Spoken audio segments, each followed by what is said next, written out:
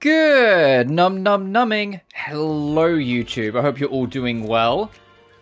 And welcome back to Zenless Zone Zero for potentially the finale today. Not of the game as a whole, but of Season 1. If it is, starting 2.0, I am going to change the numbering of what session it is. Because right now we're on session 22. I don't want it to be like session 100 one day. So what I'll do, similar to how Honkai Star Rail, I treat it by story arc. I'm going to do something similar. But instead of calling it like Zenless Zone Zero and then the name of the next location, I will probably just make it Zenless Zone Zero. And then S2 for Season 201, so like S201 will be what it says in the numbering. So you know it's Season 2, and we'll go from there, but I digress. Hey, you know I said I wasn't going to roll for Trigger, and I was going to wait for her rerun? Well, well, her character story really sold me on it. So I ended up getting Trigger and her W engine. I didn't get anything more, though. I didn't like try and go for extras or anything like that, because I do want to get Vivian, and I don't have as many roles now as I kind of wish I did. But hopefully I can get Vivian. If not, it's not the end of the world because I get paid next week. And so I can just clean up then. But it would be nice to not have to do that.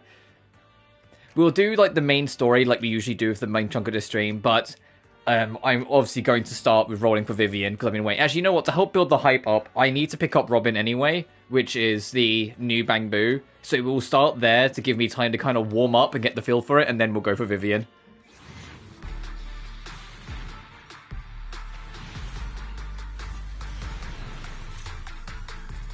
Oh, there's a new A rank as well, I believe. I can't remember what it's called. It's like the one that's like everyone's calling out the crashing out gamer because it has a PC screen and it will throw the TV screen. Oh my god! Why can't my normal rolls look like that? I know they have like super opt odds, but still.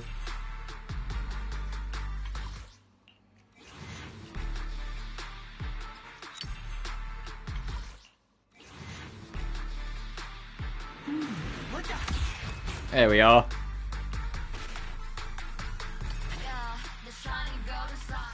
Welcome to the squad.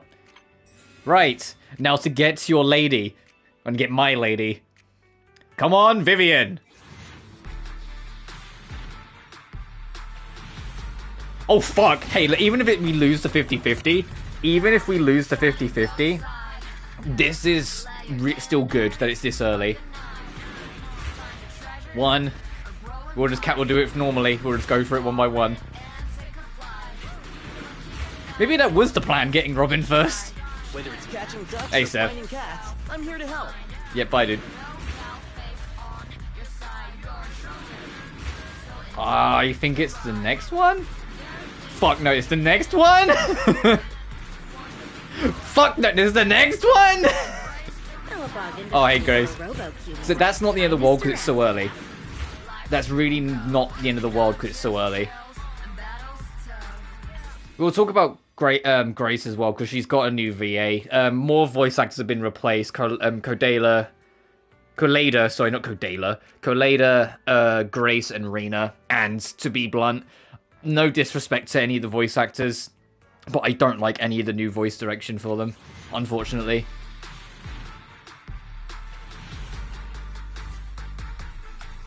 But come on, we got Robin.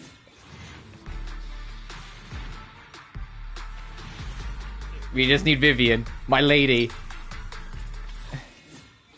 Oh, look, Lord Faithful's over here. Like, where's my keys? Oh, Vivian, over here, Vivian. It's Lord Faithful. Come on. Sorry, dumb bit. I'll put these keys away. Unless. Ah.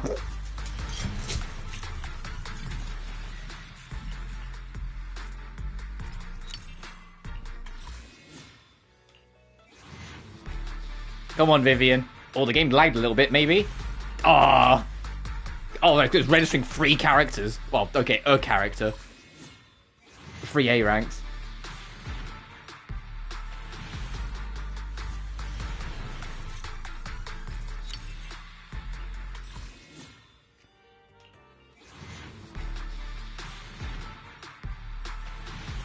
They're really gonna make me burn everything now, aren't they? I mean, at least we got a lot of extra rolls back because of all the A ranks we're picking up, but still. There we go.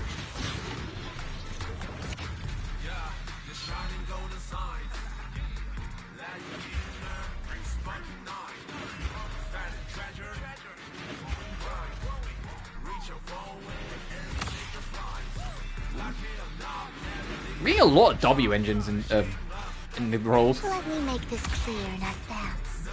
I'm only here for Lord Phaethon. Her last name is Banshee? I never knew that. What a last name.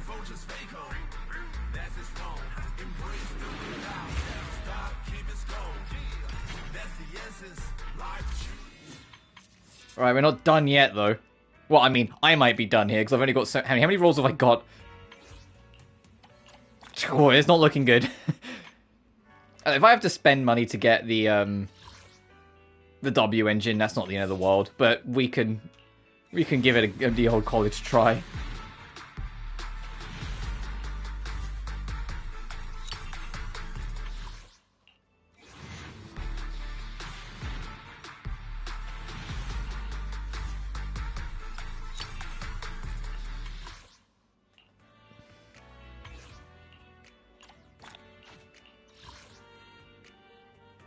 Right, we're doing single rolls then.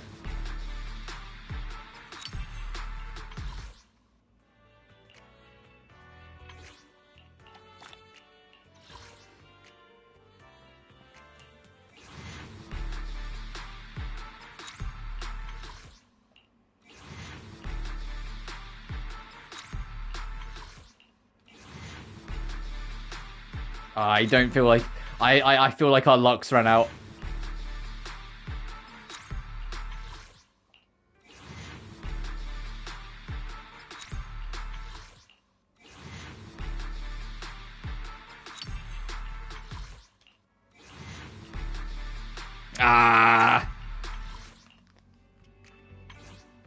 Yeah. Well, we got her. I am going to get the W engine in my spare time. Oh, one standard for the road. Oh. Erratic, you have a mission. Good day, Lord Phaethon. Hello, Queen.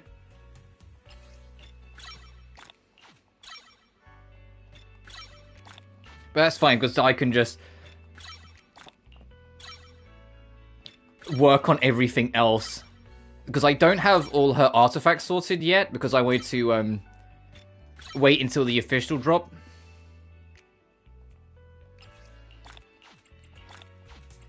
Because like the general consensus is like the 4 set has to be one thing, but then the 2 set can be basically anything. And I was kind of like, I'll wait then.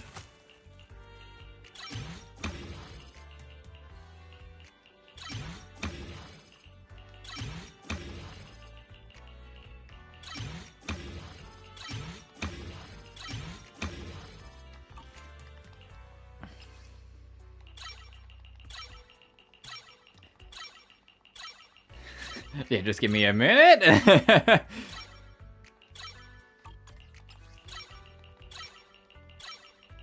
We're into 11.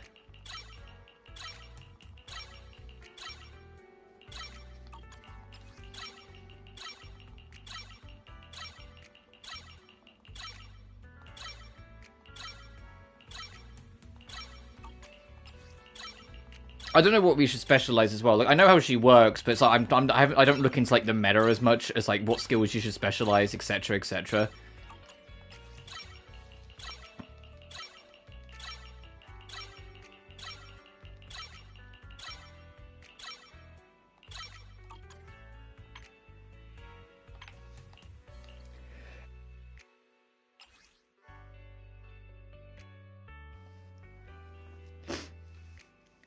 Her normal attack they recommend, so we'll get that. And literally anything else afterwards. Okay, fine, we'll just start working in.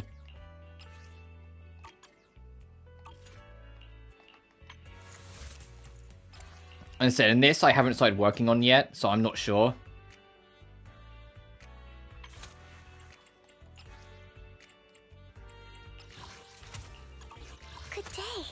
Lord Phaeton.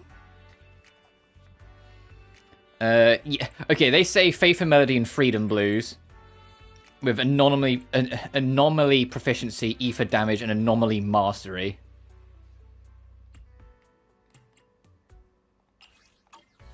I would never turn down Lord Phaeton.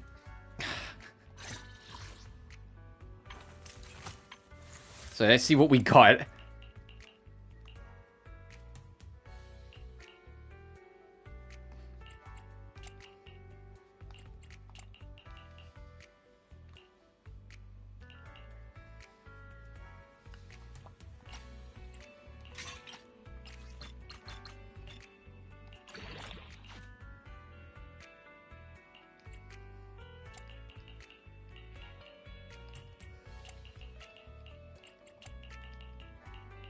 Oh, hey.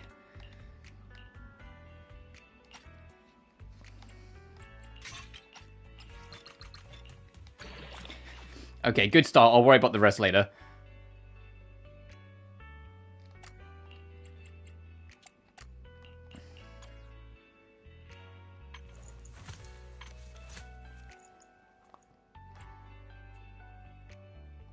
I would never turn down Lord Phaeton.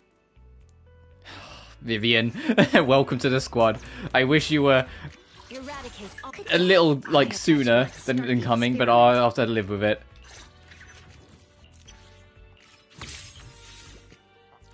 Feet! No. I only handle technical matters. But yeah, the voices have changed. Grace is one of them. Carlada is the big one. Hey, don't look down on me. She doesn't. Carlada's the one I think I'm the most like upset by. You want to test my hammer? She doesn't sound like Carlada at all. I've got your back. Number 0. I'm here, so Wanna go Head maid Rena at your service. 1, 2, yes, all accounted for. Rena doesn't have the softness. Carlada doesn't have like the sassy child. I only handle technical matters. And Grace just sounds like whoever. And and it annoys me more because it's like, Is it work time? at least with some of the other I'm at your disposal. VA changes, it wasn't so bad. But this one feels so like, like I said, nothing against the devs, like the voice cast whatsoever, but they sound so basic. They don't sound like the characters at all.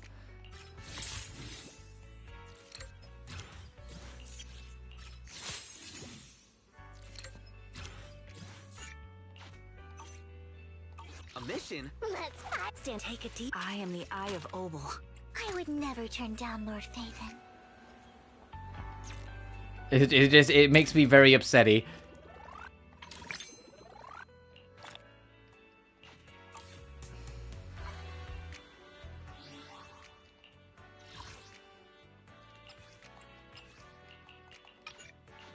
So there is some cleanup I need to do. I know this name card is just going to be Seth. Yep, so we'll get that off. Sorry, Jane. Good day, Lord Phaeton. Sorry, Jane. You're not her. Speaking of, Jane is getting benched. Which touch me? I would never turn down Lord Phaeton. Is Vivian the only one that gets happiness out of this? Oh, okay, I need to reconfigure that then. I'll work on that later, but I need to consider that. What? I also need to level up you. I need to look into that, because if she's the only one that's happy, I need to like figure out how I want to structure that team. Good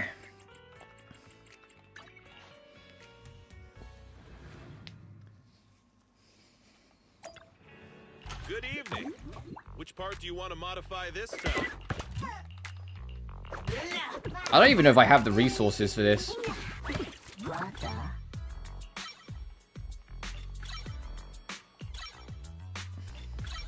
Because I like so rarely mess with the bang boos.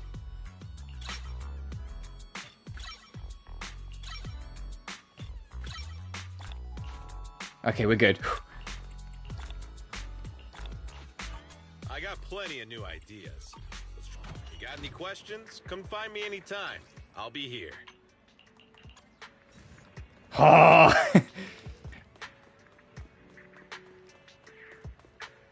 Like canonical Vivian movement running towards Phaethon.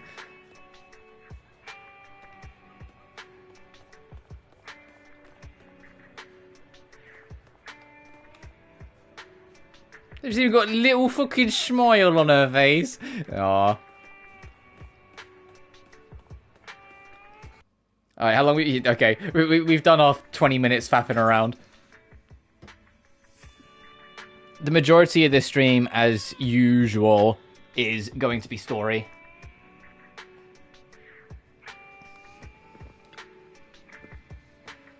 Vivian sent a message. Seems they've made more progress on the sacrifice issue. I wonder how Vivian's been doing. After Hugo passed, she's been busy managing Mockingbird. We haven't talked to her in quite a while. Well, you want to arrange a time to meet up with her? Let's go. Alright then, I'll arrange a time with Vivian. You just rest and I'll tell you when.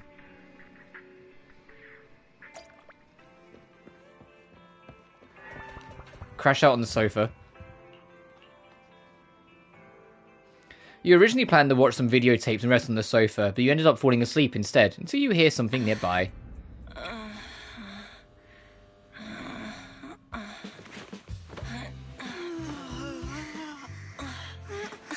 Lord Phaethon, this time let me. Vivian? Vivian?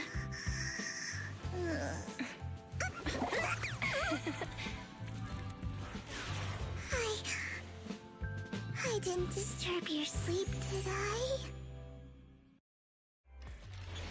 Oh, this girl's a menace!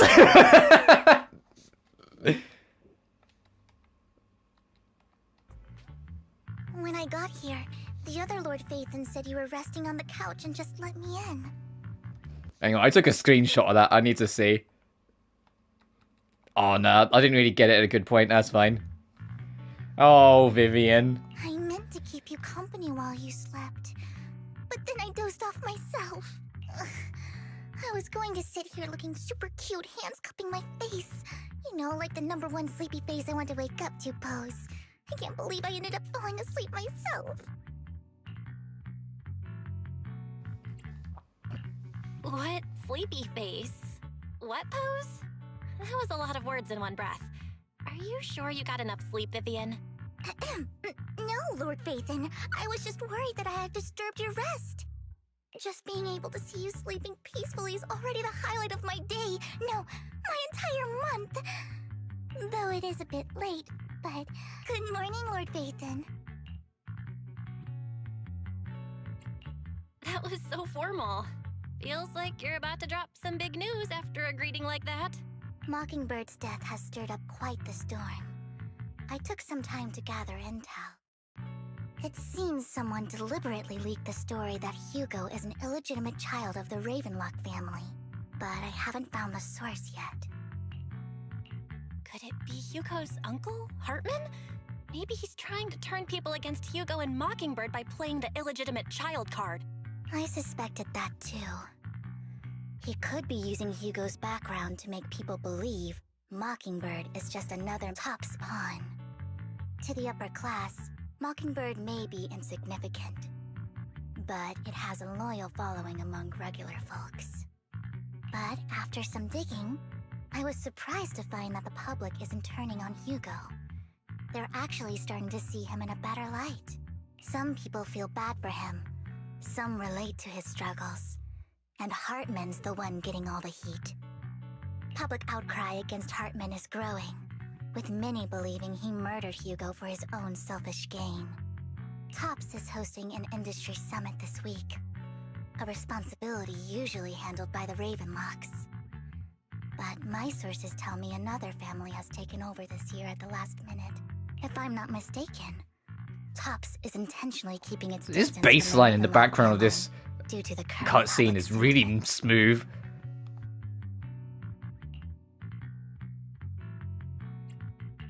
Is someone trying to take advantage of this to get rid of both Hartman and the Ravenlocks?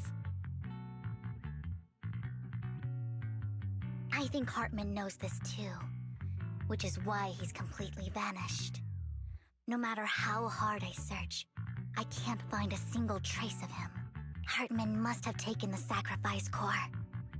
Now that he holds this bargaining chip, he is definitely going to negotiate his way out of this with the Exaltists. Sorry for interrupting, Vivian, but I need a quick word with Belle. Oh, no problem at all. I'm sure you have important faith in matters to discuss. Take your time. I'll just be waiting outside. We can't make our guest wait outside. Belle and I will step out instead. Oh, don't mind me, Lord Phaethon. I wanted to browse the videotapes anyway. I'll be right here. Just let me know when you're done. Belle, Lycon's outside the video store. He knows Vivian is with us, so he's hesitant about coming in. He's stressing over what he did to Hugo in front of Vivian, but he really needs to talk to us. Maybe you should go speak with him first. I'll go talk to Lycon. Honestly, neither he nor Vivian is at fault. As proxies, it's our job to be the bridge between them.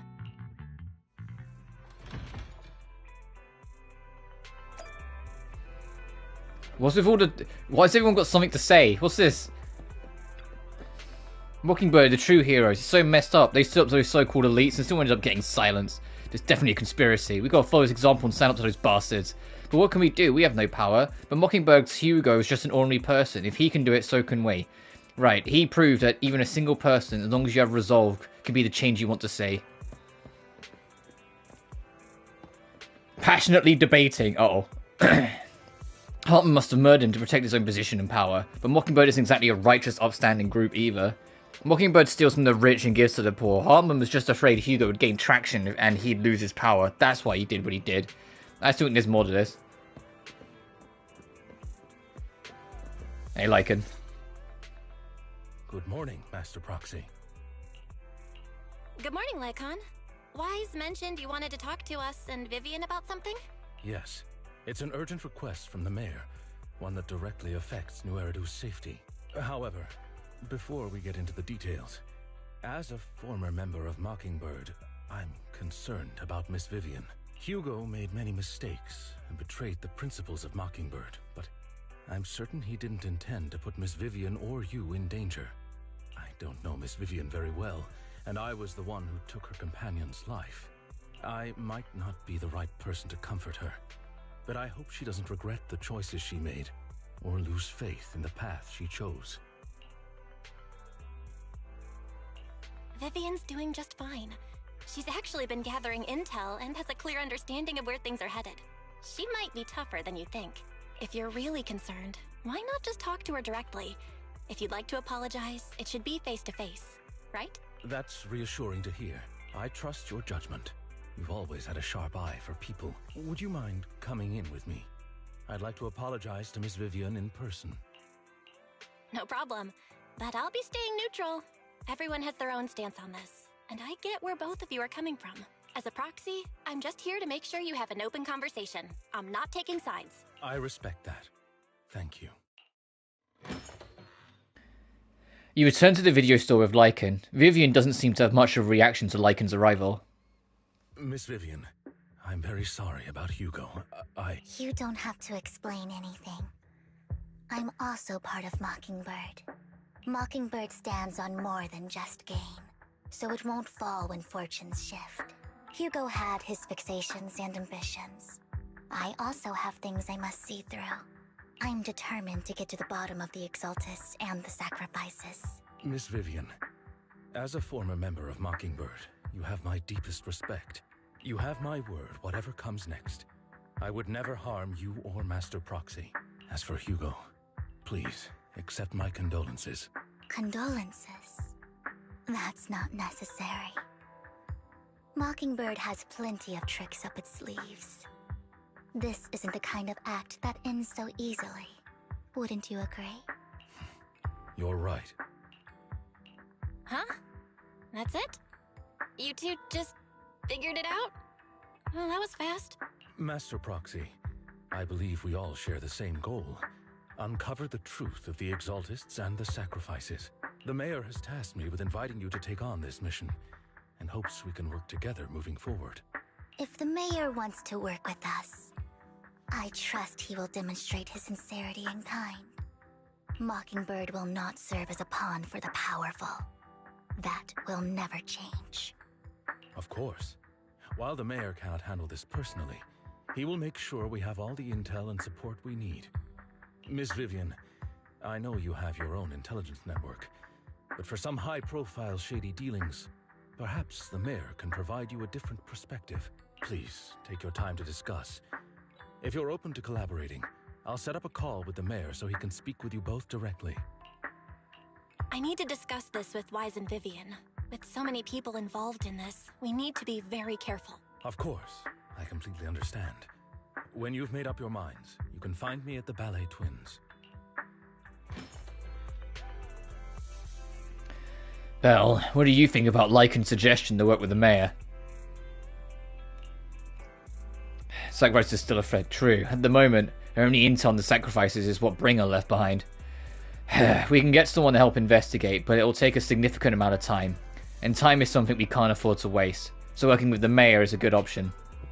What do you think, Vivian? Mockingbird has always gone against authority. Would it be against your values to work with the mayor? Mockingbird isn't just about going against authority. Mockingbird hopes that all people can be given equal opportunities and treatment. I don't exactly trust the mayor, but I believe he's someone we can work with, at the moment at least. Let's go see Mike Lycan.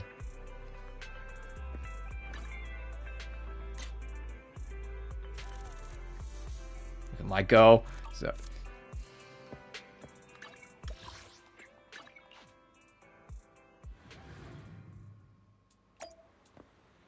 Oh, Vivian's already here with her umbrella. It seems you and Miss Vivian have made your decision. Working together requires sincerity on both sides. Of course. Please rest assured, when it comes to sacrifices, the mayor's interests align with yours. Or rather, we both want to protect the people of New Eridu. I'll connect the call to the mayor now. My dear friends, I'm glad you're willing to keep working with me. I'm truly sorry about what happened to Mr. Hugo Vlad.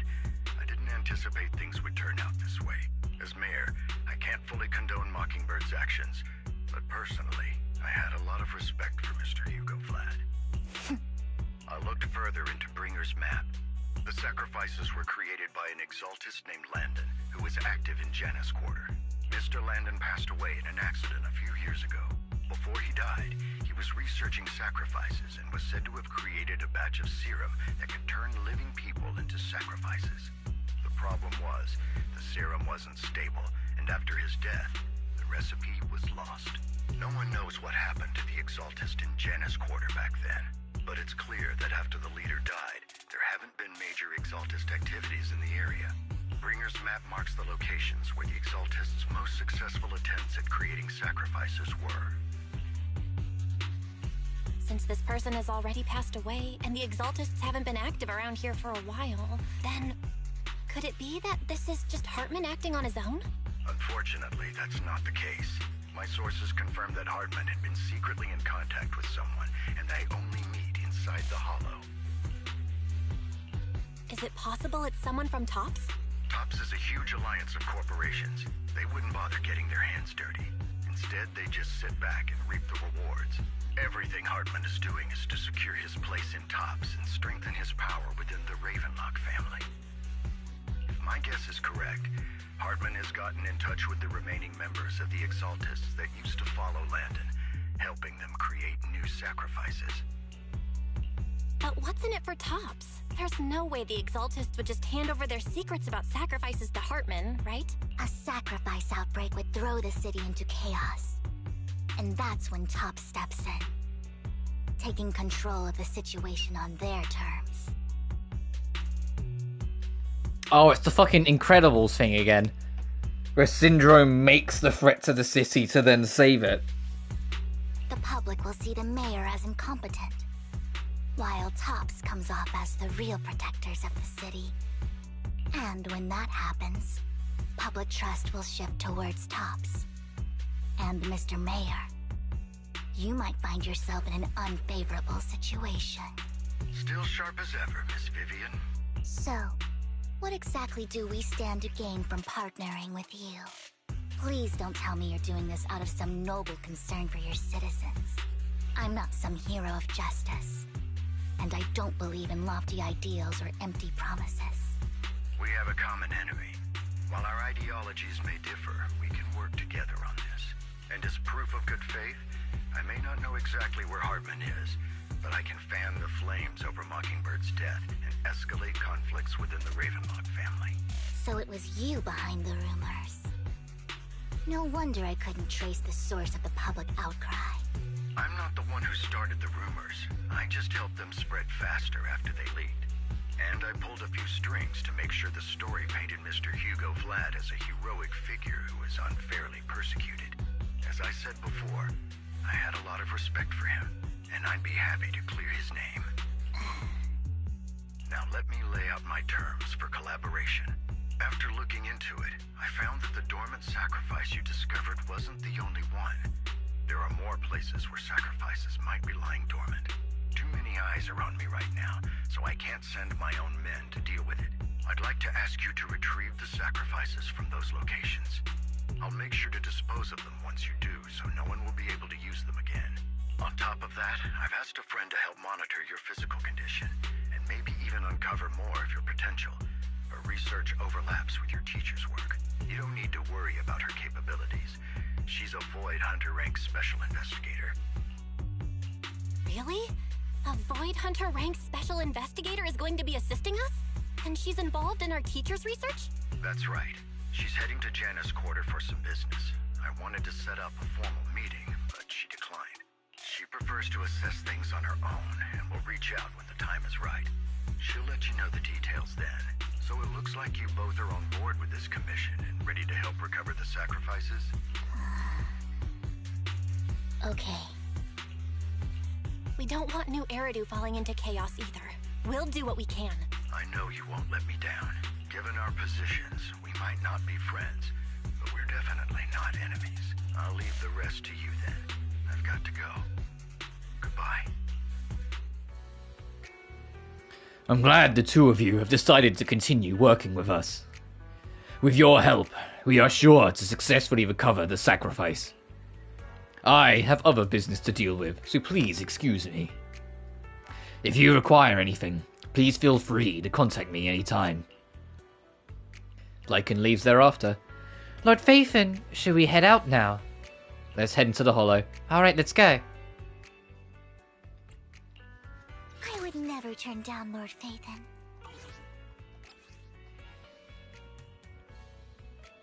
Anomaly or same attribute? Good day, Lord. Eradicate. Which is why Miyabi works fine. Take a deep. This is the path I follow.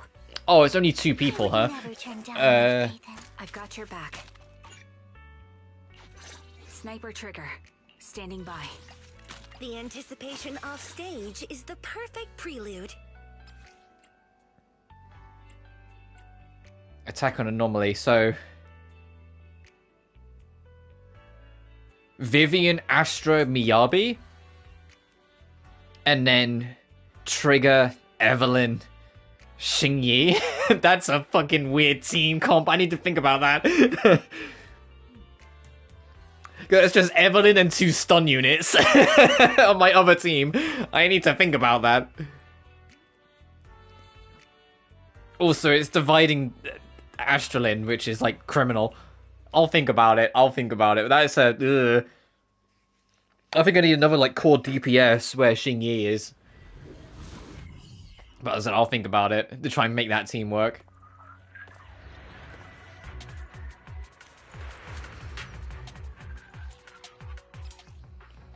After activating her EX special, Vivian will automatically enter the Fluttering Frock state. During this state, attacks will release basic attacks. That's it, target. Vivian will perform basic attacks when moving against the target. Lord Phaethon, thank you for trusting Mockingbird and me. Ooh.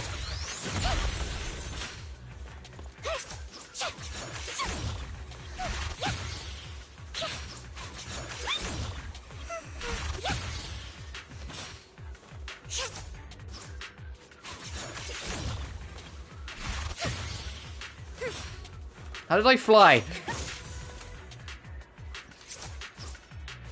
Oh, she's got like a secret extra blade.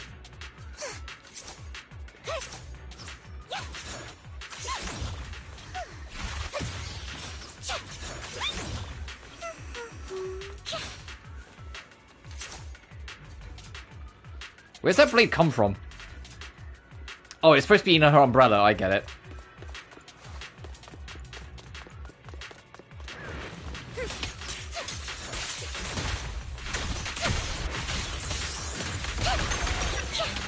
The stage is mine.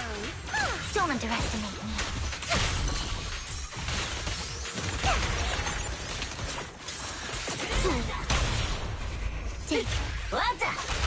Wow.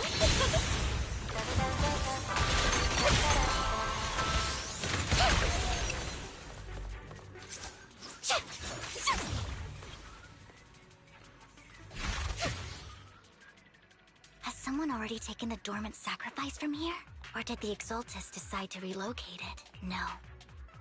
If these dormant sacrifices aren't handled carefully, they could awaken and turn against anyone nearby. She wouldn't risk moving them unless it was absolutely necessary. Did she realize the mayor was looking at Actually, this? I could make... I'm trying to think about getting my teams. Vivian, Astra, and Evelyn, I think will work. And then Miyabi, Xingyi, and Trigger. The only problem is that Miyabi doesn't get the boost because Miyabi needs either a support unit or someone from her squad. So there wouldn't be a support on that side, which is why I kind of want Miyabi with Astra, so then everyone gets the boost. But then it makes the teams kind of top-sided because Miyabi, Vivian, and Astra is kind of fucking goated. That's kind of cracked.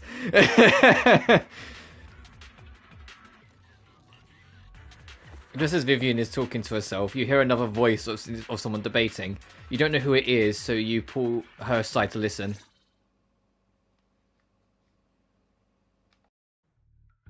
Did Hartman just make up this intel to get a shot working with us at Tops? I've been walking around forever and haven't found a thing. The Ravenlocks have always been a shady bunch. No surprise they've gone downhill over the years. I heard they were pretty loaded back in the day. What kind of business did they run? No clue. On the surface, their businesses seemed legit, but who knows what was happening behind the curtain. Probably something with the sacrifices. I mean, how else would he know about the dormant ones left around here for years? And he was so sure that even if those original sacrifices didn't work out, he had a backup plan. Backup plan? What could that be? Well, that's beyond me. I just happened to overhear something while I was next to Mr. Edmund one day. What's Tops planning to do with all these sacrifices, huh? For research? Do you think we'll ever have a normal life in the Hollows? Don't ask questions you shouldn't be asking. All right. There's nothing here anyway. Let's leave the Hollow and report back on what we found. And we'll make it just in time to clock out for the fieldwork shift. Let's get out of here first. After the two Tops employees left, Vivian appears visibly unsettled. Hartman, that fool. He'll do anything to get into Tops, even if it means playing with fire. She's an Exaltist. Human lives have never mattered to her. The more people get dragged in, the greater the danger. Vivian, I've been dying to know. Who is this she you keep mentioning? I apologize for losing my composure. Please don't mind me. The she I'm referring to is with the Exaltists. Someone I have a history with. That's why the moment I heard about the sacrifices, I felt compelled to uncover the truth.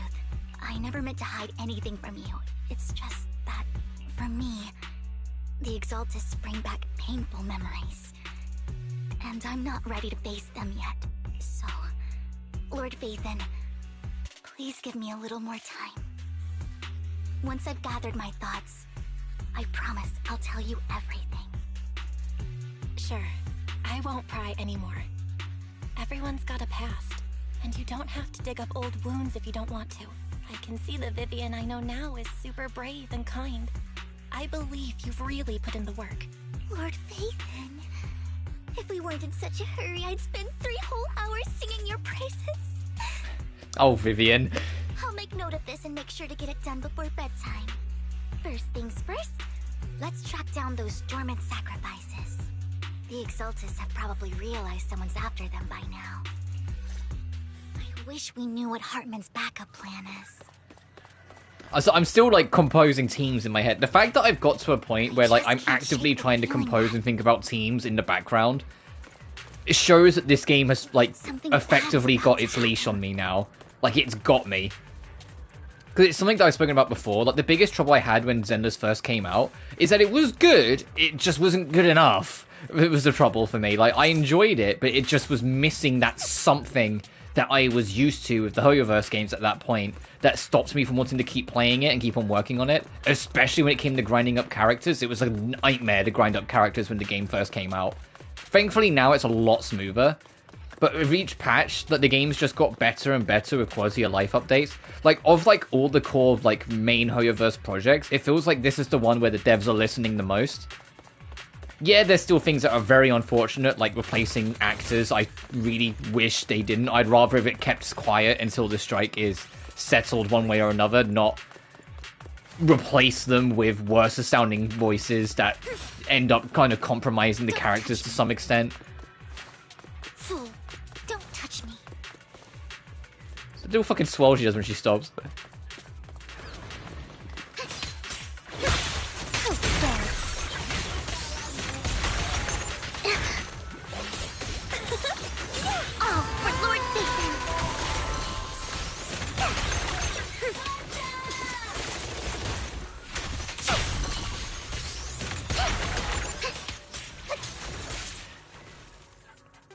The dormant sacrifice is gone too. Who could it be? And how do they know the locations of the dormant sacrifices? Let's check the next location. I hope this doesn't become a nightmare for New Eridu. Hugo may have done terrible things, but he had his reasons. I'm looking for treasure chests. Mockingbird might be seen as the bad guys by a lot of people, but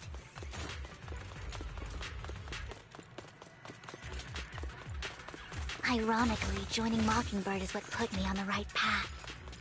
I think Vivian's background is that she was gonna end up as one of the Exaltists. Or at least was at one point with them. I'm needed for more than just my curse. Yeah, probably because of her ability to sense when people are about to die.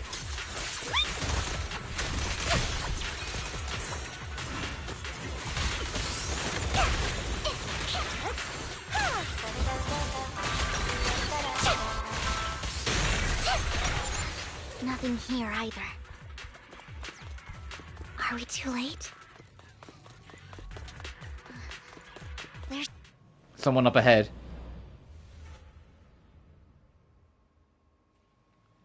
Don't touch me. Why'd the music go completely silent on this? Who is this? I knew it was you, Vivian. Camille, what are you doing here, sis? Are you destroying the dormant sacrifice? Vivian, don't call me sis. I'm not your sister. Are you trying to stop the Exaltists? I never left the Exaltists. You know what Landon did back then. Lord Landon did it for the Creator. His methods may have been extreme, but they were necessary. Back then, you walked away. You should do the same now. We didn't meet today. Take your friends and leave. What's wrong? Are you being forced into this? I can help you. Help me? Like how you helped her? Vivian, you're crying. You see me, don't you? No, You haven't changed a bit, Vivian. No need to hide your tears. I know exactly what's ahead for me. You've made your choice. And I've made mine. One last piece of advice. Stay out of this. She loathes you. I won't tell her we met today. Don't show yourself around us again. Camille! Camille gives Vivian one last glance and throws a smoke bomb to the ground. The noise attracts some ethereals. Even though you have many questions, dealing with the imminent threat feels like the right choice right now. Lord Nathan, watch out! I'll tell you what that was about later. Spot, Don't underestimate me. Let's take care of the ethereal first.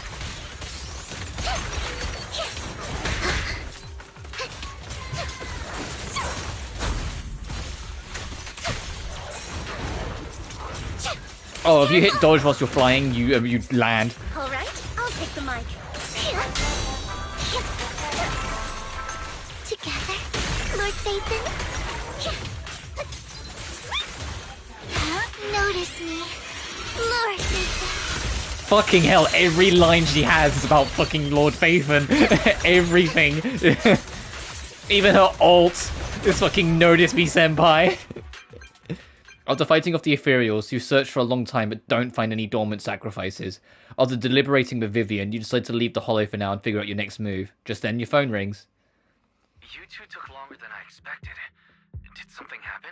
We searched the coordinates the mayor provided. Most of them were already empty. No dormant sacrifices. Camille, the Exaltists have been actively destroying the dormant sacrifices. The Exaltists? There's no reason for them to go after the sacrifices, right? Vivian is telling the truth.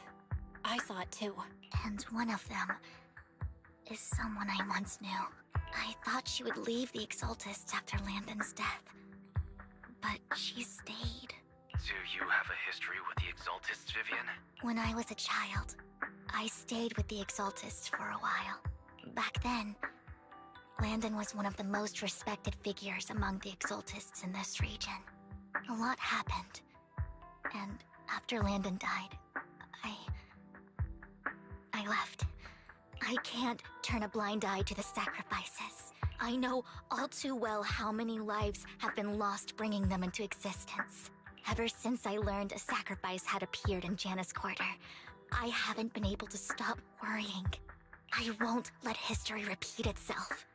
That's why I asked Hugo to investigate, starting with the Sacrifice Corps. Vivian. Please stop. I'm not looking for comfort. I'm just recounting the story for you to understand the situation. We've got bigger things to focus on. But when I do need comforting, I'll come straight to you. Oh, Vivian, at least she's honest. I hope you'll make time for me, Lord Phaethon. Just so you know, I'm not the easiest to console. Somehow I doubt that. I think a good cup of tea and a big cuddle and a nice film night would go a long way in helping you, Vivian. No worries. I'll totally have your back until you're feeling better. Okay. Back to the matter at hand. That conversation between those two TOPS employees back in the Hollow is still bothering me. They said Hartman had a backup plan. And that got me thinking about some news that was quietly swept under the rug. Lately, there have been mining accidents in Ravenlock-controlled areas. Many workers have died. The families were paid off with huge settlements, way more than usual. No protests, no controversy, and the issue was buried. But considering the Ravenlock's financial position, why would they be so generous with payouts? That sounds sketchy. Are you saying they made up the accidents and the workers' deaths? Precisely. I don't think those workers died in mining accidents. I'm planning to reach out to some old friends, see if they've heard anything about this. Do you have time, Lord Phaethon? My contacts are just near 6th Street. Care to join me? I'm in. Let's go together.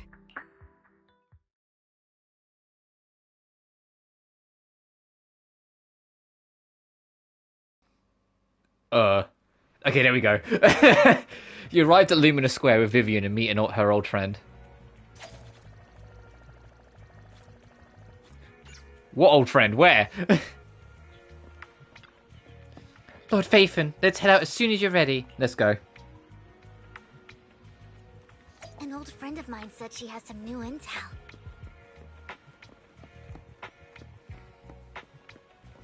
She's like a mentor to me. Oh, right. Is it that girl standing over there? Is this a familiar I learned ally? data scraping on internet thanks to her. Is this a familiar ally? Hey, Lorraine, how you doing, buddy?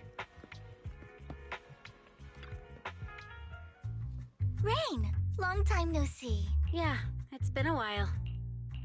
Rain? You two knew each other? Yeah, Phaethon. Long time no see. Rain, you actually know that Lord Phaethon is Lord Phaethon? No, I mean, you actually know Belle is Lord Phaethon. I didn't know right away. One time, I needed a favor from Nicole. I only found out after meeting them. I mean, who would expect a legendary proxy to be running a video store for a living? Oh, by the way, your idol... Rain, let's not bring up old stuff. Lord Phaethon wouldn't be interested in that. Why are you all tense?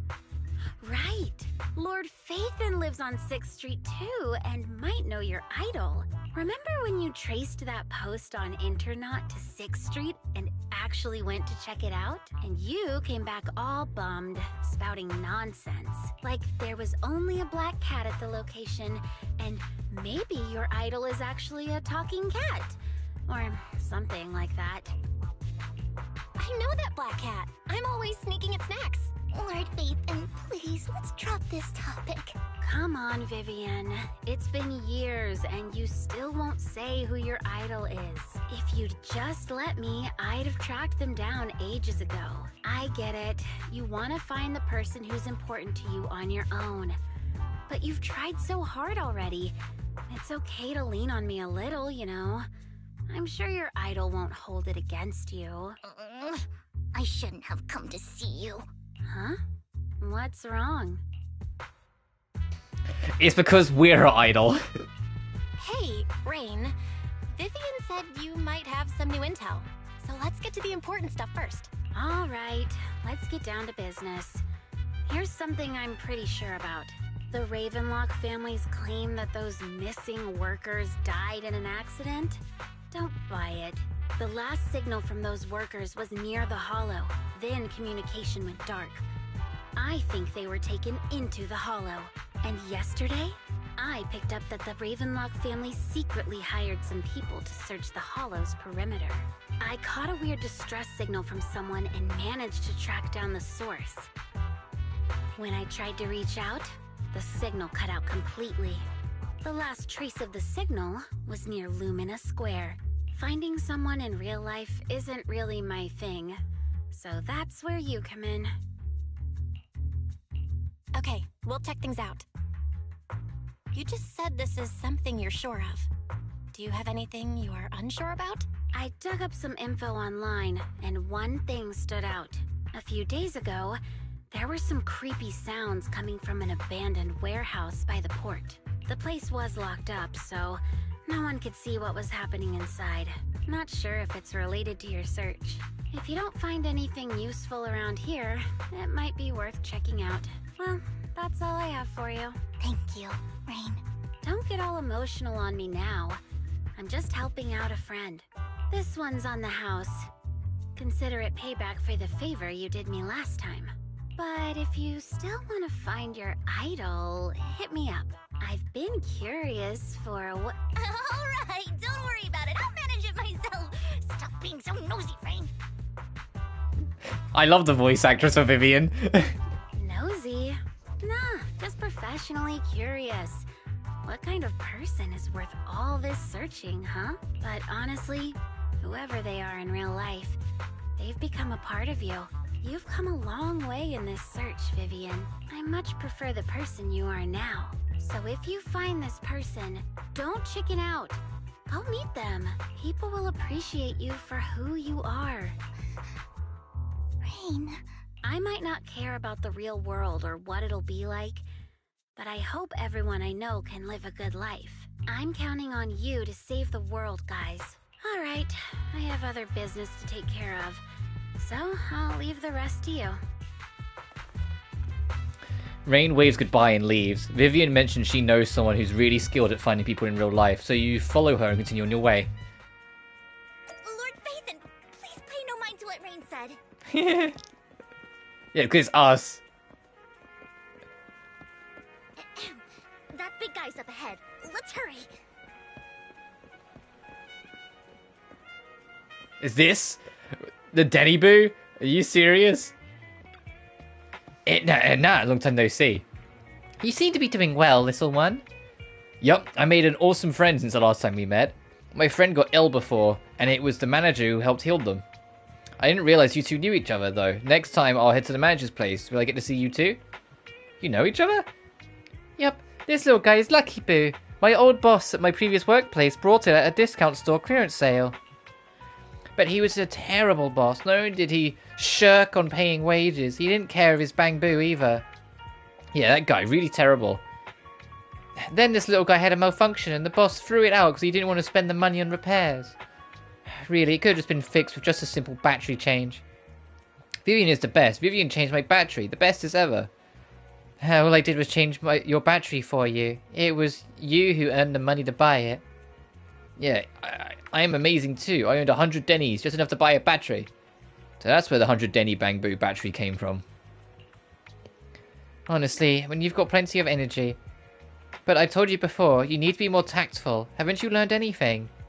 I learned. Pet one denny boo, give denny. Wow, so you found a way to make a living, huh? Amazing.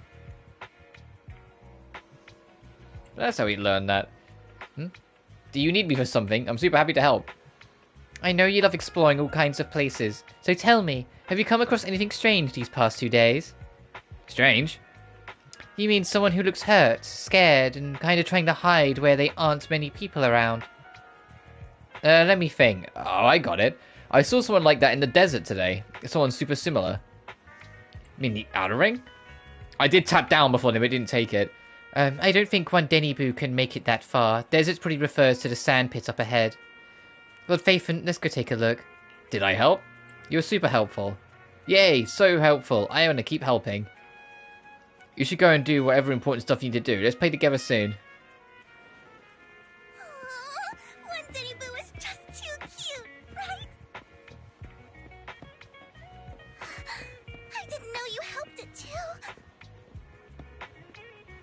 I knew Lord Phaethon was the best in the whole world. I said this last patch, but it is hard when it's like anything to do with Vivian. Because she gasses you up so much that, like, I get embarrassed almost. Like, I'm just sitting there like, alright. Like, she gasses you up all the fucking time.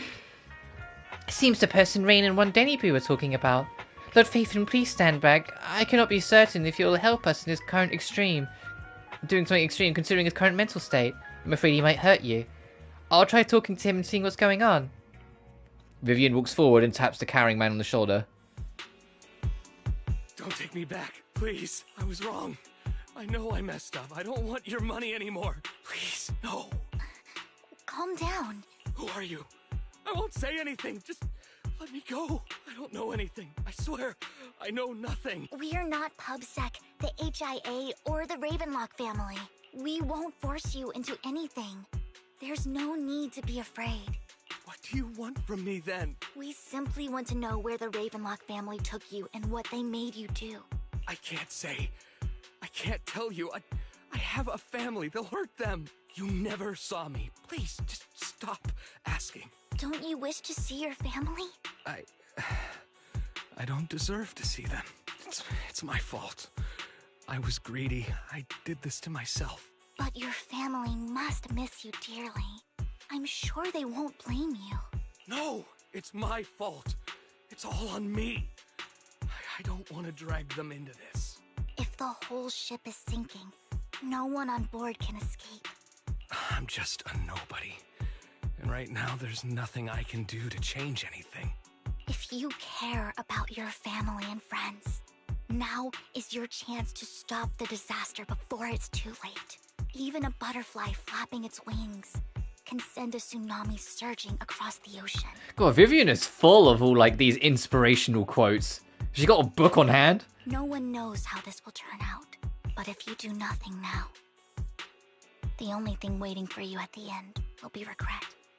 We're not here to turn you in, and we won't force you to confront them. You'll be safe with us. I'll help you return to your family, but you must tell us precisely what happened. Hartman offered a huge amount of money, looking for workers to go into the hollow to guard something. The money was way too good. We all kind of figured something wasn't right.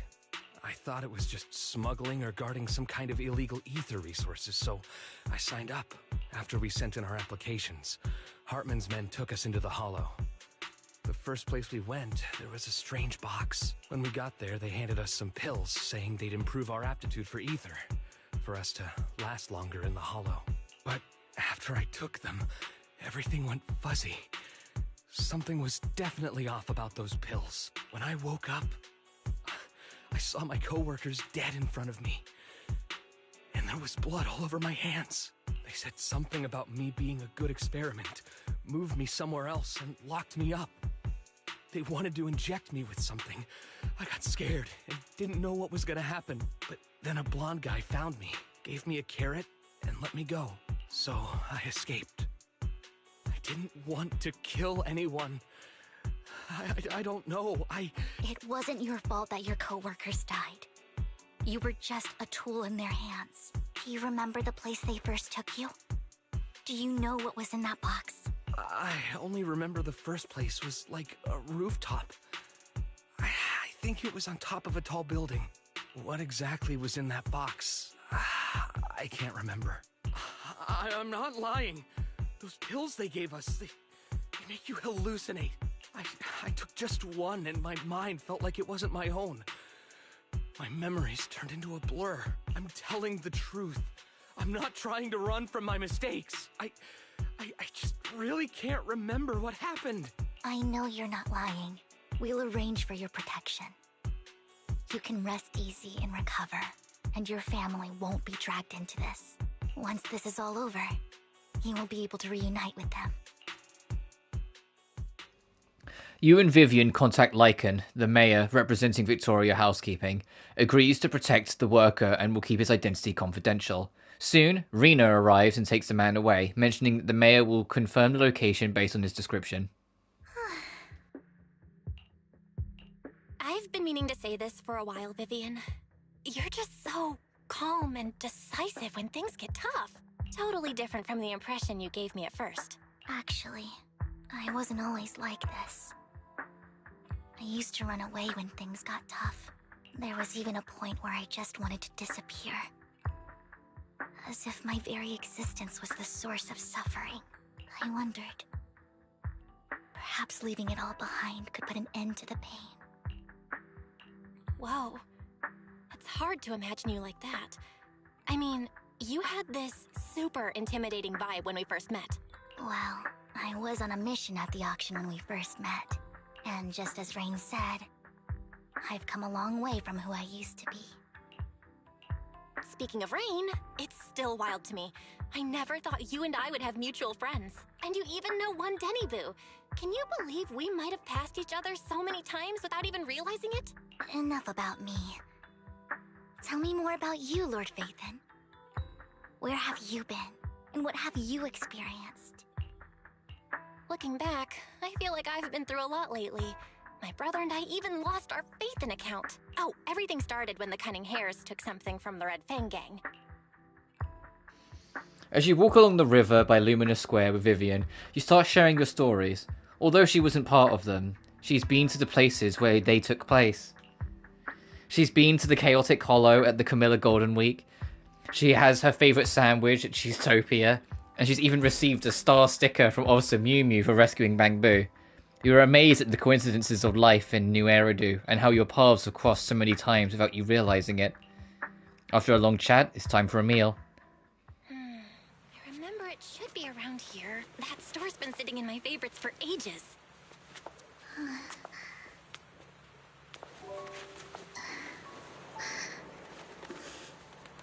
Lord Phaethon! What's up? I've seen that black cat on 6th Street. That harmonica in the outer ring you mentioned. I've heard it before, too. I've even been to the monument outside Hollow Zero. But none of that was a coincidence. It was me.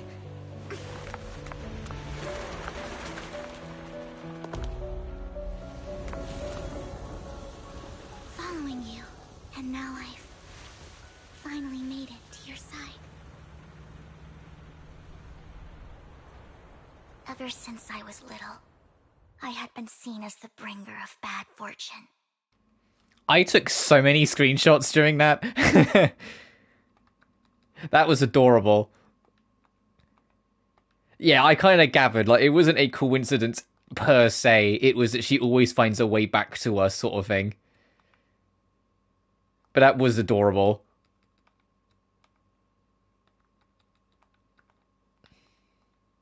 I had traveled to many places and witnessed far too much misfortune. Every tear I shed brought disaster. I've heard too many curses to count. I loathed my tears as much as I despised my own existence. Wherever I stayed, tragedy followed. I had roamed too many places, and each time, it ended the same way. I didn't know where I could go anymore. One night, I stumbled upon a post discussing me, whether they knew me or not. Everyone seemed convinced that I was the source of the curse. Some mocked me with cruel intent. Some wished I would vanish, and others speculated maliciously.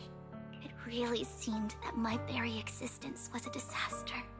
In that moment, as darkness enveloped the city, I saw lights flickering to life all around New Eridu. So many lights. And not knowing where to go, I thought, if only I could disappear into those lights. I made up my mind. And right then, my phone rang. I decided to take one last look. I wanted to know who left me my final message from this world. It was you, Lord Phaethon. Wait, really? Me? Yes. And I checked with the other Lord Phaethon. You were the one using the account at that time. But I know you probably don't remember it. After all, it was just an ordinary day, with an ordinary post and meaningless comments online. But for me, it was the night I finally realized where I could go. I wanted to walk the paths you had walked, see the sights you had seen. And then, one day, share it all with you, face to face. What did I even say in that comment? I can't remember off the top of my head. Well, you'll have to figure it out for yourself. I'm not telling you. Huh? No! So, Lord Phaethon, thank you. Not only for that comment you made that day, which was a silver lining for me, but also for giving me the courage to become who I am today. The Vivian standing right in front of you now. Lord Phaethon, I truly like who I've become. The wind skims across the surface of the water, lifting Vivian's hair and brushing it against her cheek.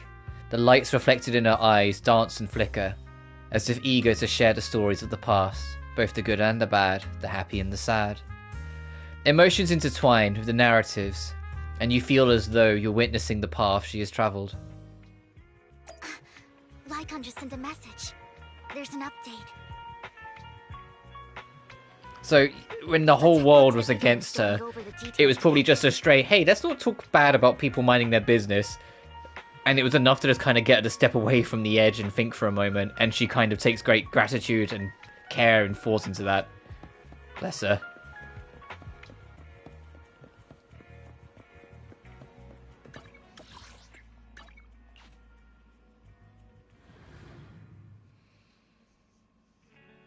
Belle, you're back.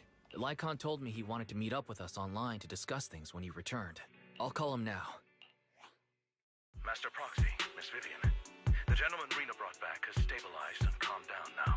Based on his account, we've identified where Hartman is hiding the core. He also mentioned that Hartman plans to trade the core with a group of people. We suspect that this group consists of members from the Exaltists. I knew it. Now that we have the location, it would be splendid if we could seize the sacrifice core before they do. Precisely. We hope you can head to the location as soon as possible to secure the sacrifice core.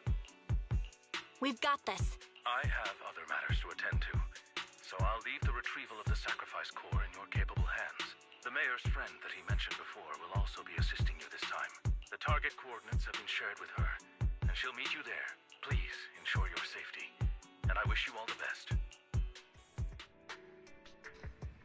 Lord Phaethon, we'll head out as soon as you're ready. We must obtain the sacrifice core before Hartman does. Let's go. Good day. Eradicate all evil. I would never turn down Lord Phaethon. This is the path I follow. Take a deep breath. I am the eye of Does this work? Not fucking at all. I've got your back. Good day. Eradicate. My blade is ready. This works for Vivian, but not Miyabi. Because we need a support unit. This is the path. I would never. I'll protect you. Relax. You're in good hands. I only hand. You want to test my Officer 140? Let one touch. I am The anticipation off stage. Yeah, is we'll the do this team perfect again. prelude.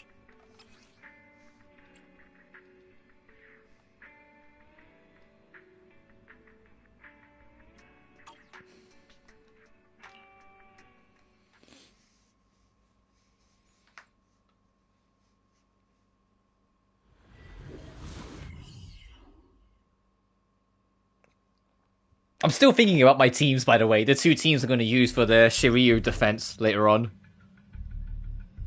Where's Oh, the hello. sacrifice core? Camille, you really think I'd stroll around with something this important? Plus, even though the Ravenlocks and the Exaltus have been working together for ages, I've hardly even met Lady Dina.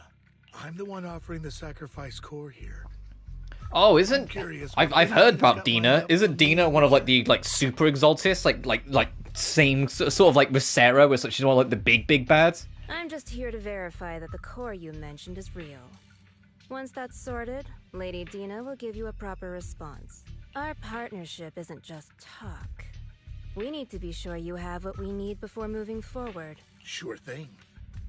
I'll take you to where I keep the core. Once you verify it's legit, have Lady Dina come over.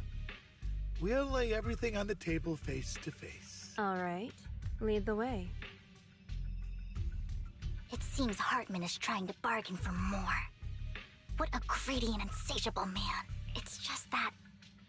Why would they only send Camille for something as important as the sacrifice core? And I can't shake the feeling that Camille doesn't want Hartman and Dina to meet. Why is that? Who's this Dina he just mentioned? Is she the leader of the Exaltists? Kind of. Lord Phaethon, I really think we should hurry. We must get to where Hartman keeps the core before anyone else does. I've got a shortcut planned, but there are gonna be ethereals along the way. I'll let you handle them, Vivian. Don't worry, Lord Phaethon. You're in capable hands. I'll ensure your safety.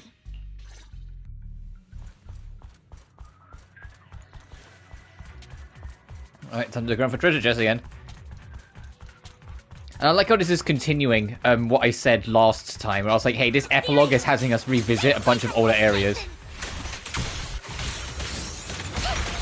Let my song move everyone. Here it is. Oh, for Lord Phaethon. Oh, for Lord Phaethon. Let's go.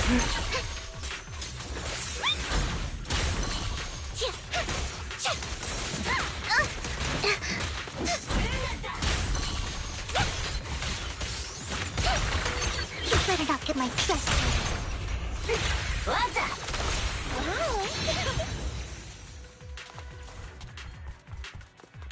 Looks like Hartman's trying to negotiate for more leverage.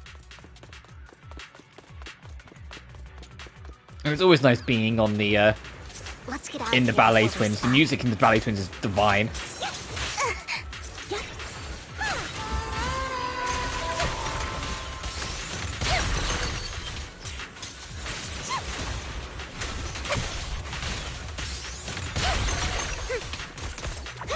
Let's keep moving, Lord Phaethon.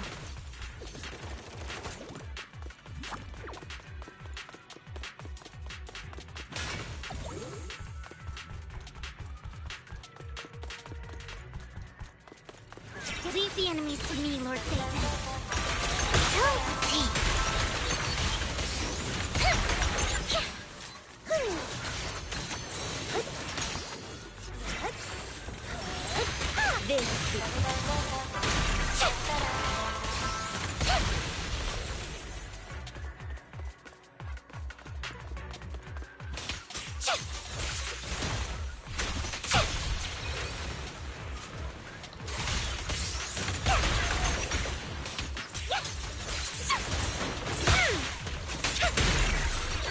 Bloom!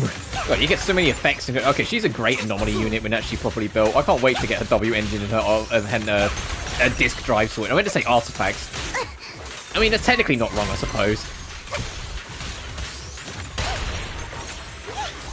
They're still over there. It looks like they're arguing.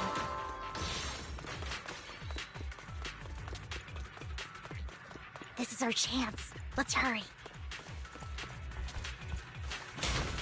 Oh, okay, major encounter coming up. No matter who has the sacrifice core, Hartman. I wonder if we'll have like a new actual boss to fight. It would be really I know we're not going to get another like weekly boss because at least I'm pretty sure we're not. But I'm curious if they'll have like another like quote unquote mini boss.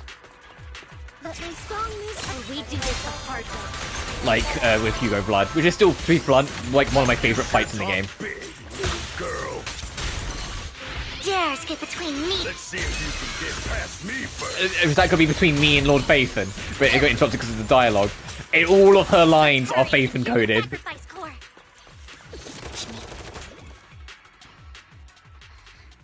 Lord Phaethon, the box is empty. So Hartman never kept the core here to begin with? How did you even find your way here?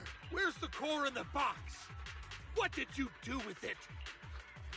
You call this keeping the sacrifice core safe?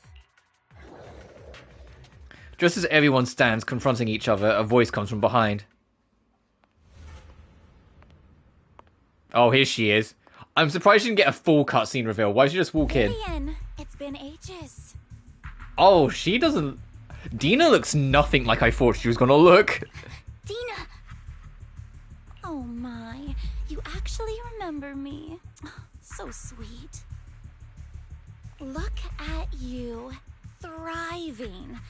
I thought you'd totally forgotten about our past. So, tell me, do you ever dream about the people you've killed?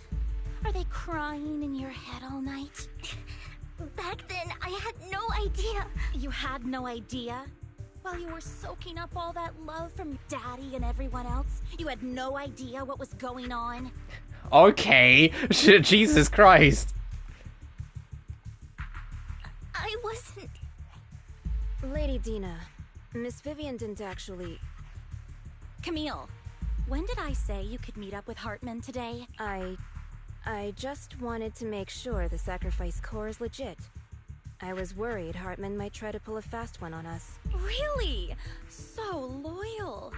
I thought you'd be more like the old days. Just a few words from Vivian, and you'd be plotting my demise. Just like what you did with Father. I won't, Lady Dina. Don't even think about betraying me, Camille. You owe me for what went down back then. However, I do understand your worries.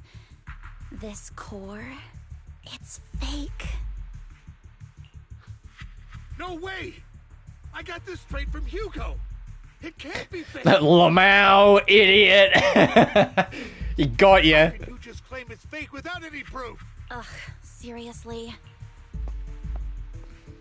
Dina approaches Hartman and coldly inserts the core into an open wound on one of his subordinates. The guy collapsed to the ground screaming. Dina wipes her hands and casts a look of disdain. The sacrifice core can max out the ether particles within human bodies in no time at all. But look at your little subordinate. How uncouth. He's making noises like some animal. Can you shut him up? So annoying. The masterpiece Father made for the Creator? Isn't this worthless piece of junk you're holding? So, the real core. Vivian, where do you think the sacrifice core is really at? I don't know. If I knew where the real core was, I'd destroy it without a second thought. Dina, you understand what the sacrifices are. And you know those who were blessed should not have to endure such horrors. Oh?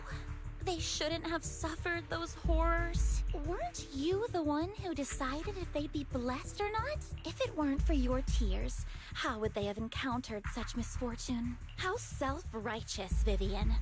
Their fates were in your hands. It was you who brought disaster on them. Landon just needed an excuse.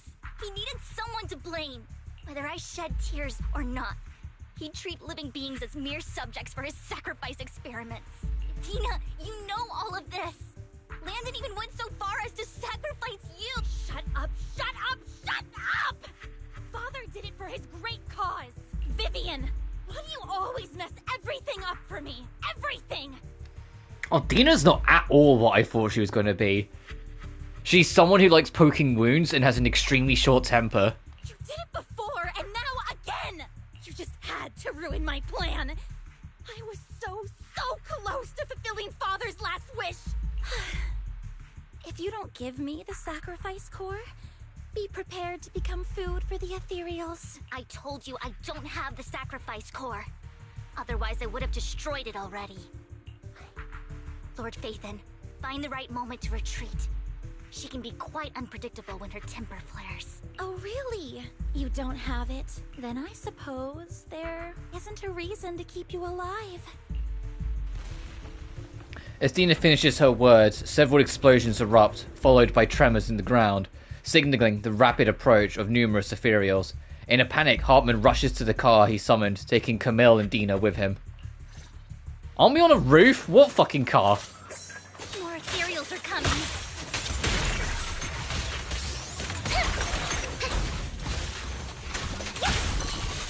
No, legit, we're on a roof, right? What fucking car?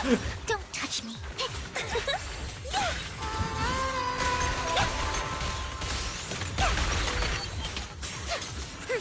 Don't touch me. Too many. There's no chance to get out of this.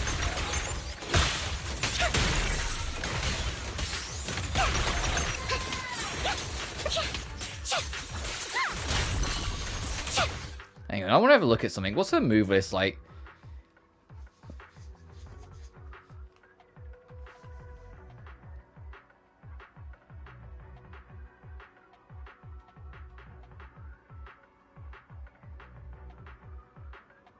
Oh, she has a very simple moveset, actually.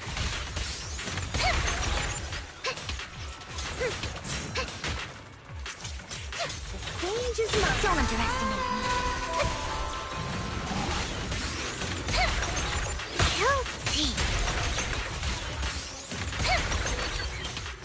I was sitting there like, wow, it feels like there's not much to her. What's going on? Like, she's like insanely good for building up energy, but she doesn't have much going on in her actual moveset. And I'm like, what's going on here? Am I missing something? No, she has just got a very simple moveset, which is fine for the record. I get the whole point of her is to just build up the anomaly really quickly, which is why her build is based around it. And it also gives me a better idea of where I'm focusing building her on.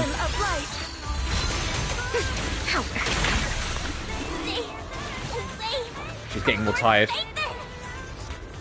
Oh, we can't... I was gonna say, we can't look onto these, so this is probably it.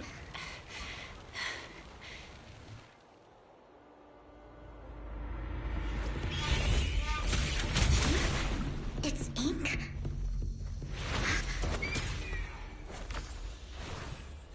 Shun Palace, good fortune, closed gate, safety. What? An evil miasma gathers here. Another place of conflict. If you wish to avoid disaster, then head southeast.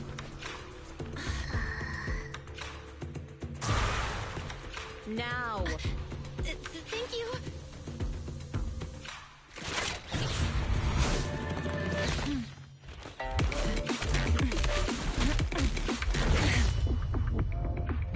How many fucking jiggle physics? I fucking saw that on the backflip.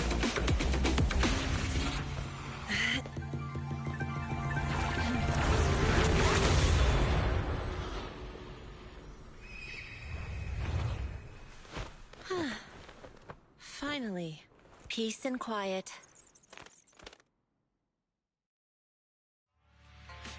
You must be Belle, right? Just saving that cutscene. Yes, this is our this is a 2.0 character. We're finally getting our teas for season 2. And I have one complaint with her design. I've seen a few people say that her design feels too standard, and like a lot of the designs in Zenless have a lot more going for them. And I don't completely agree. I think she stands out in her own way. I love the more exotic themes and colors. Like, we don't really have like a yellow coded character yet, so it's nice to have it like, I mean, like properly. Obviously, Soldier 11 exists, I'm not, but you know what I mean, where it's like this bright and yellow and like theme like that. My problem is honestly her arms. Her arms are way too thin and small. And like it really like it makes sense for like Belle to have like thin little arms because she's not a fighter. This lady, she is. What the fuck's going on? Like her arms are way too thin. Like it's really apparent in like full body pose that she's got like stick arms. Mayflower mentioned a special partner might need my help. Can I ask, who are you? I'm the 13th generation master of Yunque Summit. You can call me Yishuan. Mayflower passed along your info, and I was curious what kind of person you are, so I came to see. But yeah, Season 2 location we're going to is a Zenless version of China, because our Hoyoverse game is like... it feels like it's legally required to have a China location. But you can see what I mean here now with Yishuan. Her arms are so fucking thin. Like, it's weird.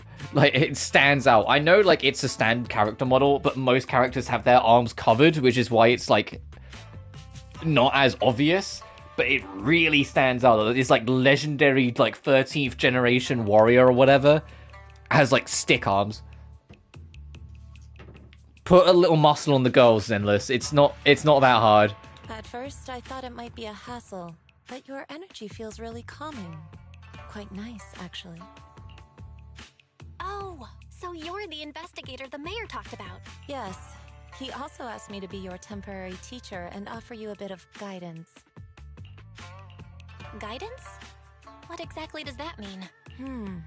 Unfortunately, this isn't the right time or place to talk. I have some investigation work to catch up on, and it seems you've got quite a lot on your hands, so let's part ways for now.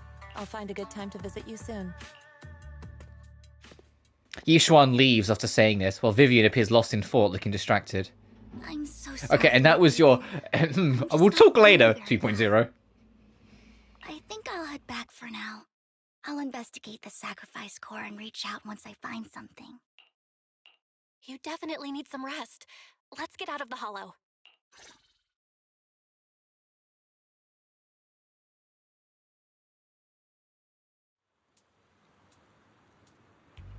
Faithman's probably gone back to rest. I'll explain the whole situation of the Exaltis tomorrow.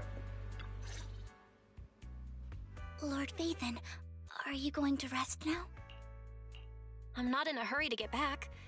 You've been kind of off since we got out, and it's got me worried. If something's bugging you, just spill it if you want to. I'm a pretty good listener, you know. I didn't mean to keep my past from you, Lord Phaethon. When I was little, people thought I brought misfortune, so no matter where I went, no one wanted me around for long.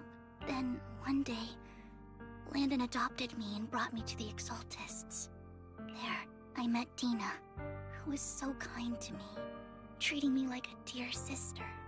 She told me her father, Landon, was a great man who'd one day make everyone stop fearing the Hollows, so all life could live freely inside and outside of them. Tina helped Landon pick people for the blessing, and everyone in the Exaltists respected her greatly. Those who received the blessing would have a better ether aptitude, allowing them to enter the Hollow freely without fear of sudden disaster. Back then, Dina would chat with me every day, always about the Exaltists and her father. But things between us shifted when Landon asked me to step in for Dina. Landon told me I didn't only bring misfortune, and that if I listened to him, I could actually help people. After that, he'd take me to meet people, and if I shed tears, he'd give them a blessing medicine. Those who got the blessing could dodge calamities. At first, I was ecstatic, thinking I could help others. I shared my joy with Dina, but that was when she started to pull away from me. The blessing medicine. Please tell me that wasn't the sacrifice serum Bringer had? Yes. To be precise, it was an early version of the sacrifice serum. Landon's medicine wasn't stable. The medicine Landon developed could boost abilities quickly, but also sped up the development of ether corruption. In the end, Most people turned into ethereals, and a few became sacrifices, losing all human consciousness. The ethereals were killed while the sacrifices were given to the higher-ups of the Exaltists. The Exaltists wanted the sacrifices to hold human consciousness, so Landon's medicine was seen as a failure, and he gradually lost influence within the Exaltists. One day, I saw Dina, and tears streamed down my face. In a bid to save his reputation, Landon decided to let his own daughter receive the blessing. I had always thought that getting the blessing was a good thing, until I saw terror in Dina's eyes that day. That evening, I broke Landon's rules for the first time, and followed him out of the Exaltist's residence. I trailed him to the Hollow, where I witnessed someone who had been blessed becoming corrupted. In the end, that person became an ethereal. Then, without hesitation, Landon killed him. Before Landon returned, I went back to the residence and snuck into his study. And there, I uncovered the truths I just told you. And just a few days later, it was time for Dina to be blessed. I wanted to save her and stop anyone else from getting deceived. So, that day, I told everyone present that Landon should be the one to receive the blessing, not Dina. At first, Landon argued, and no one believed me, but in front of them all, I looked at him and let my tears fall. Vivian starts to recount what happened that day. Lord Landon, please accept the blessing. Vivian, you... Why won't you accept the blessing? Were you lying to us? Ungrateful fools! You have no use anymore! Liar! Run! Run! Dina! Dina, wake up! We have to go! Vivian? What's happening? Listen to me! Lord Landon's so-called blessing isn't...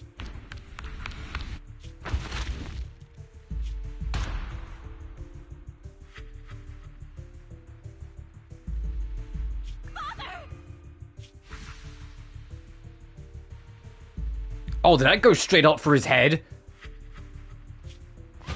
No, I was just... Mom, I wanna go home. It's got nothing to do with us. This is just what happens when you don't accept the blessing. Vivian, was this you? Dina, I just didn't want you to accept the blessing. Everyone who does ends up... I just don't want to lose my father. You knew? If you knew what he's done, He's my father. He's all I have. Stop being self-righteous, Vivian. You only ever bring misfortune. Her voice trembles as she shared her past stories. I thought once Landon was gone, Dina would leave the Exaltists. I never expected her to continue his research, or that Camille would stay. Camille lost her entire family in a hollow disaster, so she's always supported the Exaltists. She's not a bad person. She's just someone searching for hope. She joined the Exaltists very early on, and even watched Dina grow up. That day, she was just so desperate to save Dina that all these years she's been following Dina, taking care of everything out of guilt, I think. But I didn't just fail to save Dina. I trapped her. I see misfortune approaching, but I can never change its course or avoid the bad ending. Maybe I really am a bringer of misfortune. No way. You're not the one bringing bad luck. Whatever went down with the Exaltists, Landon used you. As for Dina and Camille, they know the truth, and they just made their choices. The Hollows and the disasters they caused took more than just their loved ones. But not all survivors cling to obsession and hatred like they do. Lord Phaethon. You need to believe in yourself. You're currently resolving the sacrifice crisis with your own effort. I remember you saying you really like yourself now. So what's changed? Yes, that'll always be true. Thank you for listening to my story today. Years have gone by, but I've never had the courage to face all this. Maybe Dina and I were meant to meet today, so I could finally spill it all out. It lightens my heart a little. Lord Vathan, you truly are a wonderful listener. Whenever you're feeling down, don't hesitate to come to me. I will. It's been such a long day. You must be exhausted. I'll track down the location of the sacrifice core and let you know what I find. Good night, Lord Vathan. After bidding farewell to Vivian, you head back to the video store. You see the collectible she gifted you on the table, and it stirs a flood of memories. You've been through so much lately. You hope the sacrifice crisis can be resolved smoothly, pondering the whereabouts of the real sacrifice core. Wearing the steps sets in, and before you know it, you drift off to sleep. When you wake, it's almost noon. Well, Vivian was in the store just now, but you weren't here. Does she need something? It was about the sacrifice core. The first time the sacrifice core appeared was at the auction, so she decided to try and find the security footage from after that day. It's possible more happened afterwards and we're simply unaware of it. If we can get the footage, we may gain new clues. Well, if you have the time, head to Lumina Galleria to meet up with Vivian. Let's go. Oh, Vivian. Oh, baby. Earlier, Vivian exchanged information with an acquaintance in the auction house's lounge. Shawl, I didn't expect you to be working here. Perfect. I was just covering someone's shift. The screening here is super strict, and I was afraid the supervisor would realize I was new and subbing for someone, so I hid in the control room during the supervisor's inspection. So I happened to bump into this guy, a blonde man wearing a hat, and I think he was checking some footage. Then he logged that footage into the tape he brought. Later, I found that part of the footage had been wiped. Blonde, wearing a hat. Could it be Hugo? Do you know him? I think it's him. If it were Hugo... I think I know where he would hide the tape. Thank you, Shaw. You were a big help. Great! You also helped me a lot when I started working. I used to make mistakes all the time. If it weren't for you cleaning up my messes, I would have been fired ages ago. So I'm happy I could help you too. All right, go ahead and do what you need to do. We'll catch up another time. After saying goodbye to Charles, Vivian leaves the lounge. Lord Vathan, you're here. Someone I used to work part-time with just so happened to be covering a shift at the auction. I learned from her that Hugo once took some footage away with him. I think Hugo was planning something, so he hid the security footage. But once I know when Hugo came here, I should be able to guess where he put the videotape. How? We are Mockingbird after all. It shouldn't be surprising we have subtle ways of communicating information, should it? Once on a mission, we couldn't use communicators. So Hugo trained a few birds and put trackers on so we could communicate, but after that mission ended, we let them roam free. But I just checked their trackers, and one of those birds flew near the auction venue on the day Hugo took the footage. It still flies around here from time to time. The tracker only gives a broad area, but I believe this might be something Hugo left for us to find. If I'm not mistaken, the videotape is hidden wherever the bird is. I can't be sure which bird Hugo used this time, but all the birds he originally trained had at least some black feathers. Lord Vathan, let's split up and search the area. If you see a bird, you can send a picture of it. I should be able to recognize it. Not yet. Let's split up and search. It must be around here.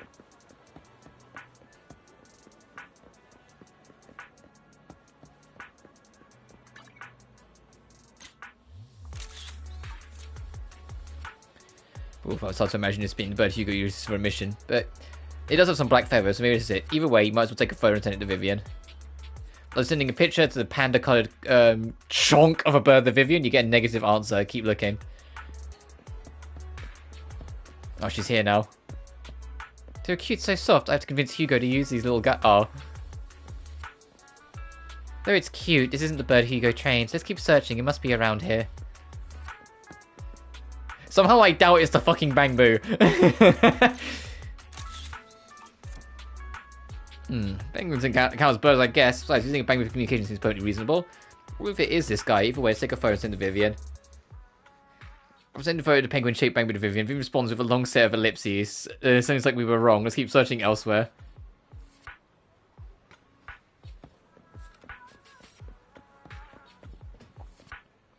Let me heard pigeons here.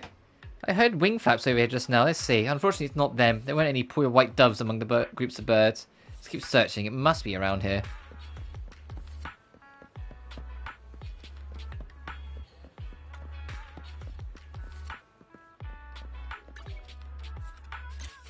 Oh, this looks more promising.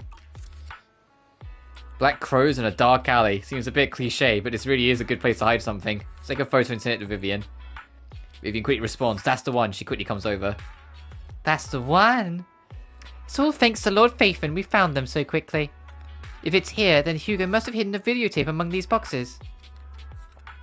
You look through the boxes and find the recording, but it's been damaged. After discussing with Vivian, you decide to head back to the video store together and repair it to check the contents before making your next move.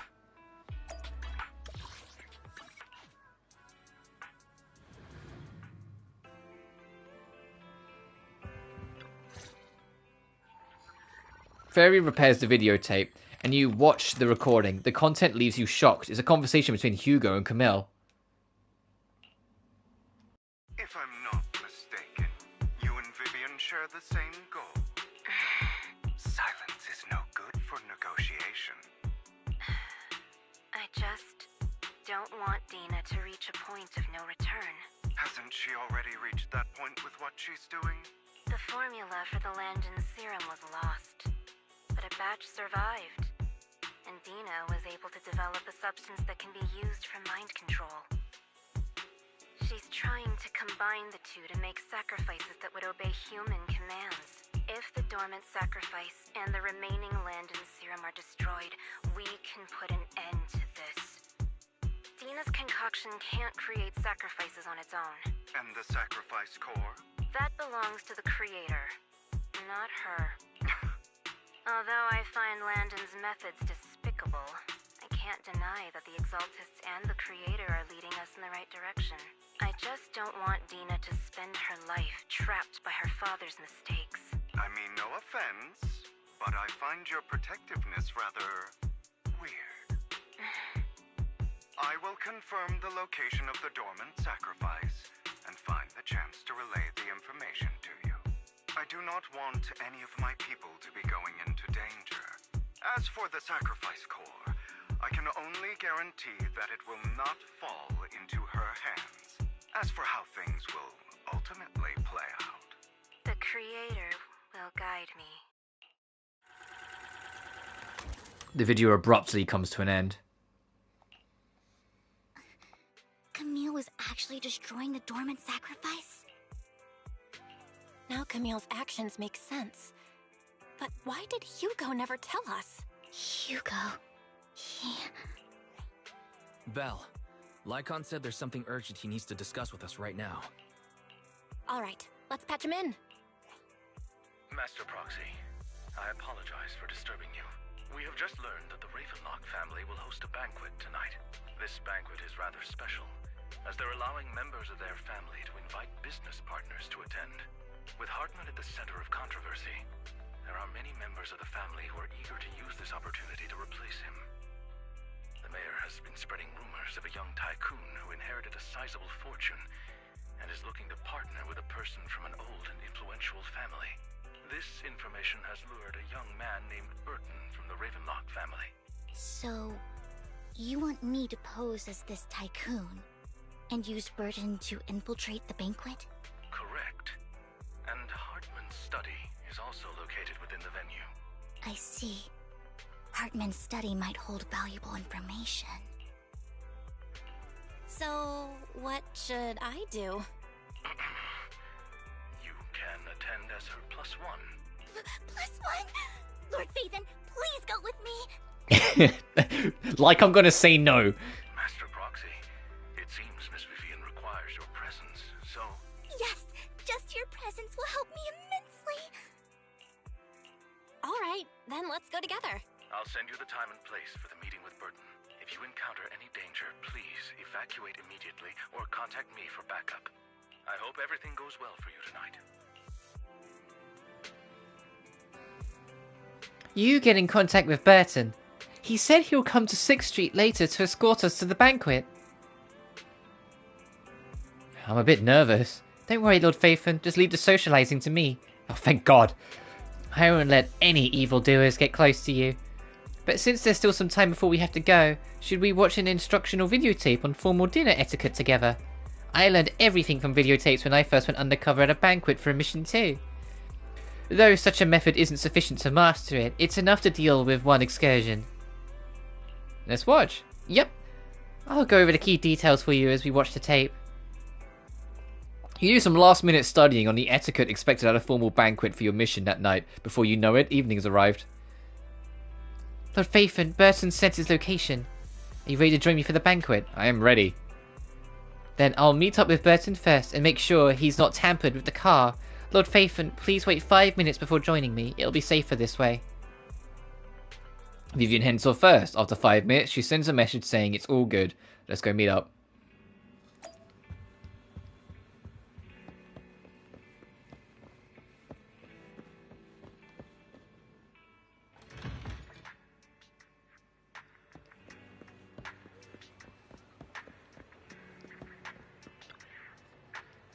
Miss Banshee, this is...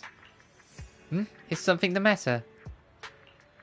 What I mean is, this person doesn't look like your bodyguard. The Ravenlocks can protect me, no? If that's true, why would I bring a bodyguard? This is my escort for tonight. She heard the Ravenlocks are throwing a true feast for the centuries with plenty of delicacies not available anywhere else, and she wanted to try some. You aren't so stingy as to not allow your guests a +1, are you? Course not. Since you're an important companion of Miss Vivian's, you are also my honoured guest. Let's be off then. My chauffeur shall take you to the port, and from there, you will take a speedboat to the manor. About an hour later, you arrive at the Ravenlock Manor. With Burton's guidance, you go through numerous security checks before finally arriving at the banquet hall. Miss Banshee, I believe I've shown you my sincerity. Now how about you? Sincerity? My presence here is a show of sincerity. If we're to work together, Miss Banshee, you should drop your pretentious act. I am well aware of the ways of the Ravenlock family. If I were to come empty-handed, I probably wouldn't even be able to make it out the front door tonight. Since I agreed to come with you, and even brought along my most precious companion. Does that not show my deepest sincerity? No need for such an off-color joke. Our door is always open for those coming or going. We both know what's what, so let's cut the small talk. I know far more about how the Ravenlock family made their fortune than most here. I am also well aware of why Hartman, despite such a massive scandal, still remains in power. Oh? Do tell. Exaltists, blessing, sacrifice, Landon. Where would you like me to start? How did you know that? No, who are you? Don't be so tense. If I'm not mistaken, it's about time the banquet began. My companion and I are practically famished. Is this how you treat your guests? By letting them starve? Perhaps when we've had our fill, we'll remember where the sacrifice is hidden. You know where the sacrifice is? So, can we go get something to eat now?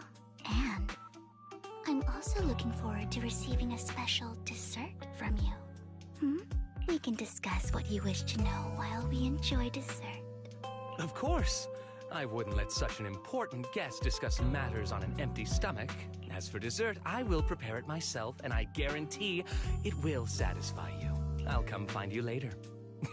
I wish you a pleasant evening. Burton hurriedly leaves, and Vivian seems to breathe a sigh of relief. These kinds of people are exhausting to deal with. I really don't know how Hugo used to put up with it. Wow, you were so cool just now. Like a powerful, noble lady. You sent Burton packing with just a few words. It's just some techniques Hugo taught me. Like that dessert I mentioned? It means I want them to offer more if they want to come to an accord. Fortunately, that old fox Hartman is terrified of losing power. He's definitely keeping the destruction of the sacrifice and the fact that the sacrifice core is fake hidden from the other family members. Otherwise, Burden wouldn't have been so willing to raise his offer. Lord Phaethon, let's find Hartman's study when the banquet is at its busiest. All right, I've already taken note of the surrounding terrain. Once more people arrive, we'll enter the garden through the door in the corner of the banquet hall. Wherever you go, I'll follow, Lord Phaethon. In accordance with the plan, you head deep into the manor after sneaking out of the banquet hall with Vivian. It doesn't take you long to reach Hartman's study, and with a gentle push, the door actually opened. Isn't this going a bit too well? The security around the manor is really strict, but inside might be more lax. But just in case, let's tell Lycon. Right. Having some backup would be safer. Let's check Hartman's recent correspondences for clues. I still have concerns about the sacrifice core. Right. Though the core he gave Dina was fake, Hartman might have left a trick up his sleeve and hid the real one. Then let's split up. You and Vivian search through Hartman's office for a while, but find nothing. Just then, footsteps suddenly come from outside. In a moment of panic, you hide behind the desk. Esteemed guests, is the catering at the Ravenlock family banquet not to your satisfaction?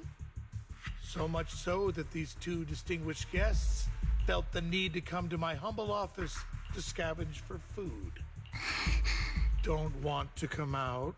Well, after all, you don't have long left. Burton, that greedy idiot, fell for the mayor's trap. But I never expected that he would bring you into my territory. I suppose I should thank him. Otherwise, I would have had to go to great lengths to eliminate you. Vivian, Phaethon, give Hugo my regards. Tell him I shall be taking the wealth and power of the Ravenlock family for myself. Hartman raises his gun, aiming at the desk, yet there is no gunshot. With a clink of metal, a familiar voice comes. Bullet? How? Hugo! Dear uncle, why must we be so distant with one another? You can just tell me what you want to say directly. Hugo! Impossible! You're... Uncle, you must know a Ravenlock will never stop until they get what they want. Did you really think I would be defeated so soon? When I have yet to trample you into the dirt. You filthy bastard! You only know how to resort to these petty tricks! Petty tricks? Perhaps you'd like to know what I managed to accomplish using this faked death of mine, my dear uncle.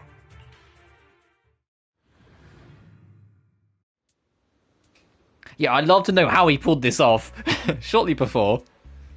Faking my own death. Hope it's all worth the theatrics in the end.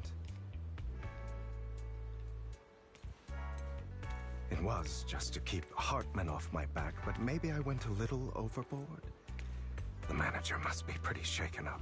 I should apologize at some point. Oh, he actually has an animation for slotting his hand back into his pocket. That's cute. Well, why am I surprised? Zenless Zero going extra on all the fucking animations? And yeah, no shit. Guess I'll also bring Lycon along. He's my partner in crime, after all. Oh, so you're curious about the supernatural stuff in Ballet Twins? Well, I guess you need a special camera. Escape. Can't I just use my phone? Oh, it's just a general guy. That sounds like a scam.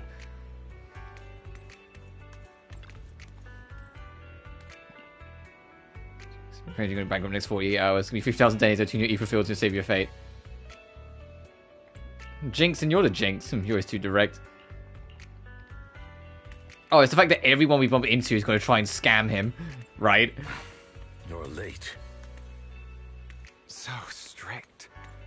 Spare me a moment to catch my breath, will you?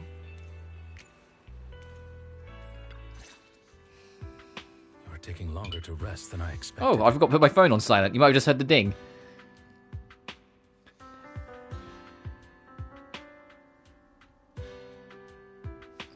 There we are. Corrected. I completely forgot to put my phone on silent.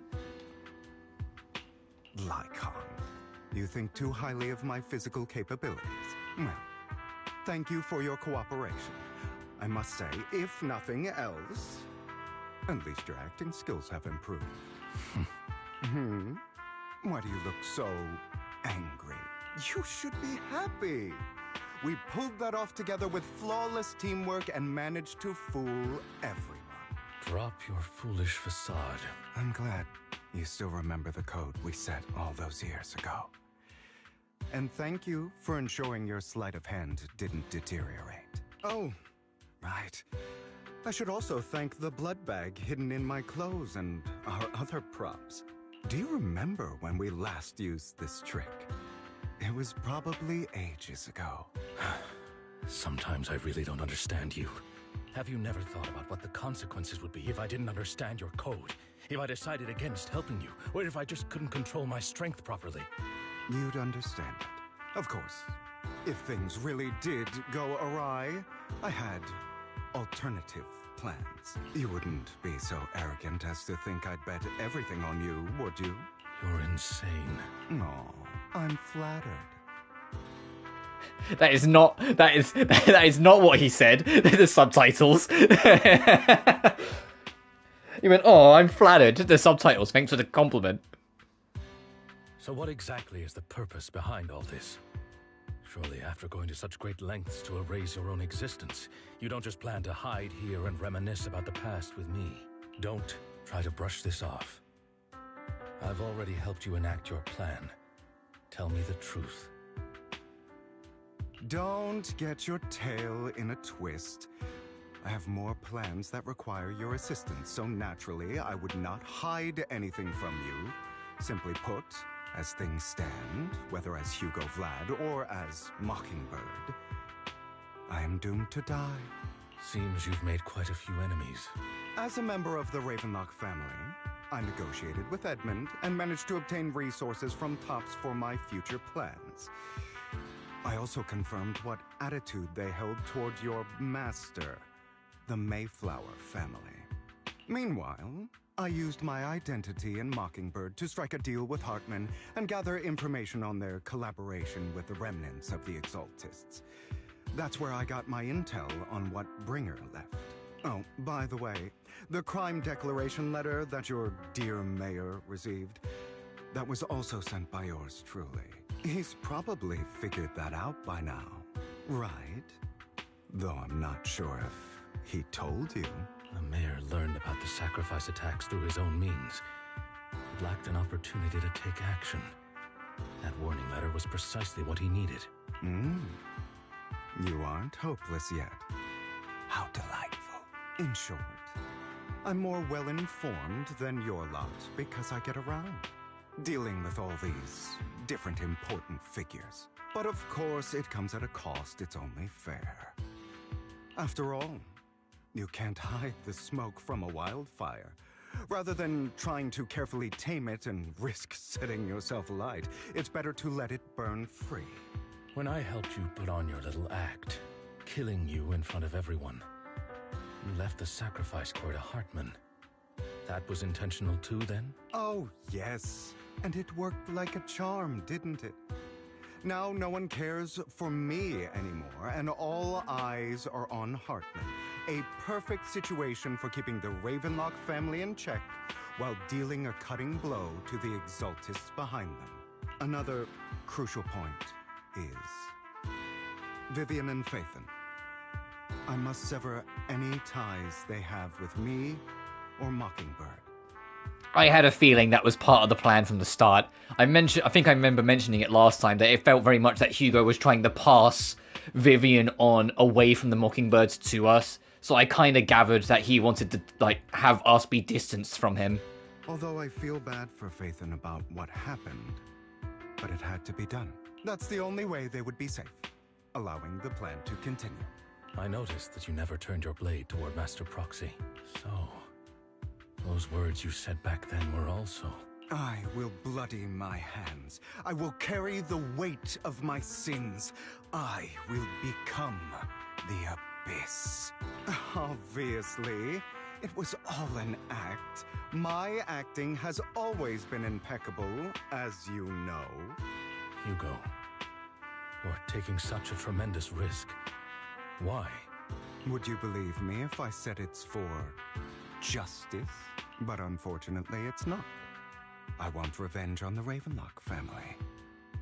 And I will make sure that despicable excuse for a human being, Hartman, suffers a slow, torturous end.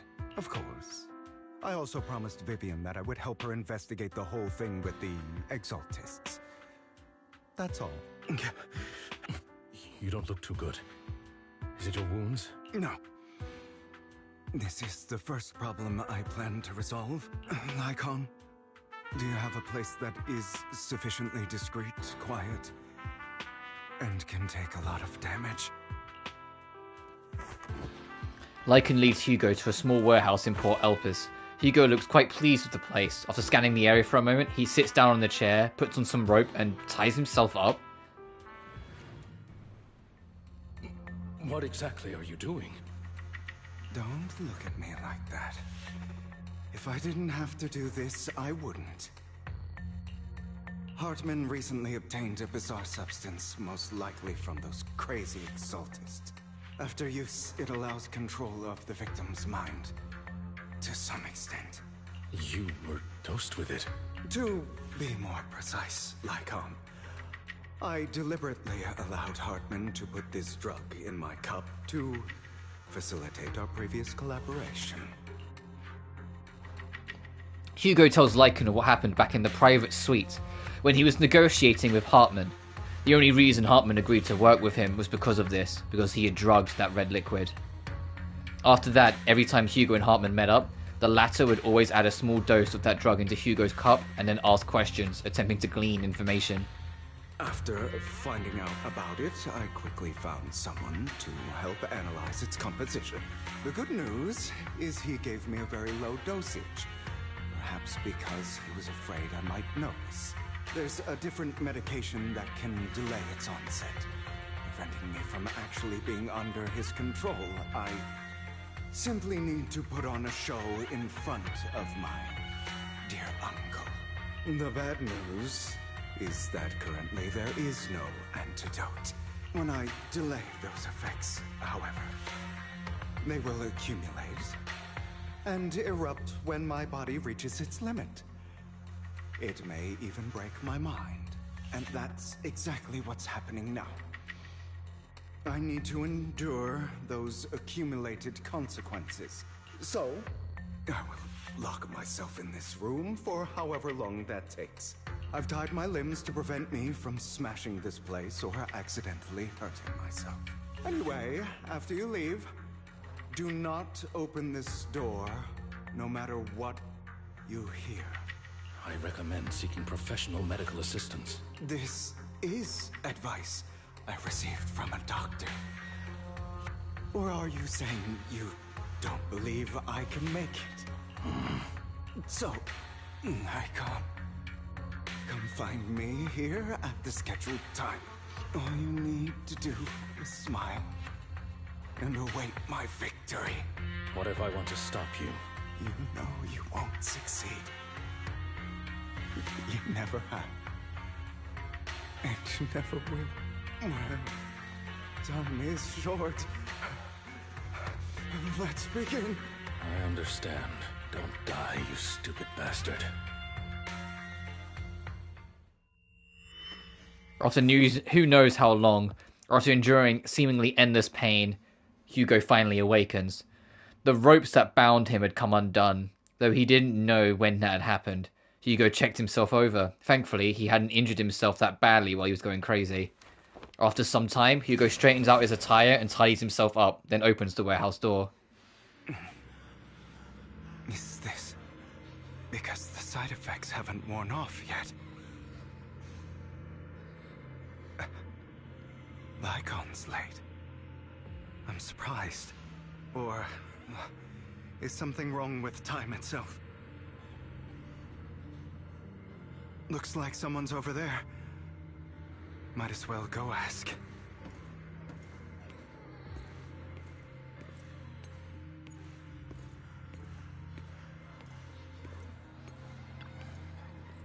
It's all your fault. Why were you born with those eyes?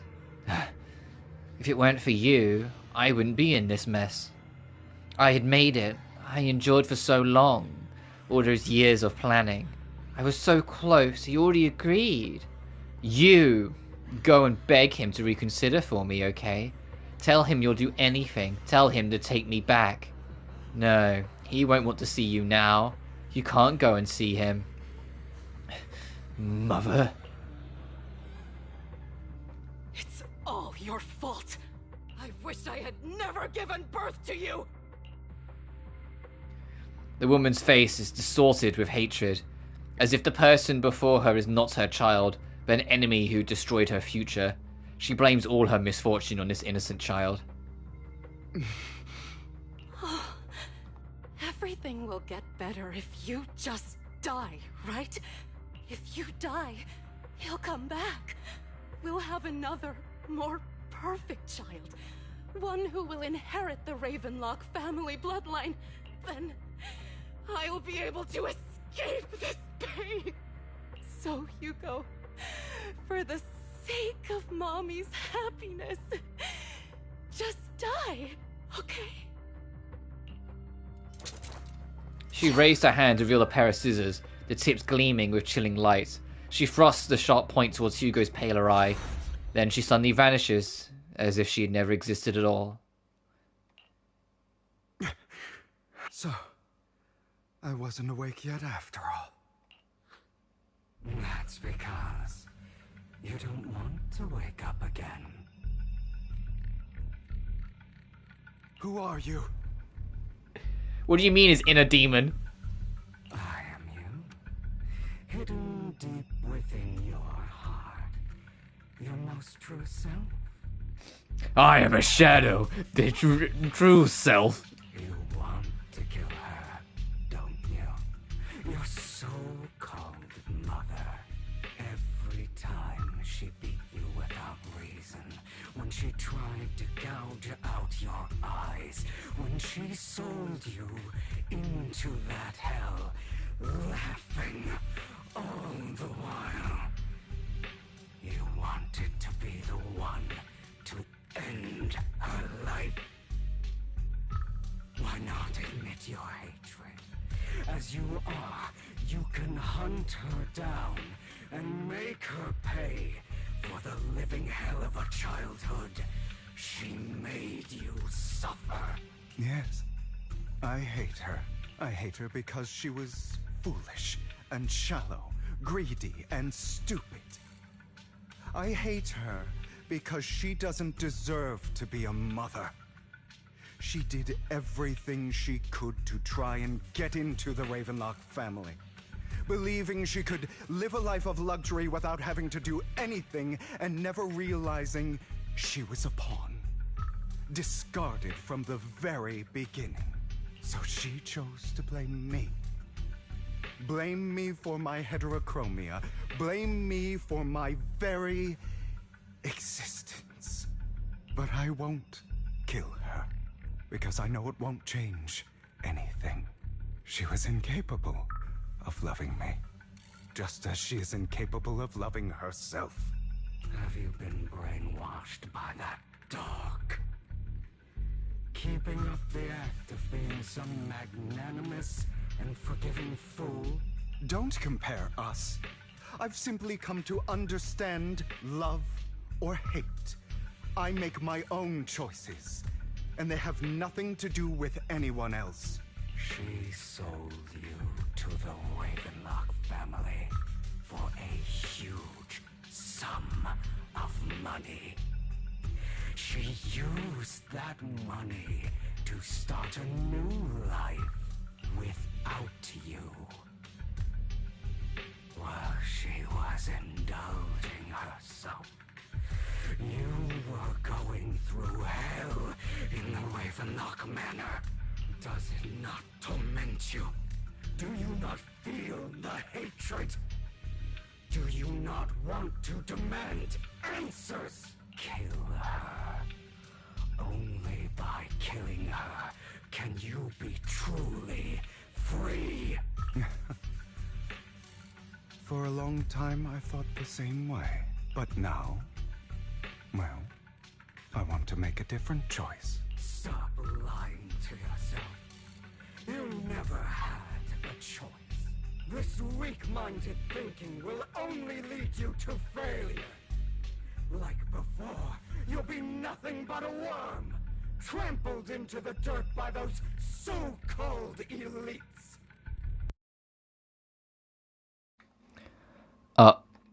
Sorry, your headset was getting staticky. Do you still not get it? This is how the world is, and always has been. Hesitating, you'll be the victim. If you don't grab your knife first, you'll end up being on the other end of the blade. If you want to change anything, you must first become the one who makes the rules. Just like that woman. The only reason she could treat us that way was because we were weak. So listen to me. Find that woman, kill her, and prove to this world your strength. It's what she deserves. Why forgive them? They don't deserve it. I'm not forgiving them. Or rather, I don't care about them. They don't even matter, at least not yet. You know, perhaps the person I hate the most, the one I truly cannot forgive, has never been someone else, but rather my weak, powerless past self who could do nothing but hide inside a closet and cry. I hate myself for having neither the strength nor the courage to resist. I hate myself for begging for so-called familial love, even after being treated so terribly. I hate that despite the pain of my wounds, I still hope to receive the carrot and not the stick. And that me is you. Correct. So, I forgive you. I forgive myself. You'll regret this, fool. Your pretty words mean nothing. You will ultimately return here to me. After an intense bout of dizziness, Hugo awakens in the dark warehouse. The ropes that bound him had come undone at some point. Hugo takes a deep breath of the damp air and stands up. Hugo straightens out his attire and tidies himself up. Then he opens the warehouse door. I see. This is still an illusion. I wonder who's going to show up this time.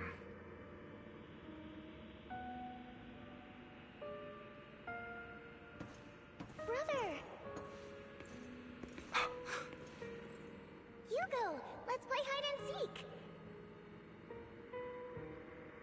I'm already hiding! You'll find me, right? Like you always do!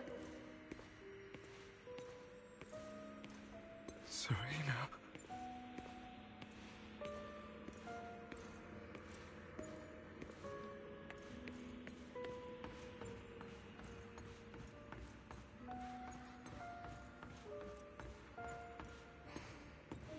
You're looking in the wrong place. Oh, Hugo. I found an even better hiding spot this time. Harder to find than any place you showed me.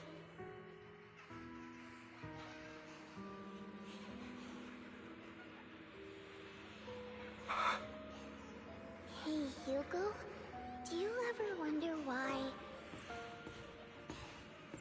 I had to die? It was because of me. That's right. It was because of you. It's all your fault. If only you didn't exist,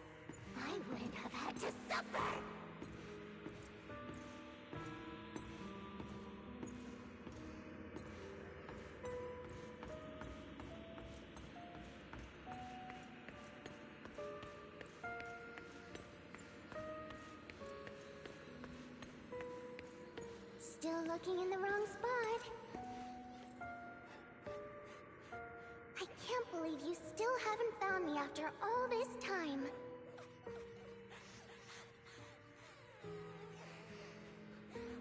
Have you forgotten about me?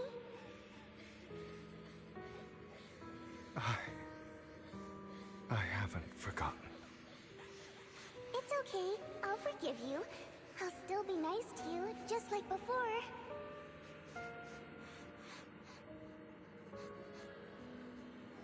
I was the only one who was ever nice to you, wasn't I? Yes. Then tell me, why do good people always suffer? Why is kindness always punished instead? Tell me, Hugo, why?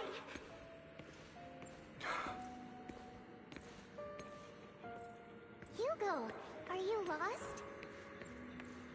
Go back the way you came. I left you a surprise there.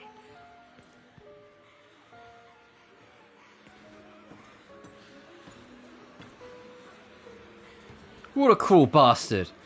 As expected of a disgusting bastard. Lady Serena was so nice to him, yet he... How does he still have the nerve to stay in this house? They shouldn't have let him in from the start. Filthy, lowly blood. Curses and insults encircle Hugo, piercing his skin like frozen knives. The mockery and rage form a wave that crashes through him, threatening to drown him. Then, as the cacophony reaches its peak, it goes silent. The air seems to congeal in the silence, deep and oppressive. It is as if time stood still, with its only rapid heartbeat echoing.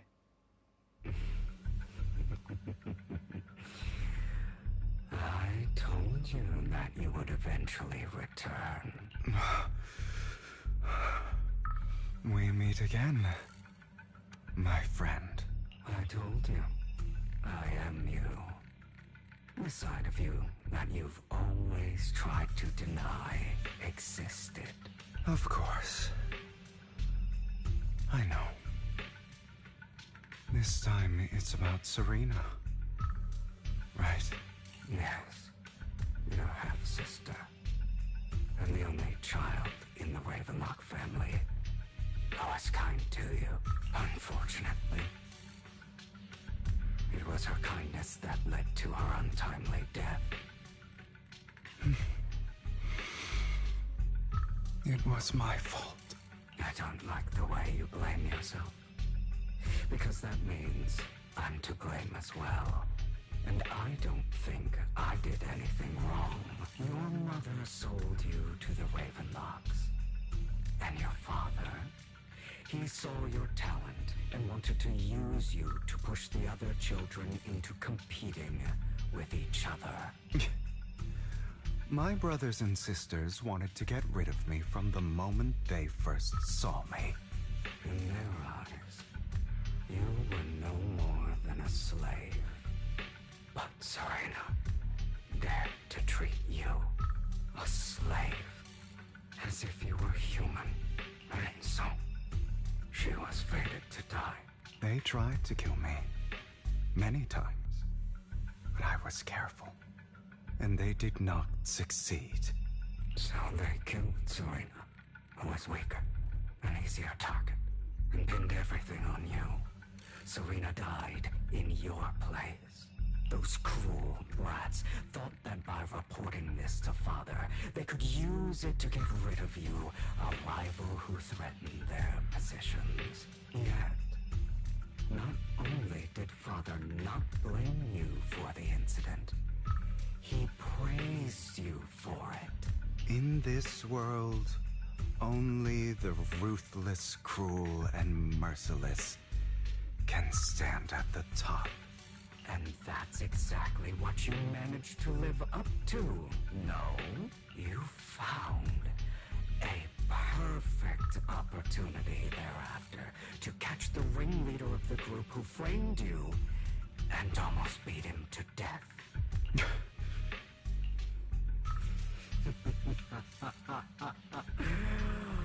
Oh, you should have seen the expression on your face back then. Oh, crazed and manic with utmost delight. I don't remember that. Seemingly unsatisfied with his answer, the inner demon transforms into him again. Here you go again, trying to deny your desires. Deep down inside, you've always wondered, asking yourself why these evil people never got the punishment they deserved. Why the world is so unfair. Don't you want to rip them to shreds? Just like that day when you beat that boy's face into the dirt until he was barely recognizable. His disgusting blood staining your fists. Recall your exhilaration, your cathartic release of rage, that outpour of hatred. That victory belongs to you. You deserve it. Those brothers and sisters of mine are all dead. I cannot take revenge against the long deceased. They died by Hartman's hand. Dying in the power struggle to become the Ravenlock family's heir, rather than by our scythe. Boring. Boring? I find it hilariously ironic. Children who would murder their own kin for scraps of power, dead at the hand of their uncle who followed their example. Is that not karma? Power struggles, pitting kin against each other, betrayal, suspicion, and hatred between people of the same blood. It's like a curse, written into the Ravenlock family's genes. Laughably stupid. Don't forget, my dear, that the same blood flows through your veins. As if to prove his words, the inner demon transforms into Hartman. That's right, my dear nephew. No matter how much you deny it, the blood of the Ravenlock family flows through your veins. Survival of the fittest. Only the strongest deserve to live. Only the strongest deserve to rule. This is the path of success that has led the Ravenlock family to victory countless times. A blessing and a curse etched into your flesh and blood. As long as you live, you'll never escape the mark of family. You are destined to one day become someone like me, like your father.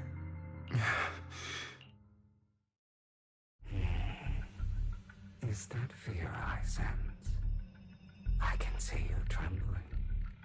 Why does the Ravenlock bloodline terrify you so? I won't become like my father. Never. You won't become a failure like him. So relax. Our power eclipses him, and so does our ambition. So, do not deny your own desires. Do not resist your own ambition. This is the talent you were born with. The best gift fate has ever given you. Admit it. Deep within your heart lies a spark, yearning to ignite a raging inferno that will burn everything down. And I am that spark. After an intense bout of dizziness, Hugo awakens in the dark warehouse. The ropes that bound him had come undone at some point. Hugo takes a deep breath of the damp air and stands up. Hugo straightens his attire and tidies himself up. Then he opens the warehouse door. Lycon. Never thought I'd be this genuinely thankful to see. Oh, Lycon, the drug trip I've been on. Assuming it's actually him. I don't think it is. Means this never-ending nightmare is finally over, right? Somehow I doubt it.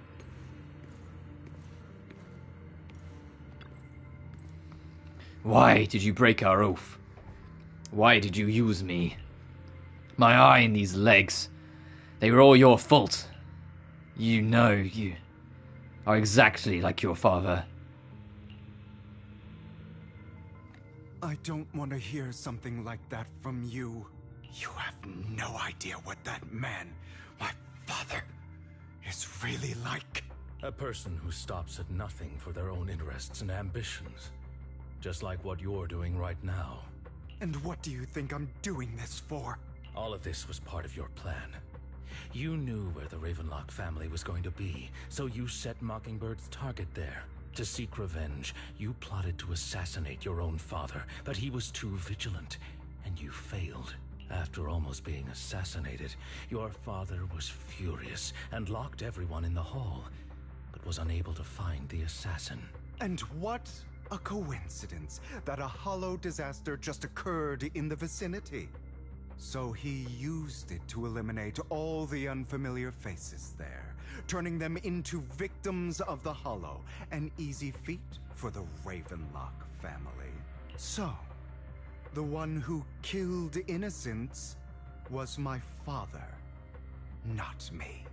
You knew what choice an extremist like him would make. And you used the chaos to once again attempt an assassination. This time you succeeded. You killed your own father at the cost of innocent lives. Admit it, Hugo. You don't care about anyone else. The only thing you care about is your revenge.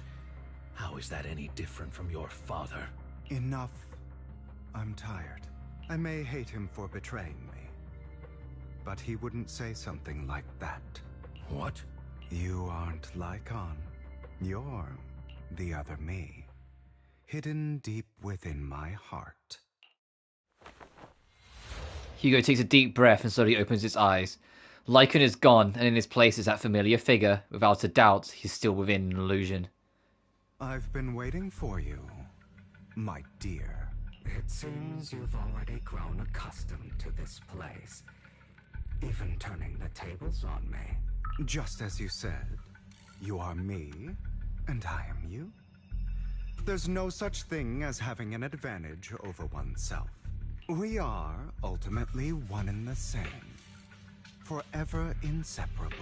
Then you should know what I want to say. When you and Lycon split, you didn't even try to clear up the misunderstanding, didn't deny or argue against what he said, because you realized that deep down, he was right about you. You just hadn't acted on it yet. Some people live only to bring more suffering into this world. Sometimes, murder is what brings justice back into this world. For that, I must stain these hands in blood. That's right. Just like what you said before you faked your death. Were those words really just an act? To slay the dragon, you must first become one, with sharp claws, rending fangs, and strength enough to destroy anything. You know the truth better than anyone. If you hadn't hesitated, and instead seized the first opportunity to kill your father, none of what followed would have happened. Innocent civilians wouldn't have died. Your partner wouldn't have lost an eye and both legs trying to save people. And Mockingbird would have never gotten to that point. You can save more people. Save good people. Save more lives than the evil ones you take. I've spent countless hours in regret over that incident. So why not submit to your true nature?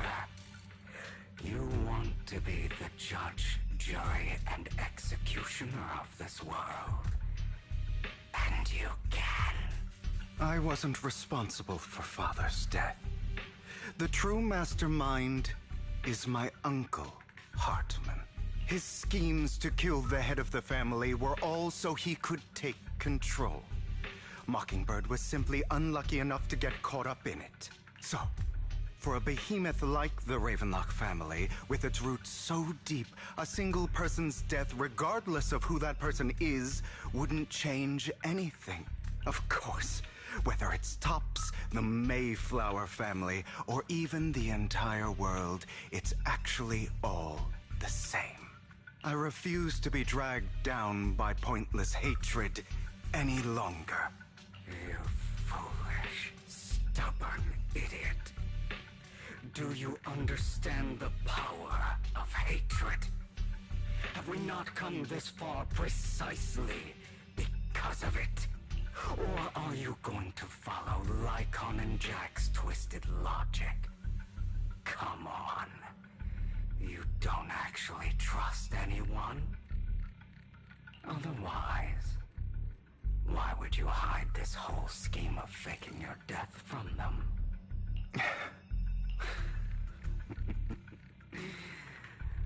You've built an impenetrable wall around your heart, keeping everyone out. Of course you are right to do so. No one in this world can be trusted. Always. All you'll receive is hatred from your own blood and no love. Suspicion from your companions, and betrayal that comes all too easily. But the most ridiculous thing is that you want them to trust you. You stay silent and long for them to notice your suffering. You yearn for your companion's understanding and trust. Idiot. That's why you are incapable of exploiting them for your own ends. You care about their safety even more than your own. But remember, only the weak need companions. And we are children born from hatred. We are different from them. I will never be like them. And I don't need to be. Come. Let me show you what powers we can wield. But you are me, and I'll never lose to myself.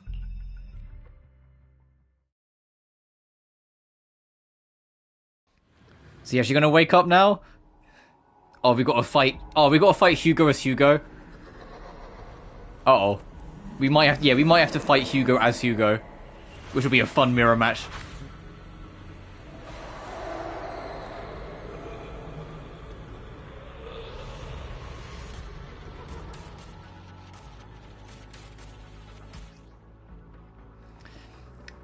When an EX special attack or ultimate hits an enemy, the Totalize effect is triggered. This effect increases the skill's damage multiplier based on enemy's remaining stun duration at the moment of the activation. After triggering it, the enemy will immediately recover from stun, and a certain amount of days will be inflicted based on the remaining stun duration. Oh. Think about all the injustice you've suffered. If you choose to forgive, you're betraying yourself. You know that. Letting you consume me would be the real betrayal to myself.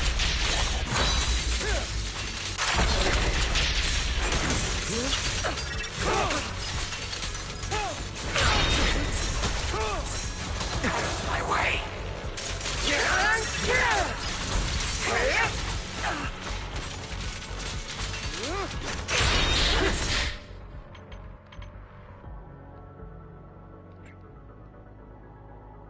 hold off the 4th hit. And then hold on the 2nd hit if you get a dodge counter. Okay. Oh, and you can also do... Oh, okay. I have you now! You're just afraid to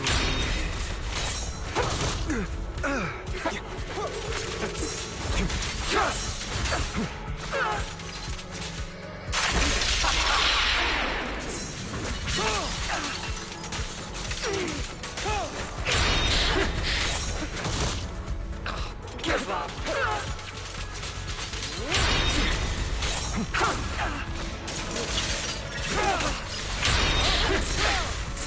Out of my way!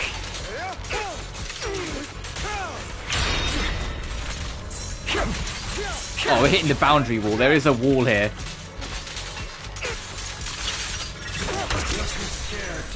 Yeah, okay, so yeah, when you have stun left, you use him. Okay, I can see how Hugo can work on some teams. He would unironically be good for this whole 2 stun unit team thing I've got fucking going on. With Xing Yi and Trigger, potentially.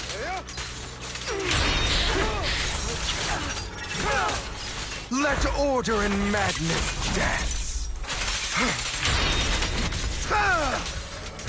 Good ult, by the way.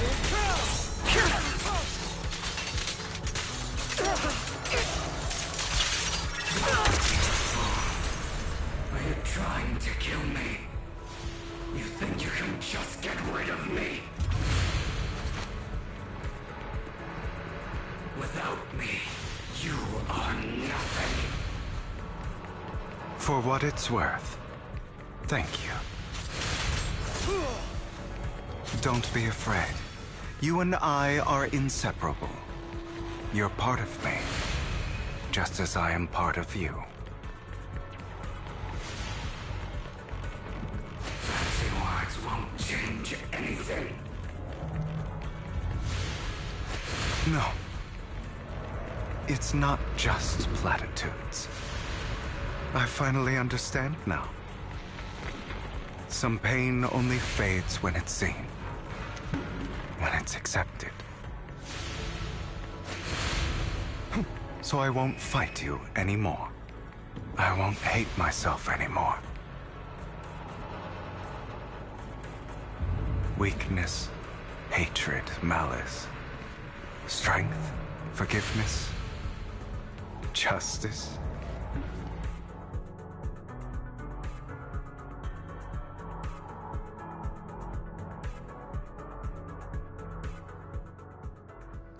Finally, it's time to meet up with Lycan.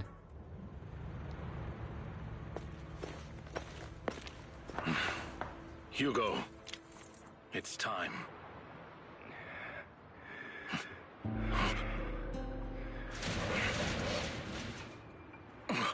Hugo. Hugo, you... Did I scare you? I made it through. I won. No praise from me, my dearest partner.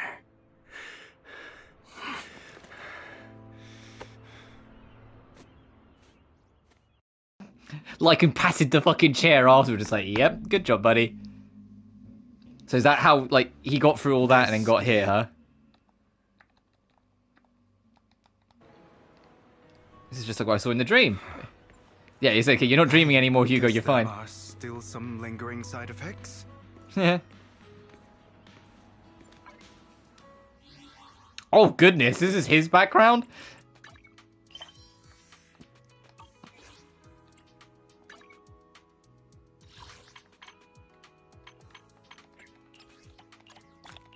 We'll try and roll for that, the W engine at the end. Again. Ah, my former partner. You're still as punctual as ever. Are you sure you're fully recovered? How about we fight? And I'll show you how recovered I am. I refuse to fight someone who is in need of medical attention. Lycan falls silent for a moment and eventually hands over a coin. No, looking at the packaging, it's not a coin, but a familiar chocolate. How thoughtful.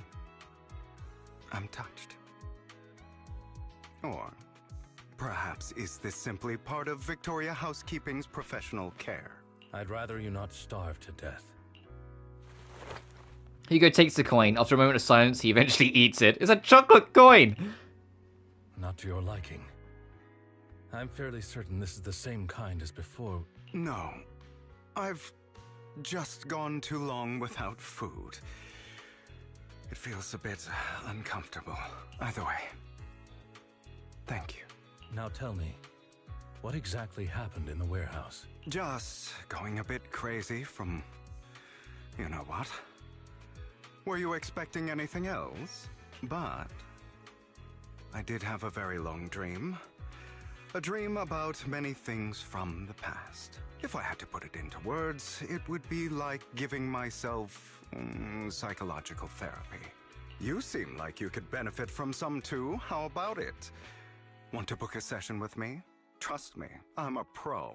Seems you really have recovered. Well, of course. I'm feeling pretty great right now. Like I could argue with you all day on every petty detail of who exactly was in the wrong back then. I wanted to ask, what you said about Mockingbird before, when you faked your death, was that part of the act? You mean the part about how Mockingbird has never really changed anything or saved anyone. I didn't expect you to still be so hung up on this. Interesting. After all, it was you who chose to betray Mockingbird. To betray me. Just as I said before, I never considered Mockingbird a failure. Perhaps Mockingbird deviated from its origins, but it has its value. You shouldn't reject the things you've done. Or Mockingbird. I have contemplated this before. Yes. Mockingbird has helped some people and has genuinely managed to cause trouble. For those who abuse their positions of power for evil. Yet those in high positions still possess immense resources, and the people we helped remain destitute and suffering, willing to become slaves to those in power for scraps. But just as you said, even if what we did was childishly idealistic and flawed, as little as we actually achieved, even the slightest change is by no means meaningless. Nothing holds more value to me than Mockingbird. Hugo stares out at the ocean. A gentle breeze lifts his golden locks. The sunlight glances off both his eyes. All right, let's catch up later. I still have things to do and need to wrap up my plan. I thought you would rest up first. As much as I would prefer that. My dear uncle and the Exaltus fanatics likely would not give me such an opportunity. If all has gone to plan, the fish will have taken the bait already. And if everything goes very well, I'll soon have solid evidence of the Ravenlock family's crimes. Well then, thank you for your assistance, former partner. Let's part ways here. I'll go with you. Lycan, surely you don't think that because I just recovered, I'm too weak to deal with those useless fools. Hartman's actions will disturb the safety of New Eridu. As I serve the mayor, I should intervene. Very well, whatever. Let's go. And don't slow me down. Before that, don't you have something to tell me? What do you mean? Don't play coy with me. I know you're not spilling your whole plan. So you kicked things off by approaching Edmund from the top's big shots. How did you manage to sweet-talk him? I'm a bit of an illegitimate child, but I still have that Ravenlock family blood running through my veins. Funnily enough, this Lord Edmund thinks direct lineage is way more noble than the side branches, which is absolutely laughable. So I played his arrogance to my advantage. And, let's be real, I had some juicy intel to swap with those high rollers. But that's Mockingbird's secret, so I can't let any outsiders in on it. Was the sacrifice core from the mayor's lab your handiwork too? You could say that. The security there is no joke, so I had to leverage Tops for some extra intel. After all, as you know, they've got plenty of moles planted next to your mayor. And it was you who threw the sacrifice core up for auction to lure in the Exaltists. You knew they would all be over it. Yep. I embedded the sacrifice core right into the robe of heroes. They actually matched pretty nicely, don't you think? Classic you. I heard that after the auction, they found a stash of counterfeit Denny's. Feel free to take wild guesses, but honestly, I think those Denny's would rather be out in the wilds than sitting in those hoity-toity accounts. Then you found Hartman and talked him into a partnership, getting your hands on more intel on the Sacrifice and the Exaltist. After that, you shot that crime warning letter to the mayor, giving the city a legit reason to spring into action. Yep, that was spot on. Oh, look at you, real genius over here. In the end, you faked your own death to pull yourself out of the mess, and you used the whole show to redirect everyone's attention to Hartman and the Ravenlocks, keeping the Exaltists on their toes. Hold on a sec. If that was all there is, why did you let Hartman slip you the drug? I mean, you'd have a way to dodge that kind of thing. Like, I've got something I've been keeping under wraps. Actually, I've teamed up with your beloved mayor. What?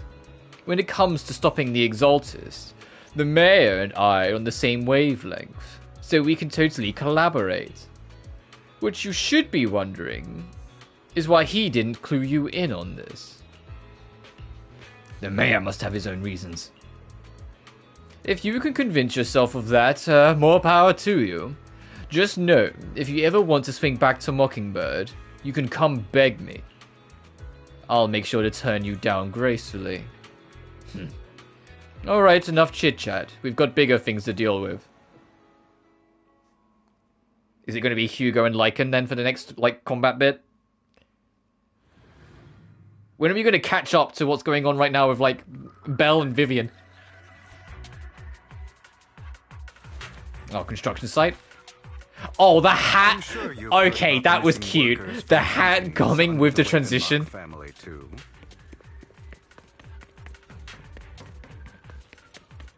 And is that why it only let us pick 2 characters with Vivian because Hugo's going to join the party?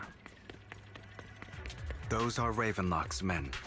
The workers with them are the victims who were tricked into going into the Hollow. Opposed to working with you. Oh, what a coincidence. Come on, let's get them out of here. Scram before I get angry. Right, so it said hold on 4. 1 second. 1, 2, 3, 4. 1, 2, 3.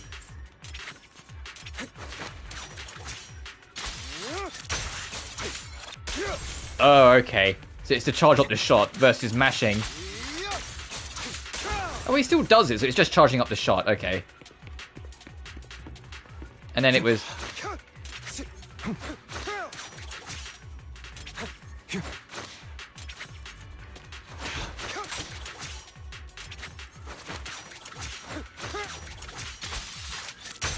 Yeah, it's charging up the shot. Got it. Unite the workers. Thank goodness, someone's here to save us. Thank you. You're welcome. So could you tell us what those Ravenlocks did to you before they ran off? They're a bunch of liars. They tricked us into this hollow. They said they had a job that will high pay for us, but they kept avoiding the topic after we got here, so it didn't seem right, so I wanted to leave. But then they showed their true colors. They tied us up and told us they were going to ship us off somewhere.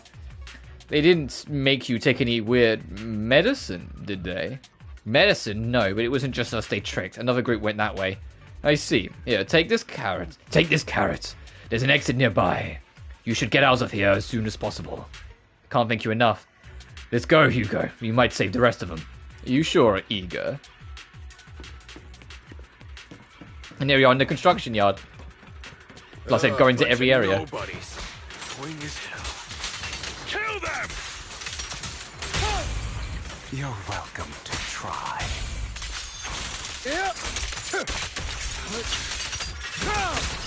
Oh, his special brings you behind the enemies. That is very good to know.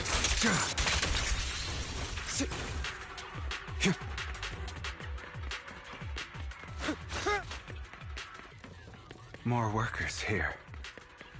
And quite a lot of them.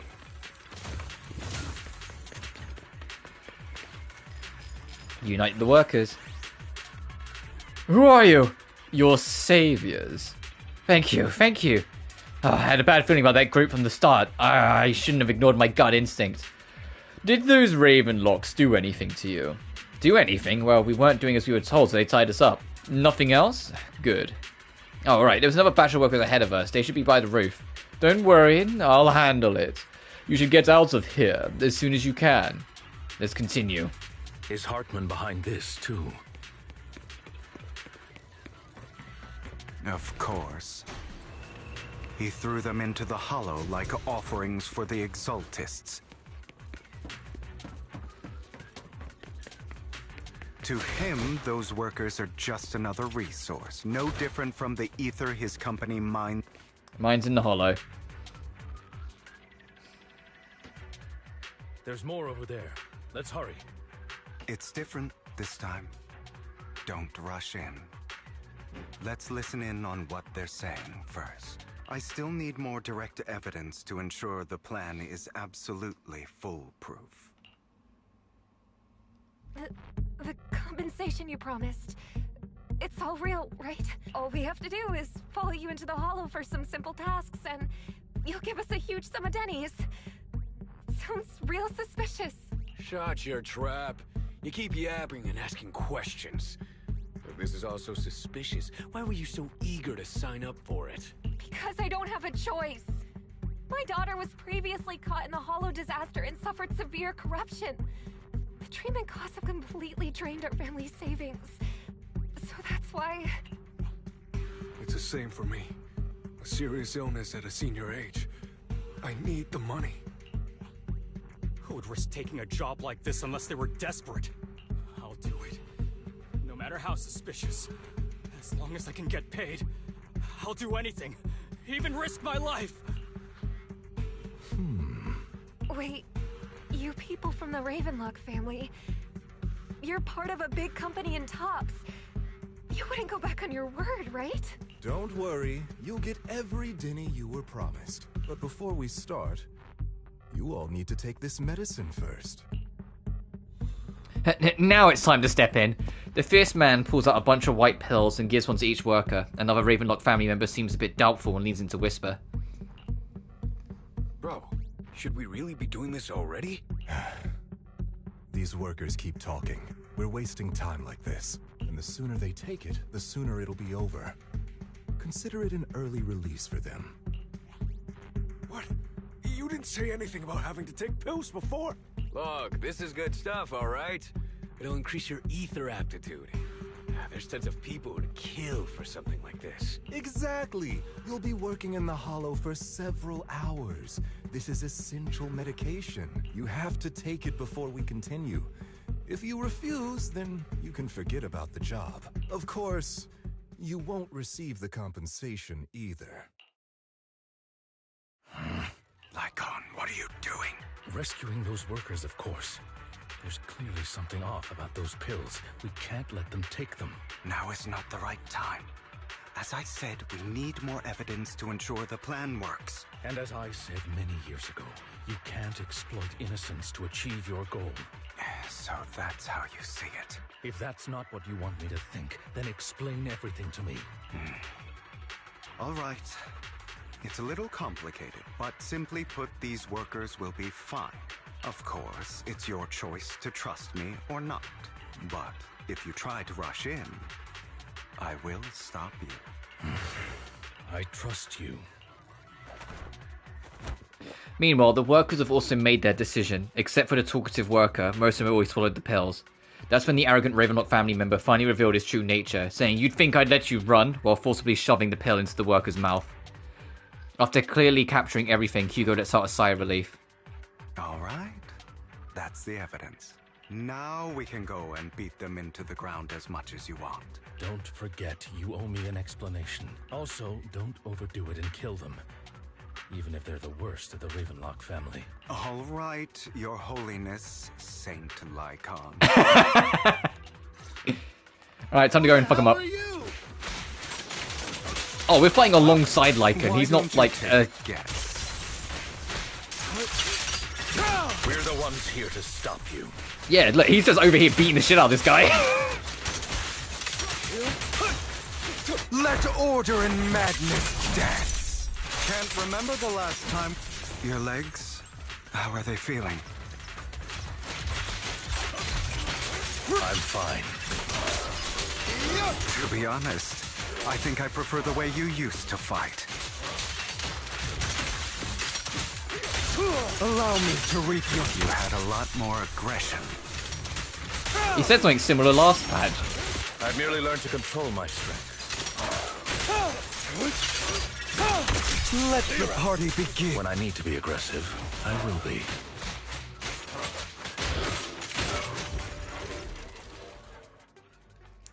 The two defeat the Ravenlock family members. God damn it! Who the hell are you? How dare you mess with the Ravenlock family? Ravenlock. Savor the name while you can, for it will soon cease to exist. What's that supposed to mean? It means exactly what I said. I think this might be good for you. Sever your ties while you can. You still have a chance to walk your own path. The family's honor comes above all else. Is that really what you think? I saw the compassion on your face just now. You're not from the main family, right? That's why you were assigned to these trivial tasks. But in reality, there's no need for you to keep playing this boring game for them. I don't have a choice. From the moment I was born into the Ravenlock family, You always have a choice. If you're willing to act. All right. Let's end the small talk here. Hugo delivers a swift chop to the back of the necks of the Ravenlock family members.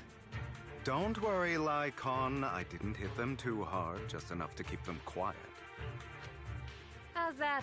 My acting's pretty good, right? As always, a certain someone should take some lessons from you. I'll leave the rest to you then. Okie dokie. The workers carry the Ravenlock family members away. Now only Lycan and Hugo remain. Okay, now can you tell me exactly what's going on here? As you can see, that worker just now was actually an informant of mine. The pills were swapped out with vitamin tablets. Outside of this batch, some workers have already taken the actual substance Hartman has.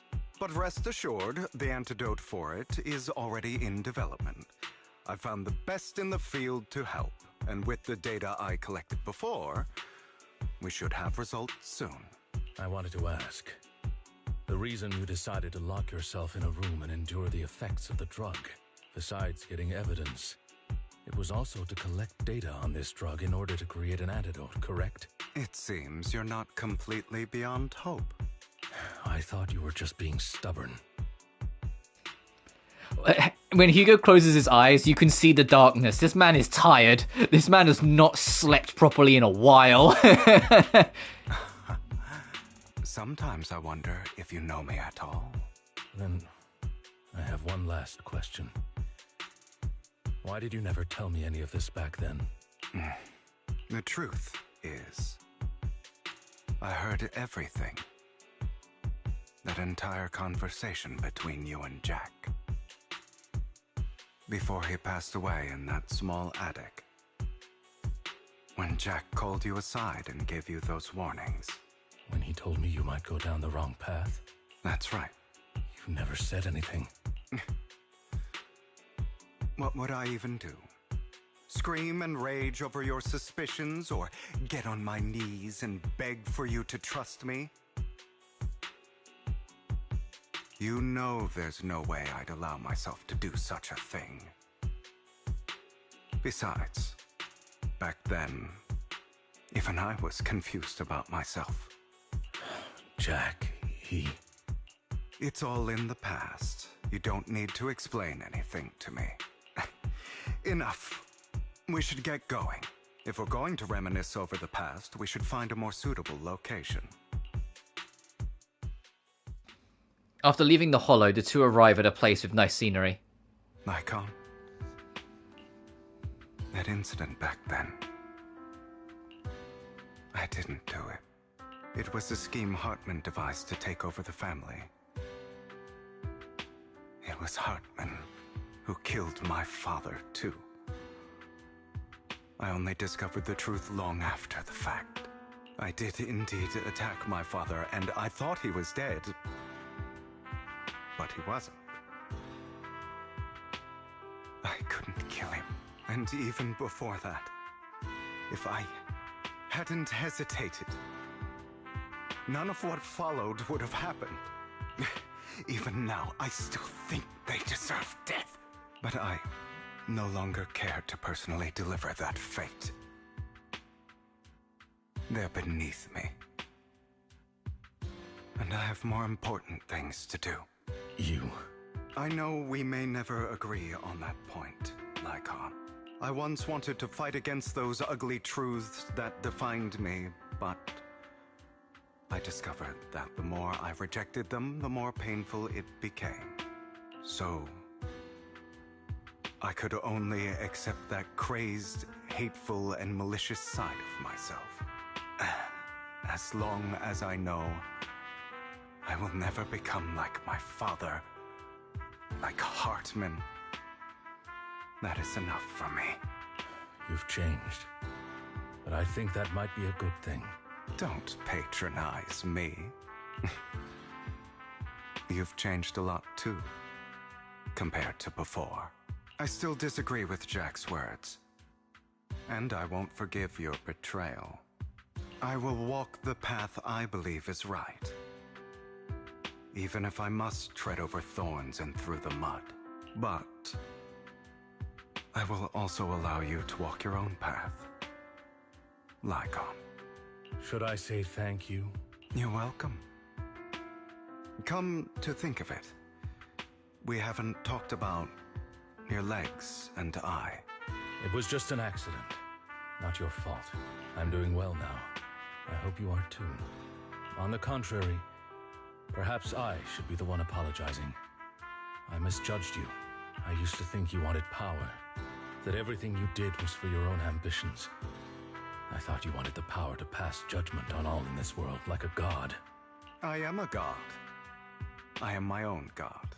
Or you could say that in this world, everyone is their own god. There are many things that we are powerless to change. But there are also many choices we can make. Just as I said before, I am the only one who can kill me or save me. I'm glad you think that way. Let's go. I still have one last thing to do, to witness the end of Ravenlock. Is this now where it's going to start to catch up and figure out how Hugo showed up? As Hugo recounts the process of gathering evidence, Hartman, unable to listen any longer, slams to the table in anger. You really think you can take my place if I die? Never, you filthy bastard! Your little tricks mean nothing. As long as the Ravenlock family stands, I can still get back on my feet. You still don't get it, do you? This was never about avenging my father. And I don't care about taking your place. I didn't come this far just to kill you. That'd be pathetic. Right on cue. Why don't you take a look at this, Uncle? On behalf of TOPS, I'd like to clarify that we had no involvement in the Ravenlock family's actions. TOPS is officially terminating all partnerships with the Ravenlock family, effective immediately. We will have no further affiliation with them. Are you crazy? What the hell do you get out of ruining the Ravenlocks? You want to be a petty thief forever? Thief? Oh, Uncle. Allow me to reintroduce myself.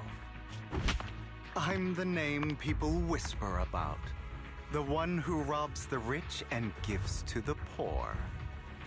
I'm the master con artist who can fool anyone, anytime. I'm the leader of Mockingbird. The one who turns every headline into my own stage.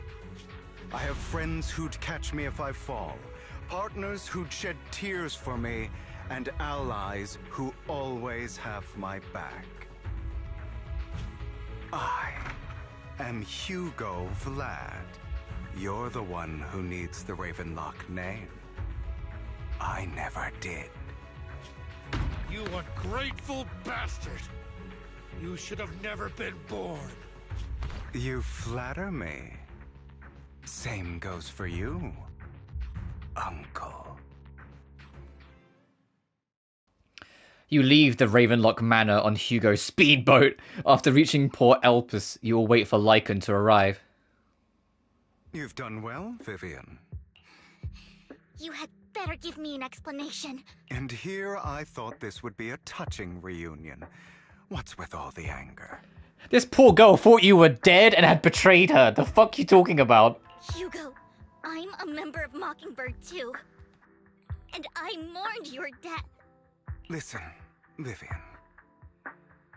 I don't want you or the people you cherish to get caught up in danger because of me.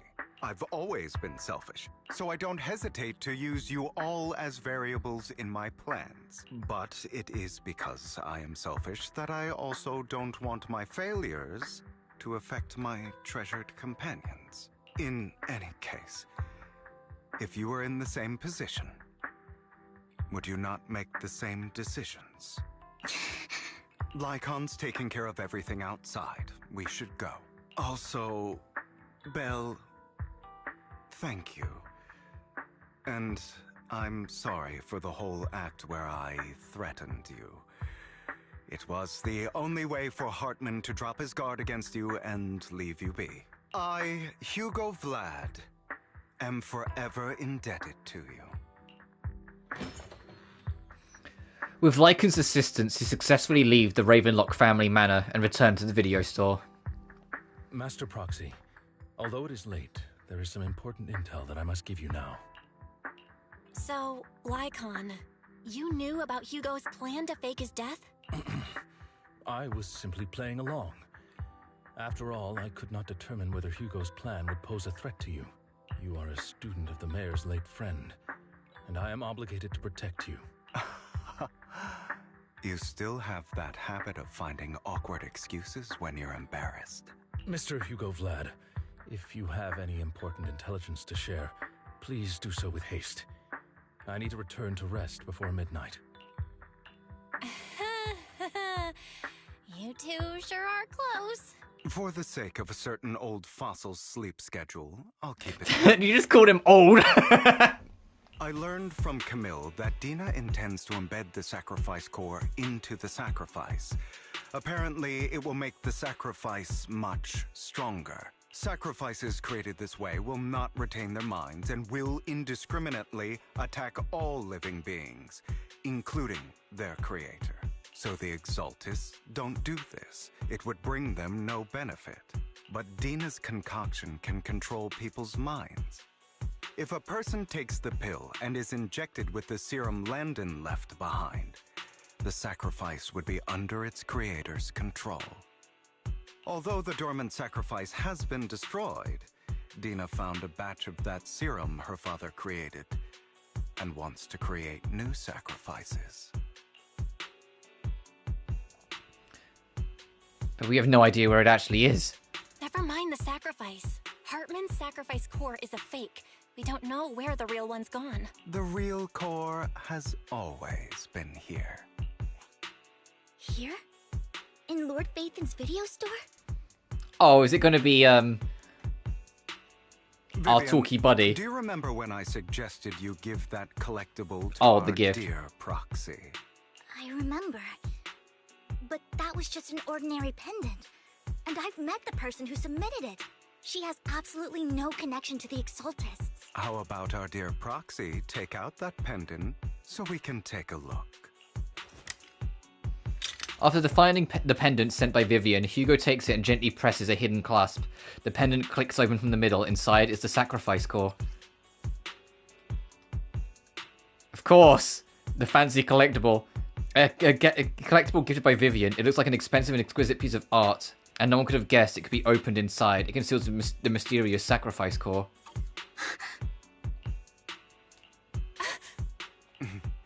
I'll take your surprised expressions as a compliment for my little trick. I will hand over this core to the mayor as agreed. Since he fulfilled his promise to protect Vivian and the manager while I was pretending to be dead, I won't go back on my promises. No wonder the mayor would promote rhetoric favorable to Mockingbird. I can't believe I thought he was actually being sincere. Since we have the sacrifice core, all we have to do now is stop Dina from using innocent people to make more sacrifices. Yes, and we need to destroy the last batch of Landon's serum. Hopefully with no options left, Dina will give up her obsession. All right, that's the important stuff. I'm going to go and confirm where Landon's serum's been stashed. I'll contact you again once I have something. What's wrong, Lycan? Weren't you in a rush to get back and rest? You act like you're going to turn into a werewolf after midnight or something. How are you feeling now? Relax, I'm not kicking the bucket just yet. But you look a bit more run down than before. Just getting over something nasty, that's all. Risking your neck like that wasn't exactly smart. Maybe you should have...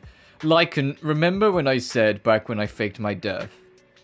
For a permanent and absolute victory, we must endure the pain of cutting away rotten flesh and preserve through the darkest hour before dawn. Not wrong, sure, but it was arrogant enough. Instead of playing God and picking out who lives or dies, I'd rather just do what I can do. Because at the end of the day, a person can only shape their own destiny, nothing more. You've really come a long way. Well, I appreciate the compliment. Hugo, you've got a lot of explaining to do. No more secrets. I will. I'll lay it all out, I promise. After a little chat, Lycan, Hugo, and Vivian say their goodbye and take off. Back in your room, you drift off into a deep, nice sleep. Belle, Hugo sent a message earlier.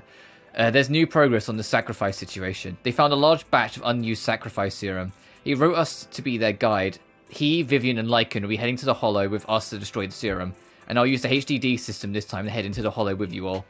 So when you're ready, and remember to bring EOS with you. I'm ready. Oh, so this is probably the last, chunk of the story then.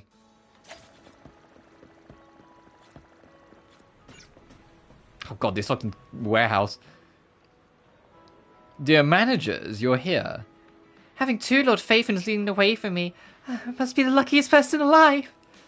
We'll be counting on you two, as, according to my intel, this is quite the large batch of serum. My guess is that Dina wouldn't put all the serum in one place, so we may need to split up. Just to be safe, we'll be counting on both of you to guide us. Once you're both ready, let's head into the Hollow. Let's go. Is it going to be Hugo, Lycan, and Vivian as the team?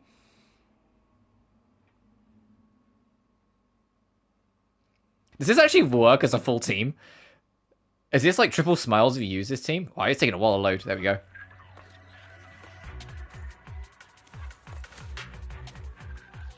And then back to chapter 5's location. Should be somewhere nearby.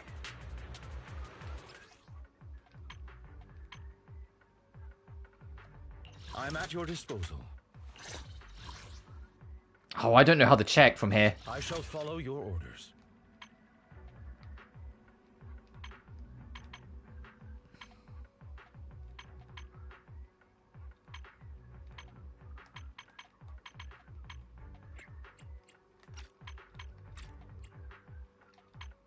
I don't think there's a way to check. I want to see if like it's all smiles on the team.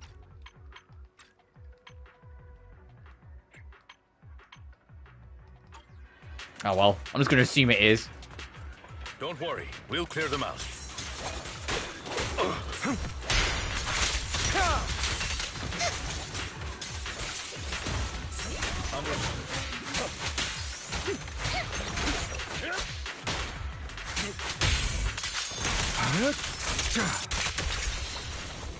Oh, it's a solid fucking team, actually. What are you doing, Robin? They're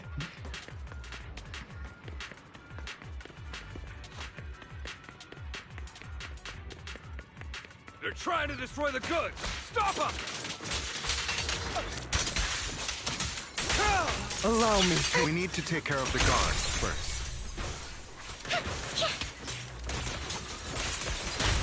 You better not get my trust. Yep.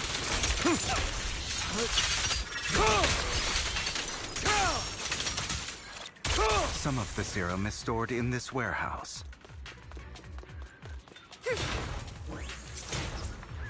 Fool. You're not taking anything from here. Hugo, get the guards first.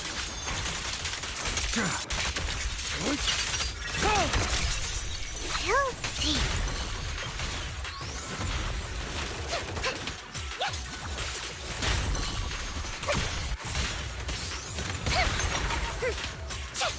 Oh, she builds up so much anomaly, it's kind of wild. What? You just stepped into your own grave! You better not get my trust. Fools. What? Can't handle. Oh, and it immediately totalizes it from max stun. I was curious to how that would work.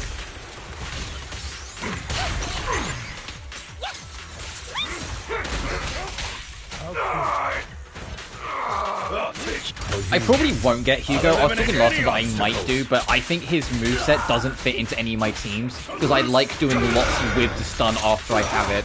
Whilst this is more about capitalizing and banking out the damage sort of thing, which is a cool moveset for the record, and I can see how that would work, especially in stun-focused team. Like, you build up the stun quickly and then immediately, like, explode it out. But I kind of like... Get between me and Lord Satan. I kind of like being able to do more with the stun after it's active. Let order and madness dance.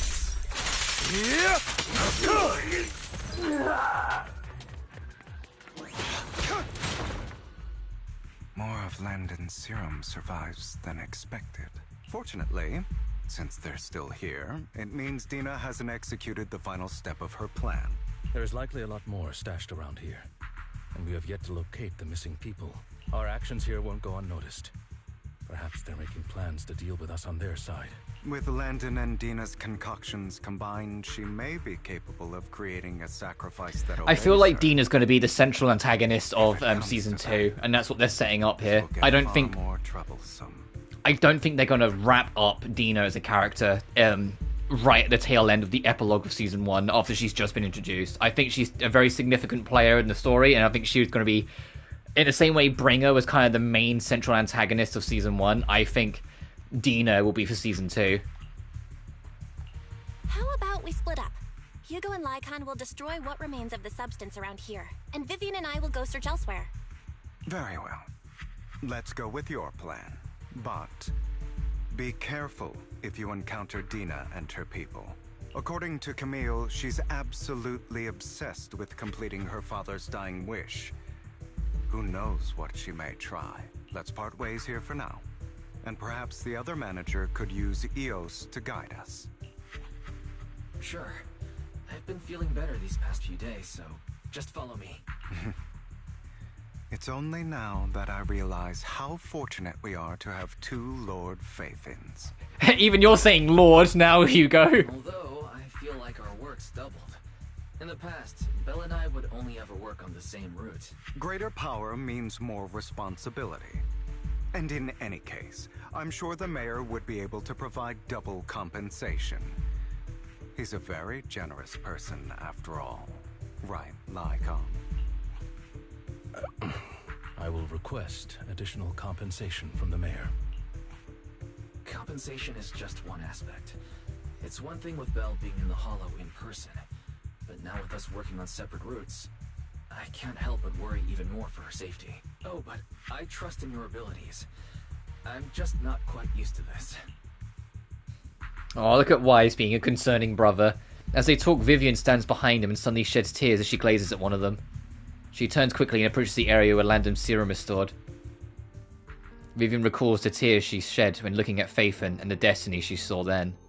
This is the future I saw. Lord Phaethon.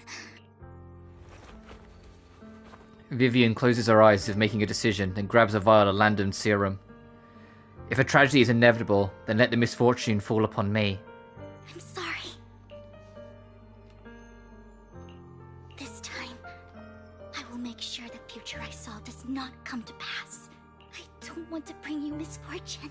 That's all I wish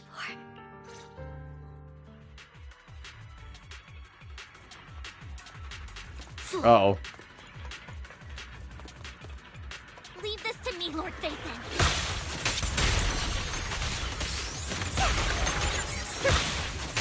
Oh, it's just Vivian. Oh, hang on a minute. I went to swap party members and realised. Hang on a minute.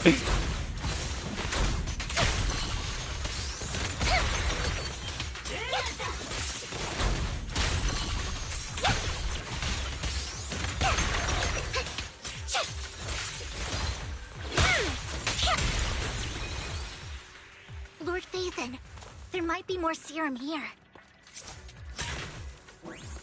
Don't touch me. How dare you steal from Lady Dina! I'll try to go easy on you. No promises.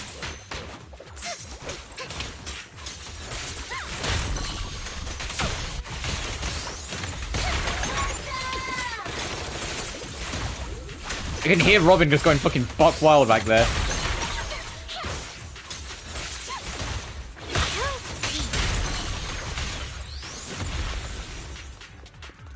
There are containers by the fissure.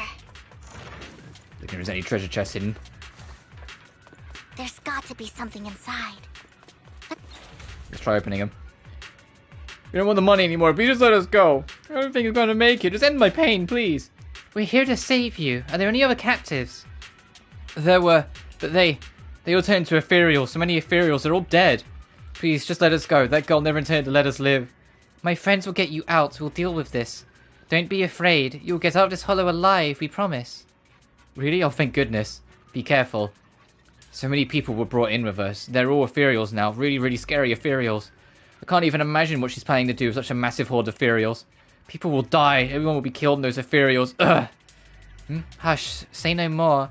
My friends will get you out. Leave the rest to us. After contacting Hugo and Lycan, they quickly arrive. You eventually decide to have them first take the civilians to a safe place, while Vivian and you continue to search for any overlooked serum or victims. Shortly after they leave, a familiar voice comes. It must have been tough for you to find this place. Vivian, if you had stayed out of it, I wouldn't be so eager to get rid of you. Those people have been taken to safety.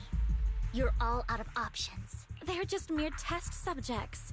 So what if they get away? There will always be people consumed by greed.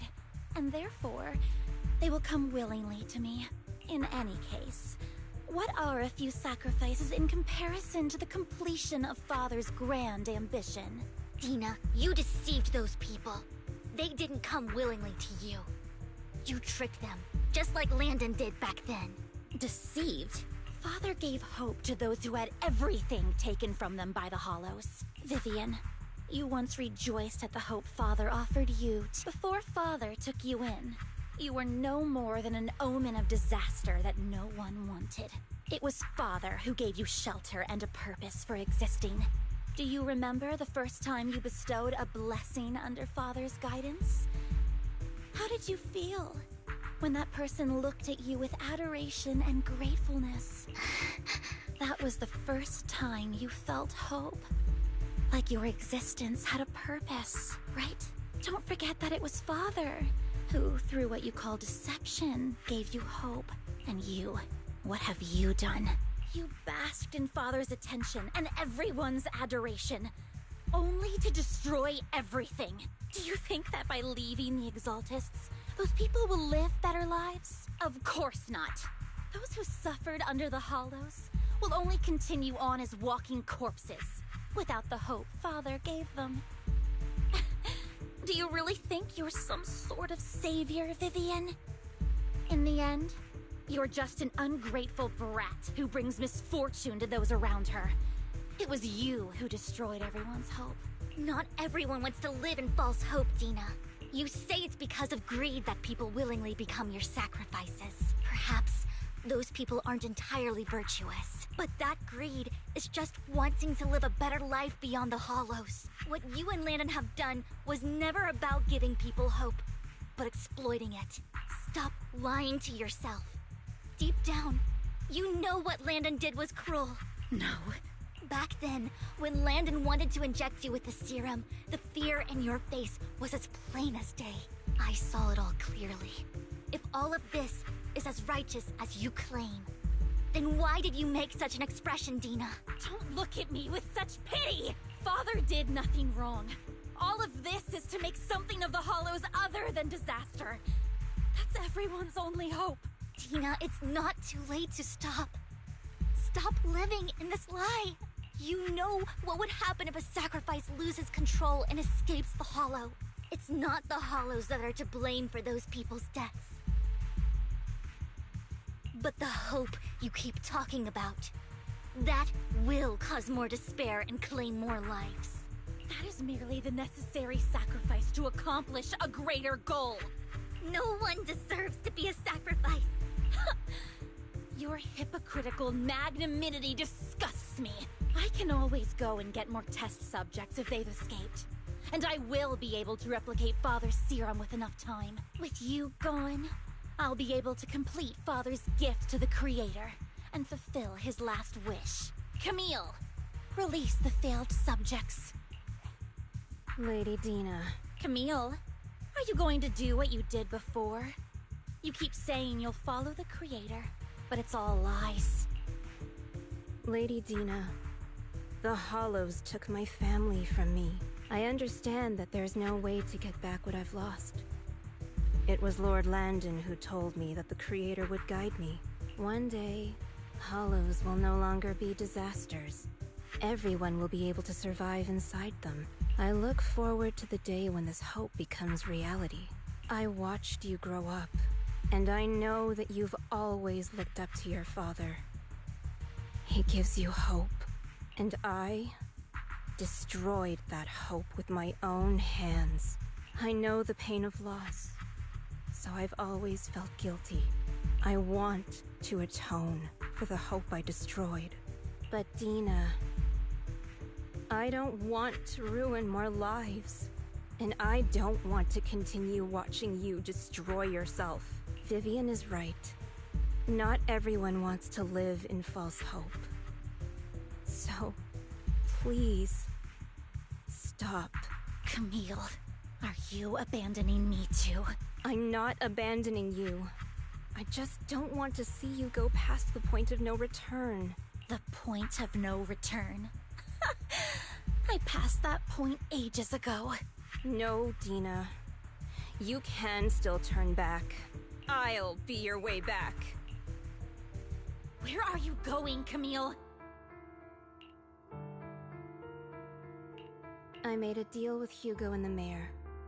If someone needs to take the fall for this, let it be me. I did it. All of it. I've been forcing Landon's only daughter, Dina, to research how to create sacrifices. I colluded with the Ravenlock family for my own gain. Everything Dina did was under duress.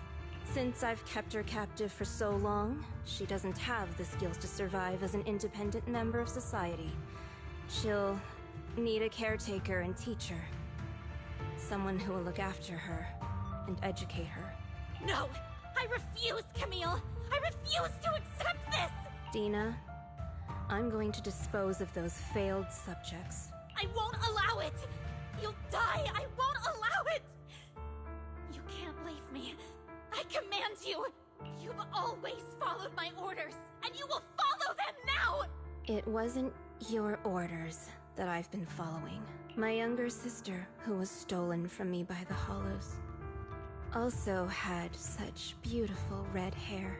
When Landon told me the Creator could bring me hope, you were standing there, right behind him. I was certain, then and there, that this was the hope the Creator had given me. Start over, Dina. You still have so long, so much time. You'll make friends, find people who love you, and make many beautiful memories. That's not what I want! Camille, you're not allowed to die! I won't allow it! I won't allow it! Goodbye, Dina. And I'm sorry, Vivian. I'll leave the rest to you. Camille resolutely walks towards the fissure as Dina stares after her disappearing figure. After a moment, she also walks forward. Vivian is about to stop her, but Dina uses the controls to open a container door. Ethereals surge out, blocking the path.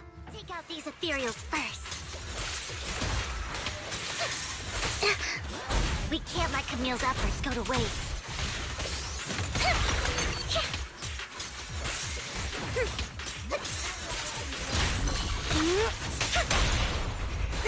What's up? Flames belong in the dirt. Don't you know? Take my dress dirty and you'll pay. Keep your filthy hands off. I'm not sure I like fighting this fucking close to this fissure.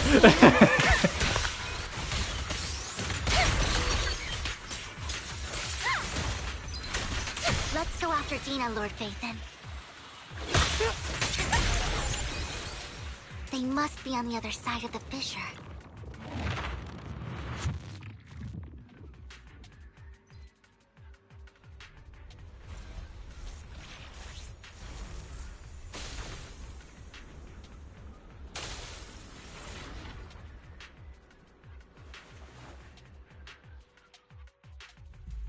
Are you satisfied now, Vivian? You were the one who brought yourself to this point.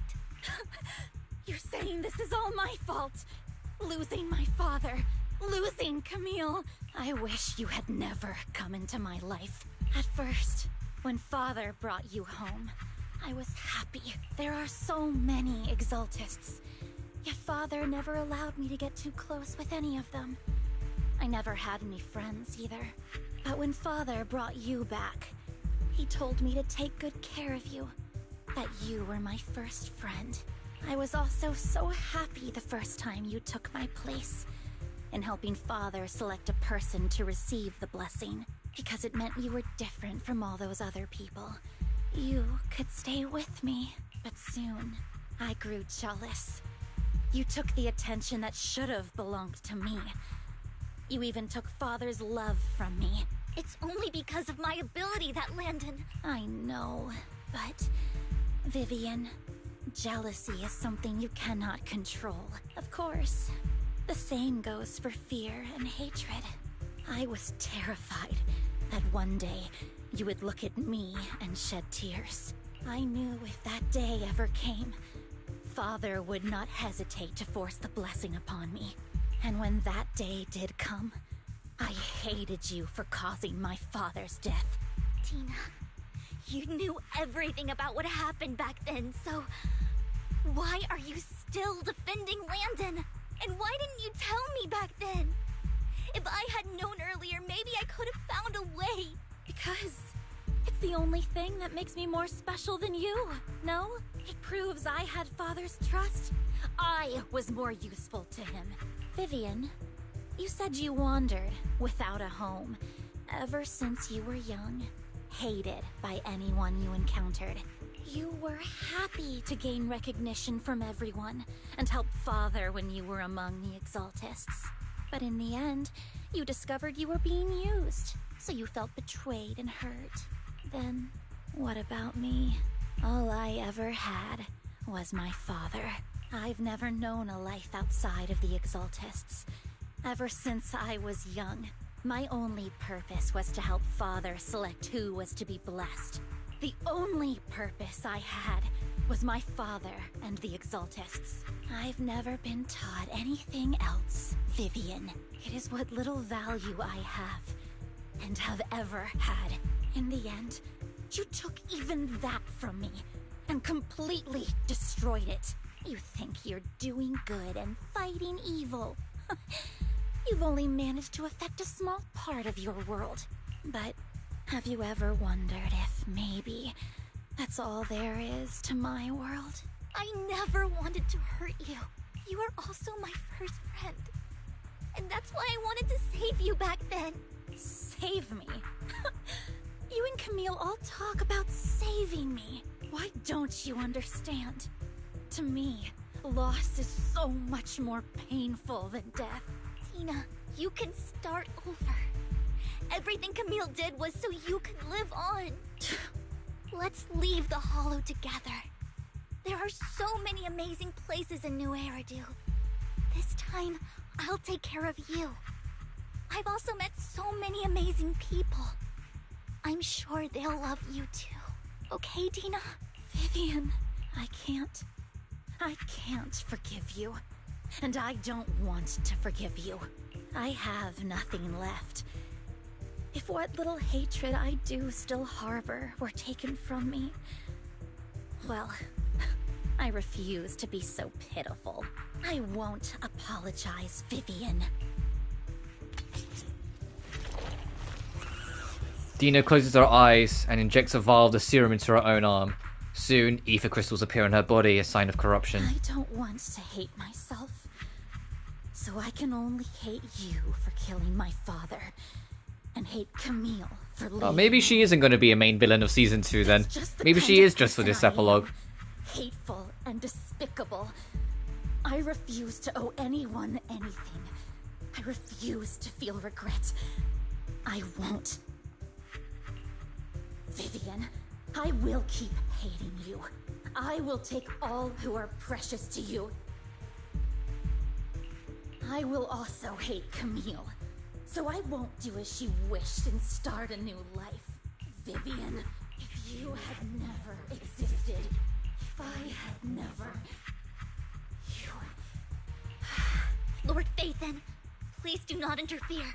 She was my first friend. I'm going to bid her farewell.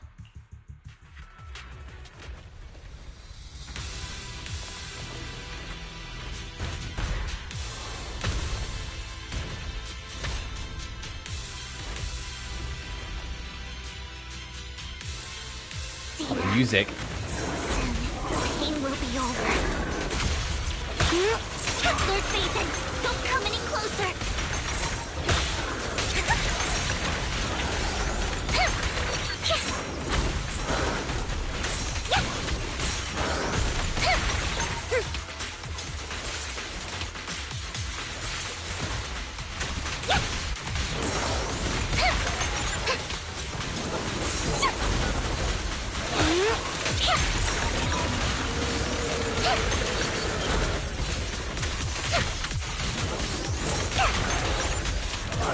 Oh, this battle seems very in the style of like Chapter 1.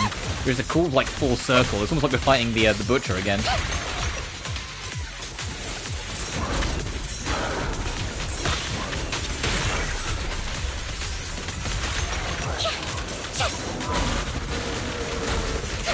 But yeah, I wonder what they are going to do with Season 2 then, because I thought for sure they were setting Dina up to be like the Season 2 villain, but no, she's this.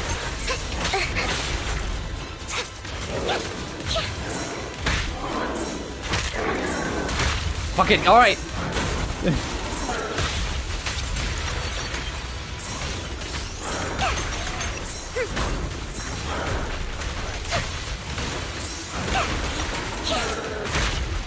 Who dares get between me and Lord Phaethon?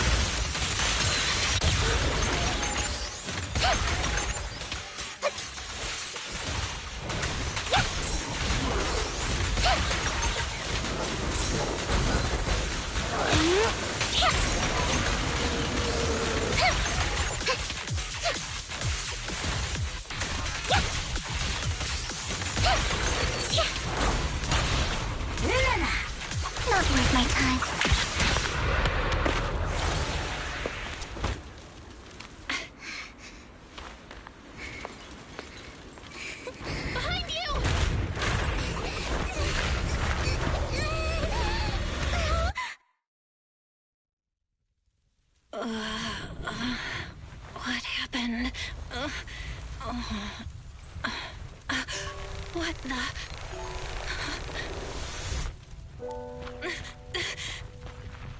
Vivian! Belle, don't come near me. This is my own choice.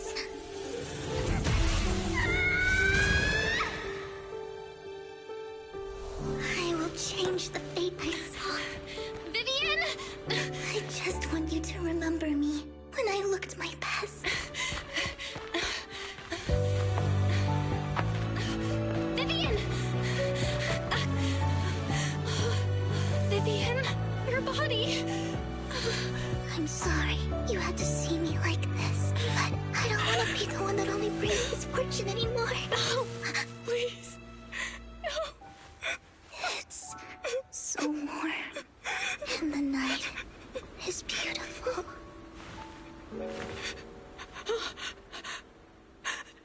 Vivian?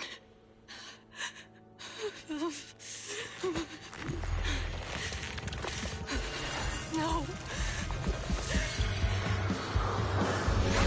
It can't end like this.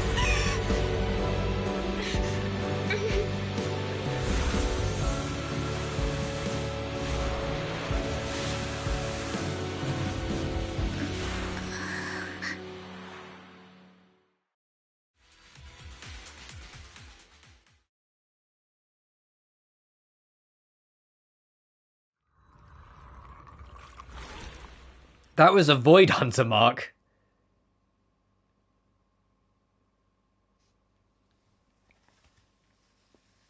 Ugh. Oh, sorry, I got tears in my eye. That was a Void Hunter mark. Is Belle gonna become a fucking Void Hunter? Oh. It feels as if you had a long dream where you saw your teacher again with her familiar smile. But soon the environment and your teacher both dissolve in the water, leaving behind a misty curtain, blurring then vanishing. Belle, you're scaring me. Belle, I'm so glad you're awake. What happened? I remember Vivian and I... Wait, where's Vivian? She's the fucking She cure. injected herself with Landon's serum. Hugo and Lycon brought you out of the hollow. You were in a coma and... I'm so glad you're safe. And you said Vivian used the serum on herself? But she looked fine to me, barring a couple of scratches. Hugo sent a message earlier saying he got her checked over, and she was alright. Can you recall what happened? The situation was dire, so Vivian used the serum on herself to defeat the ethereals. I saw the crystallization process starting to occur, and then I can't describe it, but I think I saw something. At the time, all I was thinking about was wanting to remove the crystals from Vivian. I don't even know what I did. But then I passed out, I guess. What happened after that? When I led Hugo and Lycon there, it was just you and Vivian lying on the ground. We didn't see anything else. Never mind that for now. Belle, do you feel any discomfort? Just a bit dizzy. For tonight, just get some rest. Hugo and Vivian said they'll come over tomorrow, so we'll discuss everything then. Okay. Good night then. This time there are no strange sounds or sights in your dream, and you sleep peacefully throughout the night. Shortly after you wake, Vivian, Hugo, and Lycan arrive at the video store. Lord Phaethon! How are you feeling? No headaches? Leg pains? Heart palpitations? Loss of appetite? Vivian? I was just so worried. Sorry. Anyway, Lord Phaethon, I'm so glad you're okay. What happened this time was all my fault. You only became an ethereal to defeat Dina. If it weren't for you, neither of us would have made it out alive. So, what happened? Belle said she saw the crystallization process start, but I didn't see anything through EOS. Hugo, Lycon, did either of you guys see anything strange? Allow me to explain. Miss Vivian told us what happened after she awoke, and the mayor arranged a full medical checkup for her. Based on the results, Miss Vivian indeed shows mild corruption sequelae. But if the crystallization process had already started, the lingering effects should be far more severe. To be precise, if the process had already reached the point of mass surface crystallization, it should have taken no time at all to become an ethereal. So, the mayor theorizes that it was the etheric energy within Master Proxy's body that affected Vivian's condition and the surrounding etheric particles, causing Vivian's corruption to recede. Essentially, corruption is a reaction between the etheric particles inside the body and in the surrounding environment. Therefore, it's not necessarily irreversible, just that currently our mainstream method of defense is prevention. How come I didn't know I had this ability? How's it even possible for me to influence other people's etheric particles? That makes it sound like I can manipulate etheric energy at will. Yeah, sorry, hang on a second. Let me read this back. So yeah, we just have the energy in us to manipulate it.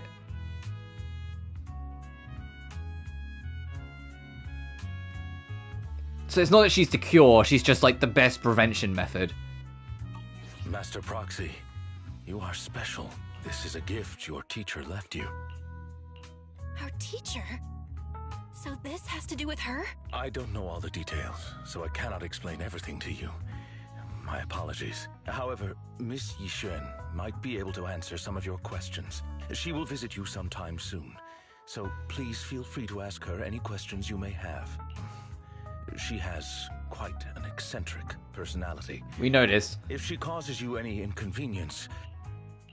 If she causes trouble, can I file a complaint about her to you?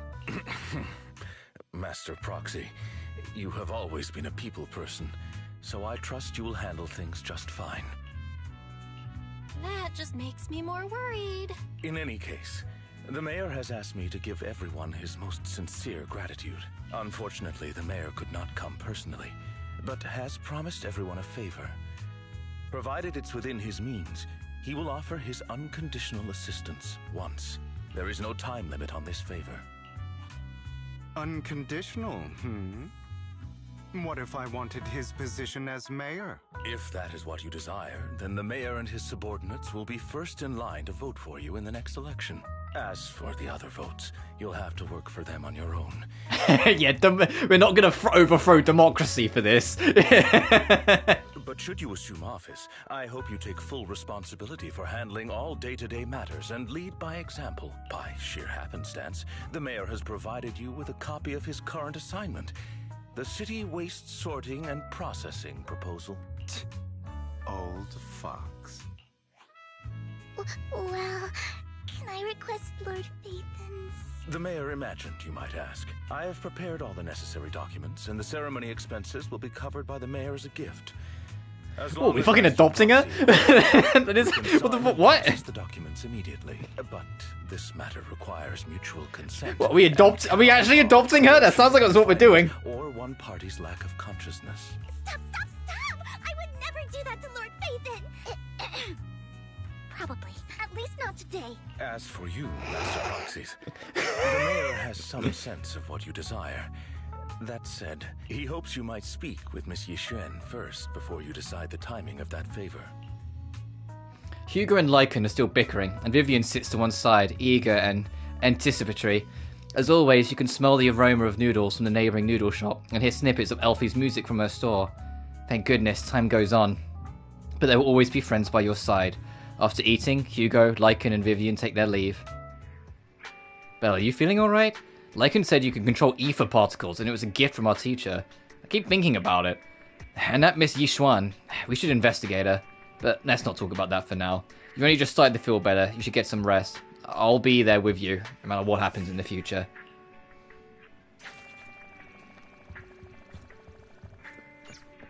Yeah, it's really going to go up and rest. We'll probably get our T's for 2.0, and then it will probably end. That was a great story. Because obviously I did. I know it'll mute the video, but I saved that cutscene. There was a lot of sick moments. I'm kind of like looking through. Like, I took a lot of fucking screenshots today, by the way.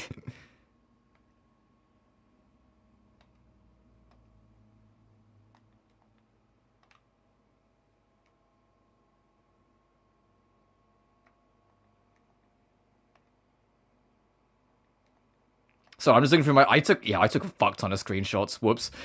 I took 17 screenshots today. Okay, it's not as vicious as it could be, but at the same time, oof.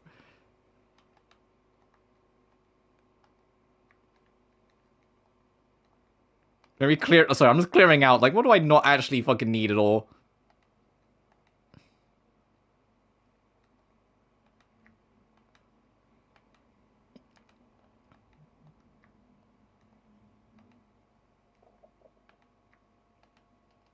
There we go, that'll do. Fucking sorry. What's happened recently, but can I really control etheric energy? If it's a gift our teacher left for us, then doesn't that prove that her research was focused on mitigating the damage Hollows have on humanity? Perhaps this can serve as evidence that she's innocent, but I don't feel anything yet. Doesn't feel like I have any special powers. Your thoughts all jumble together, and your mind feels heavier and heavier. You drift off without noticing it.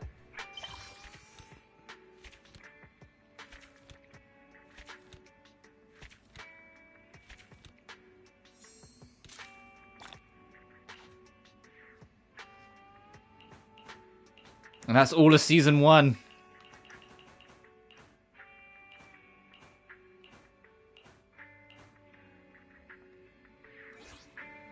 New Eridu continues to coexist with sacrifices, and neither daily life nor hidden crises ever cease. New stories in the distant horizons are surely exciting, but one should also cherish each passing day.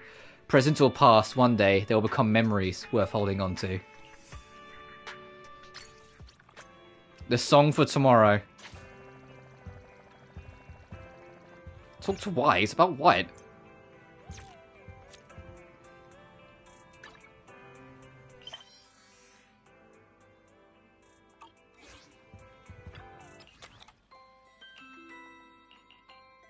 Puppet, Death Puppet, Silver, Stingy and Scope, and The Evil.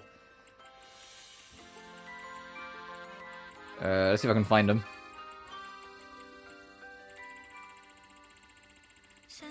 Oh, it's down here.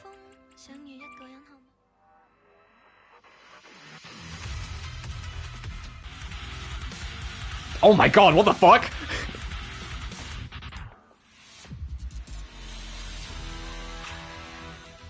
Oh, that's the new boss. Well, let's say new boss. Last patch's big major boss. This is probably Silver Anby's, like, story battle theme.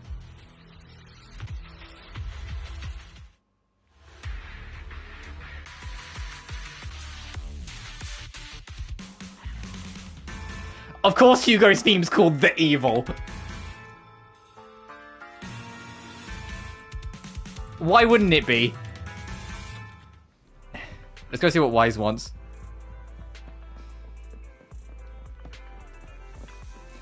Belle, someone's calling herself Yishuan is here for you. She dressed like one of those masters of the mystic arts from those movies. Do you know her? She saved me in the Hollow. I do. She saved Vivian and I when we carried some Inferiors before. Wise, do you remember what the mayor said before? That he'd bring in a Void Hunter rank special investigator to help us adjust to our ether aptitude? Yishuan is that investigator. I see. No wonder she has such a unique presence. According to her, we have good feng shui. The 6th Street is geomantically blessed with a good place to live too. That makes sense. Really? Yeah, she looked so serious. It didn't sound like some empty flattery. You weren't here when she came in earlier. I asked if she wanted to stay and wait, and she said she wanted to take a look around and could talk to you once you're free. If you had time, you should go find her, Belle. Okay, so this is the tease for the future. This is like after you do Tour de Inferno, and it ends with a little tease of Virtual Revenge. There she is.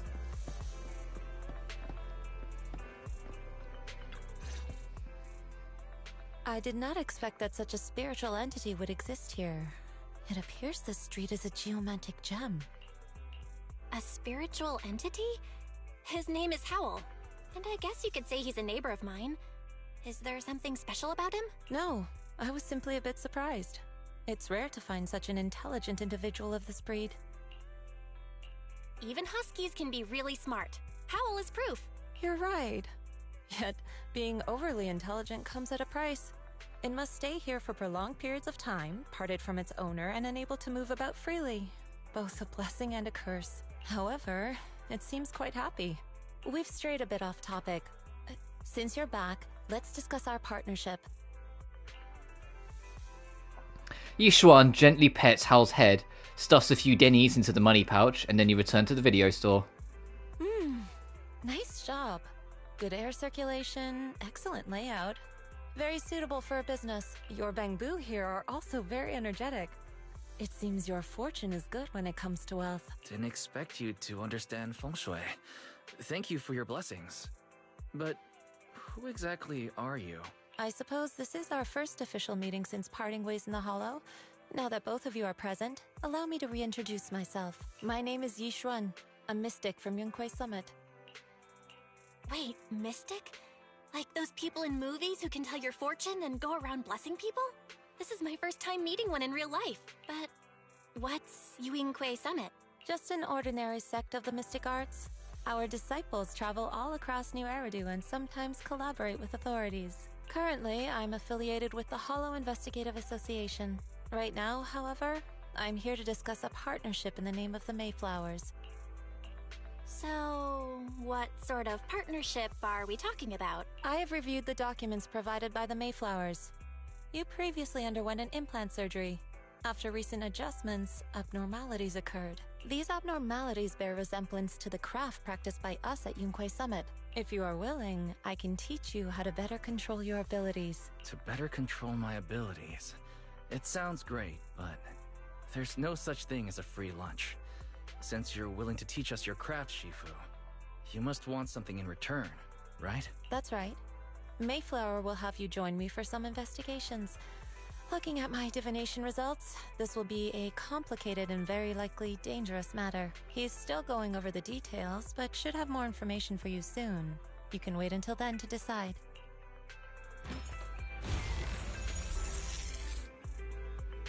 I was about to say, what's that sound effect? But then I noticed the demon bird on her shoulder. Let's leave it at that. The weather is nice today, perfect for going out.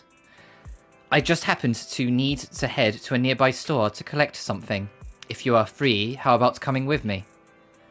We have a long path ahead of us, so it would be good to take an opportunity to learn more about each other's ways and methods. Sure. Sounds good, then let's go. Yishuan Shifu, where's the store? It's at Luminous Square. It's called Biyan. I know that store. Oh, I know that store. But hasn't it been closed for ages now? Is that okay, Shifu? It matters not. Whatever the situation, let's head over first. It's been ages since I last came to the Janus Quarter. I'd like to take a look around. Just tell me when you're heading to Luminous Square. We can meet up there. Yishuan nods a goodbye to you and leaves 6th Street. I guess we can go do that.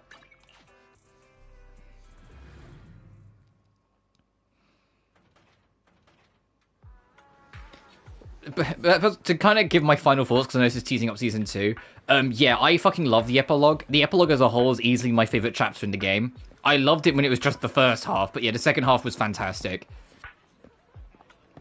Not all of it made sense straight away, but I eventually kind of figured it all out, but I genuinely really had a good time with it, and can't wait to see what Season 2 brings to the table. Please, help me check my fortune! Here's my palm. Look, doesn't this thick wealth line mean I'm about to strike it rich? I've looked it over, and your fortune is decent. Huh? You barely looked at it, and you're already done? You have good fortune. What? You don't believe me? I do. Thank you so much. Next, it's my turn. Hey, wait, hey, quit cutting in line. So, this is where you were. Who are all these people? You're here, Belle? I decided to take a break.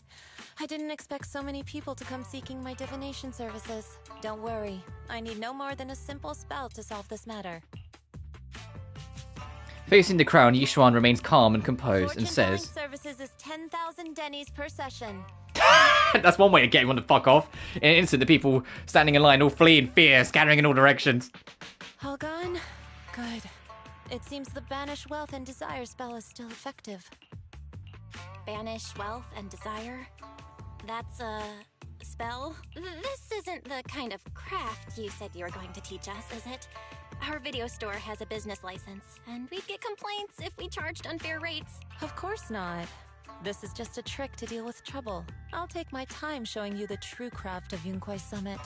For now, let's find that shop. Shifu, please wait, Shifu. So many people wanted to tell you their fortunes. You must be a divine immortal of legend. Great, I finally get to meet an immortal in the flesh. Please, I need your help. I am no immortal, just a normal mystic. However, it appears you're in quite a pickle. It bumped its head when it was produced, and I don't know what parts got damaged, but sometimes it gets all dazed and really slow to respond. Also, it can't connect to the internet and can't receive messages, so it isn't caught up on anything and ends up looking even more silly. Other Bangboos keep mocking it, and it's got a short temper, so it's always fighting other Bangboo. Hey Fabled, hope you're doing well, dude. Are you talking to take it to repair store? No, it's afraid it can't be repaired and will get scrapped, so it refuses to go to repairs. But it's like watching those movies with immortals who catch demons, so it wants to learn mystic arts. If you try and convince it, it might agree to be repaired. So you wish to use the mystic arts as a cover to convince it to get repairs. It shouldn't be difficult. Belle, do you know any place nearby that does repairs? Let me check it over first. No need for that. I can check it over first. If there's no major hardware issues, I can do some debugging and adjustments. Very well. Really? Great. Amazing. You two are amazing. My friend is not far from here. Please go check it out. If you're just joining us, we have just done the main story. After you do the story, you get to hang out with Yixuan, who is a 2.0 character. So this is effectively acting as your tease for the future that you get to hang out with her for a bit. To not spoil anything, I absolutely loved it. I love the new story stuff. There's a lot of build-up. There's a lot of things answered and explained. A couple surprises, like genuine like twists and turns that I've caught me off. And it's left the game in a very interesting position to go into 2.0 with. Everything in like this area of the map is effectively rounded out, so I get why 2.0 will now take us to a whole different area within New Eridu, because New Eridu is a gargantuan fucking city, so going to a whole new area to do so, like to continue it onwards. Also, with the mayor straight up owes us, which is always pretty cool, so at some point we can bank in a favor from the mayor. Vivian's favor that she tried to bank in, I'm not sure if she was trying to get like adoption papers, sorted so we can adopt her, or marriage certificates, but it was something involving needing our consent and signing a document. So to take that as you will. Also, it is kind of spoilery, but it is kind of important story. We learned that Belle has like an imprint on her from her teacher that allows her to manipulate ether within people, and it was enough to save a life from ether corruption. Whose life? Well, you'll just have to play and find out for yourself. CC, look, I brought you the Divine Immortal. Also, yeah, I saw your fucking pun, Fabled. I'm not acknowledging it anymore. Really, a real immortal? Yup, really, they're really amazing. I saw this Shifu say a spell and disperse a whole crowd of people. She even said she'll train you in the mystic arts. Really? I've been waiting for this day for so long. Yes, however, in order to walk the path of a mystic, you must have an innate talent for it. Please allow your senior sister on the path of mysticism to check you over. Well, great. Now I could be like those movie protagonists, learning awesome mystic arts, gaining divine power overnight, and then taking revenge on those bullies. A dongle for a dongle, a widget for a widget. Everything they did to me in the past, ICC will make them pay for it tenfold. Let's have a look. Calm down, let me check your parts first. Okay, please. You can definitely check the Bamboo CC's parts. Its network module is a little bashed, but the damage is minor. You fix it. Oh, okay. We fix it.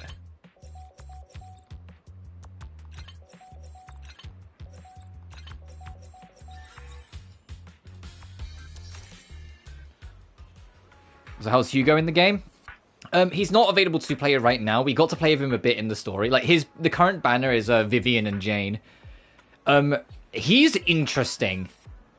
I was talking about it during it, but like he's definitely going to be designed around very specific teams. But his whole gimmick is when you use his like his enhanced skill, like when you use your skill with energy or use his ult, you bank out the stun gauge on the enemy into extra damage. So like if they've like just been stunned, you know when you have that grey bar after the stun bar fills that slowly starts depleting, and then once the grey bar's empty, that the enemy's back to normal. When you use Hugo's skill or ult, that grey bar instantly vanishes, but the larger the bar was when you did it, the more damage you bank out.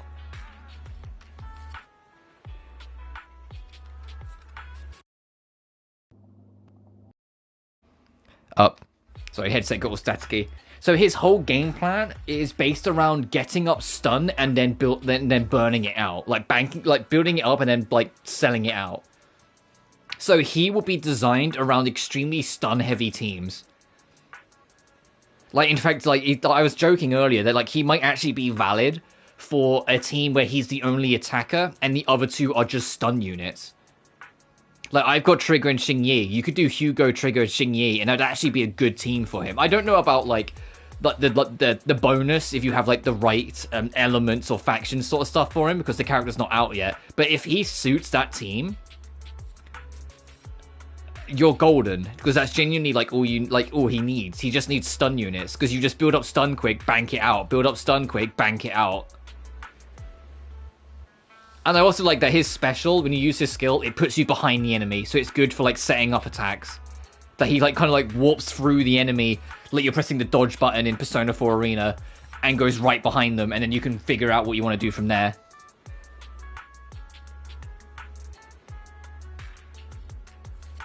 Oh, it was that? Wow, countless messages and updates are flashing before my eyes. Whoa!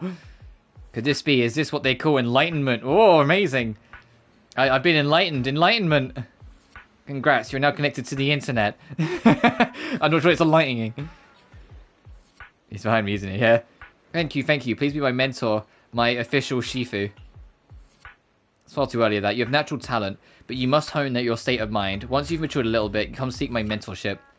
Do not know much of the Bangbu affairs, but I can teach you an incantation, the spell of calming. When you feel agitated and wish to fight those other Bangbu, you can recite this incantation under your breath. Their brains are made of defective parts. Also, Yishuan, who's the girl with us, she is Void Hunter rank, so she's Miyabi strong. And she's going to be a 2.0 character. So I wouldn't be surprised if she, gets a bit of an attention when, like, she comes out because of Void Hunter. It's also kind of wild they're dropping her in 2.0. That's like dropping Rain Shogun in 2.0 of Genshin. It's like, well, hang on a minute, no build-up?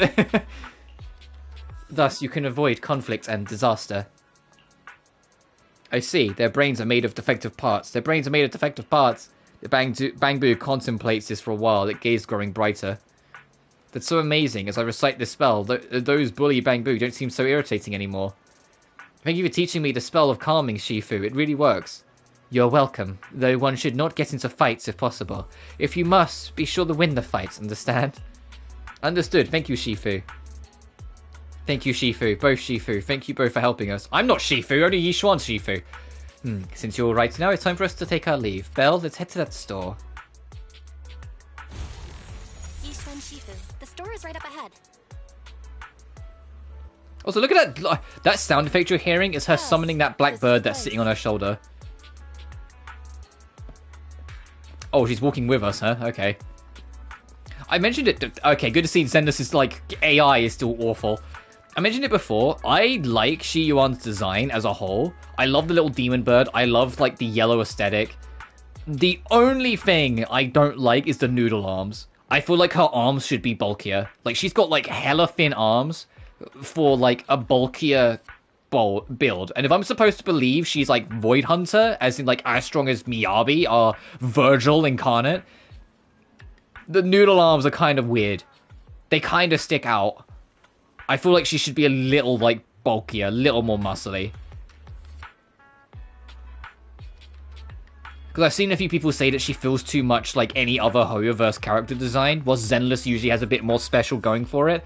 And I think that special attribute will be tied to that little demon bird more than anything, so I don't think it will be a problem. But I get the complaint that it does feel like her design is more in line with standard Hoyo affair, when most designs... Oh, I guess we're in story stuff, I can't exit my agency stuff here. Most designs... in Zenless are far more, like, out there. But okay, let's go to the antique store. I will probably roll for Yishuan, though, but we'll see. This is the one. Seems it's closed. Another wasted trip. Not necessarily. 1 second, please. Yishuan walked up to the door, gently knocked 3 times in rhythm, and slips a note through the door. A moment later, someone coughs and cracks open the door, passing something to Yixuan. There's someone inside? Huh? Is there someone inside? Relax. The boss prefers to do business with people they know. They like their peace and quiet, so they rarely open for customers. I'm an old acquaintance and just wanted to retrieve something. What a strange private business. Shifu, what exactly are you retrieving? Just some things needed for our future investigations. You'll know in time. AKA 2.0. Really? Shifu, I feel like you're always so mysterious. Rest assured, I'm not hiding anything from you. It's simply because the correct time has not yet arrived, so there is no need to rush. Since we've already obtained what we came for, let's part ways here. There will be plenty of time in the future. We will certainly meet again.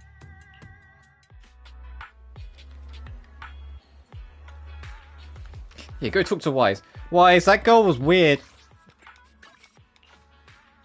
It's okay, Belle.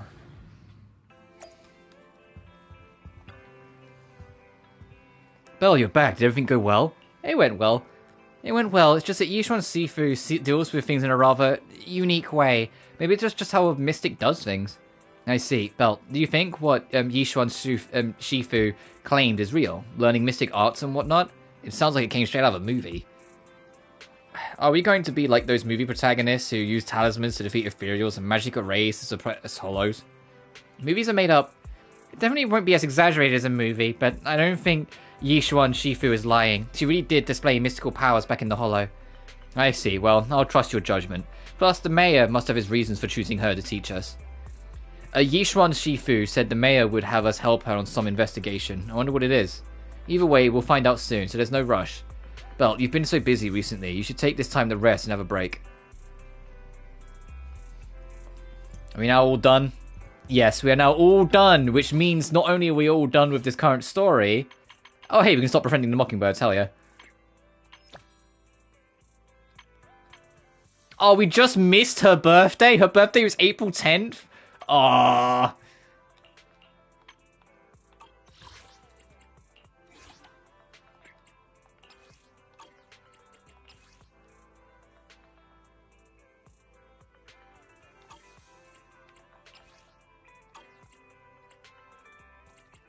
Oh, is it an enemy we haven't encountered yet?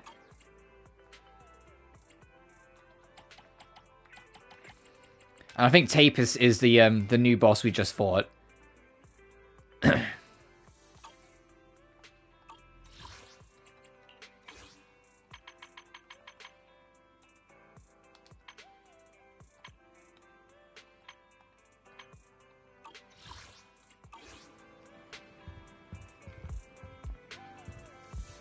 But that's it. But so we're not only done with this story, we're done with season 1.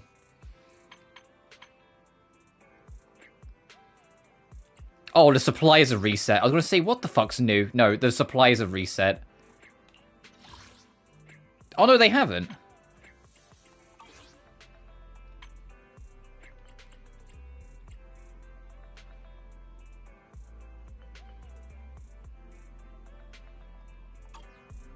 Oh, I digress.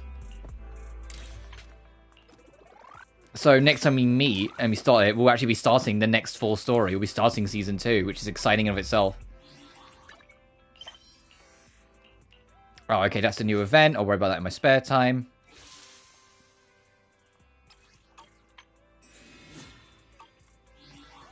Before we go, not that I have much hope, because it's only like 4 or 5 rolls. I'm going to try one last time to try and get Vivian's W engine. We'll do the standard rolls first, just to warm up the engine, just on the off chance we get lucky. If not, I will have to start working.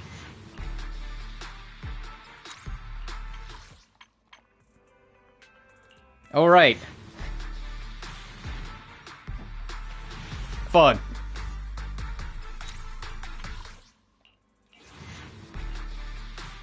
This is very slow, so I'm going to speed it up.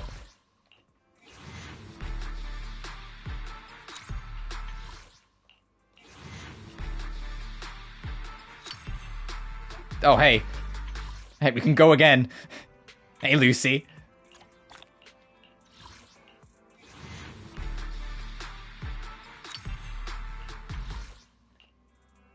I think that's Seth's engine. Oh, we don't have enough for another one. Oh, well, so I'll start working on that next time. I also need to, like, think about this fucking team. I am the eye of... Take it. I'll protect the erratic. This is the path I follow.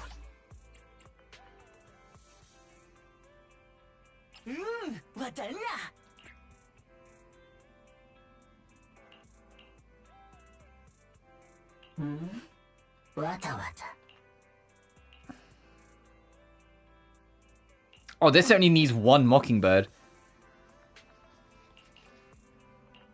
So we'll equip you. And then the secondary team. I know I'm like separating the girlies. I'm so sorry, but we will put... I've got your back. Touch my own case. Let's... I would never... I am... Hey! I'll protect you from any danger. Yes, and that works. Huh?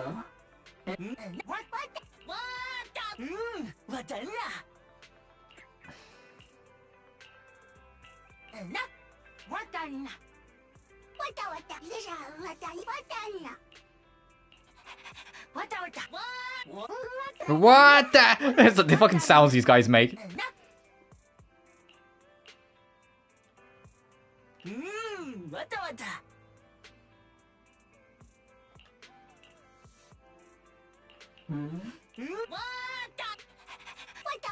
I don't really have like any like proper fire ones, I realize.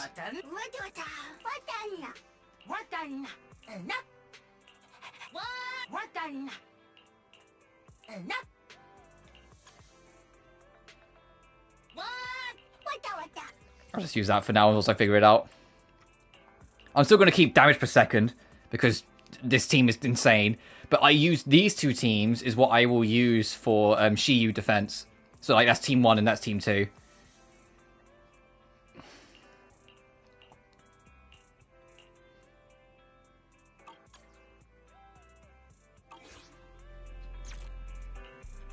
But yeah, like it's weird because like it's been a journey. It's why like, I'm kind of feeling like weird about it. Cause it's been a journey because I've made no secret about the fact that I wasn't the biggest fan of Zenless when it first came out. I liked it a lot, but it wasn't quite hitting it for me. And it's one of those things where as it got more patches, eventually I came away from it for a while because I just wasn't vibing with it. But when I came back to it with Miyabi, I slowly but surely started like peeling me back in, and it's at a point now where I genuinely really fucking love this game. It's kind of crazy how much the devs have listened and worked on it like almost tirelessly to make this a better experience constantly.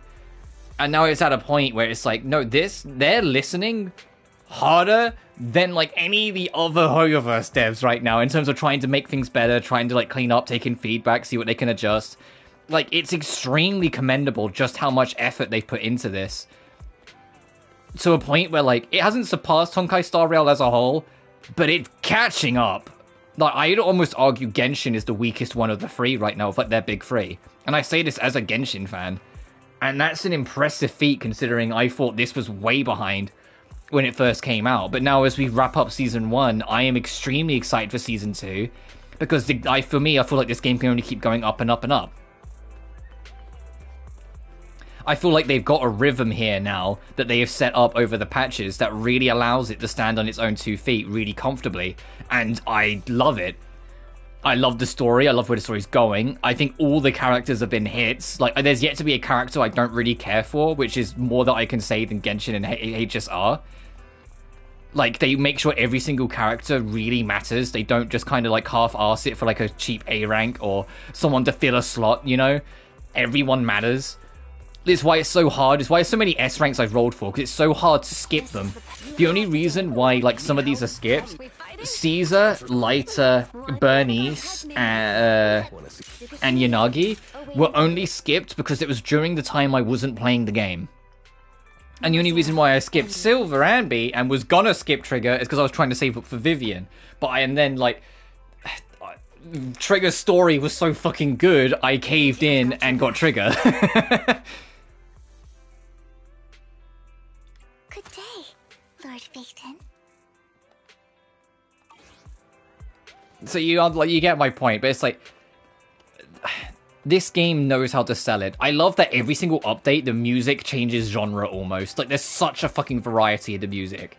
I love the art style and animation style. Like, that's the easiest compliment to give it, I know, but still, it's worth bringing up. This is a very dedicated, passionate team. And, like, genuinely, like, the only thing that's holding it back, I feel, right now, hasn't got anything to do with the design of the game. It's Hoyoverse as a company as a whole replacing voice actors all the time, and that's been a problem that Zenless has had since its launch, because the strike started in like 1.1, so it hasn't ever had a chance to be away from it to just be constant. Like, the fact that even this patch changed voices, I hate that. I wish that didn't happen. And I wish, like, it's not even a matter of signing the union agreement. Hoyoverse are refusing to sign a promise to not use AI. That's it. That's the thing they're fucking refusing. They're not. It's not about signing the union. That's it, and they're refusing to do it. And I imagine it's not the dev team themselves, because obviously it just brings more bad publicity. But the higher ups above them that are enforcing, well, just replace them. Which sucks, because I hate Grace's new voice, but not as much as I hate Koleda's new voice. Hey, don't look down on me. Koleda doesn't sound like Koleda at all, and it's put me off wanting to use the character. Asset confirmed. Preparing to move out. Take a deep standing by. It's really depressing that it's happening. How can I help? But we'll have to see. Hopefully things will get better. Thankfully, no one was replaced in the last patch of HSR, so I can only hope that's the start of things to come, but it was real unfortunate to see 3 actors replaced here. But like I said, that's not the game's fault. The game is fantastic. It's the situation surrounding it that I'm upset with. But I digress. I've waffled on for 4.5 hours. Let's go listen to Hugo's theme whilst I wrap up this stream. And so next time we meet in this world of Zenless, like I said, I will change the streaming title, so it's not going to be like Session 20 it will be Season 2, Session 1. So it will have like this all be wrapped up in like a nice, neat little bow, and then we'll carry on from there next time. But yeah, I'll let this play. Thank you all so much for watching as always. Remember to like and subscribe if you haven't already, it genuinely helps the channel grow. Additionally, consider supporting me on Patreon, which is found in the description, or follow me on the BlueSkies. But until then, you guys take care now. Peace.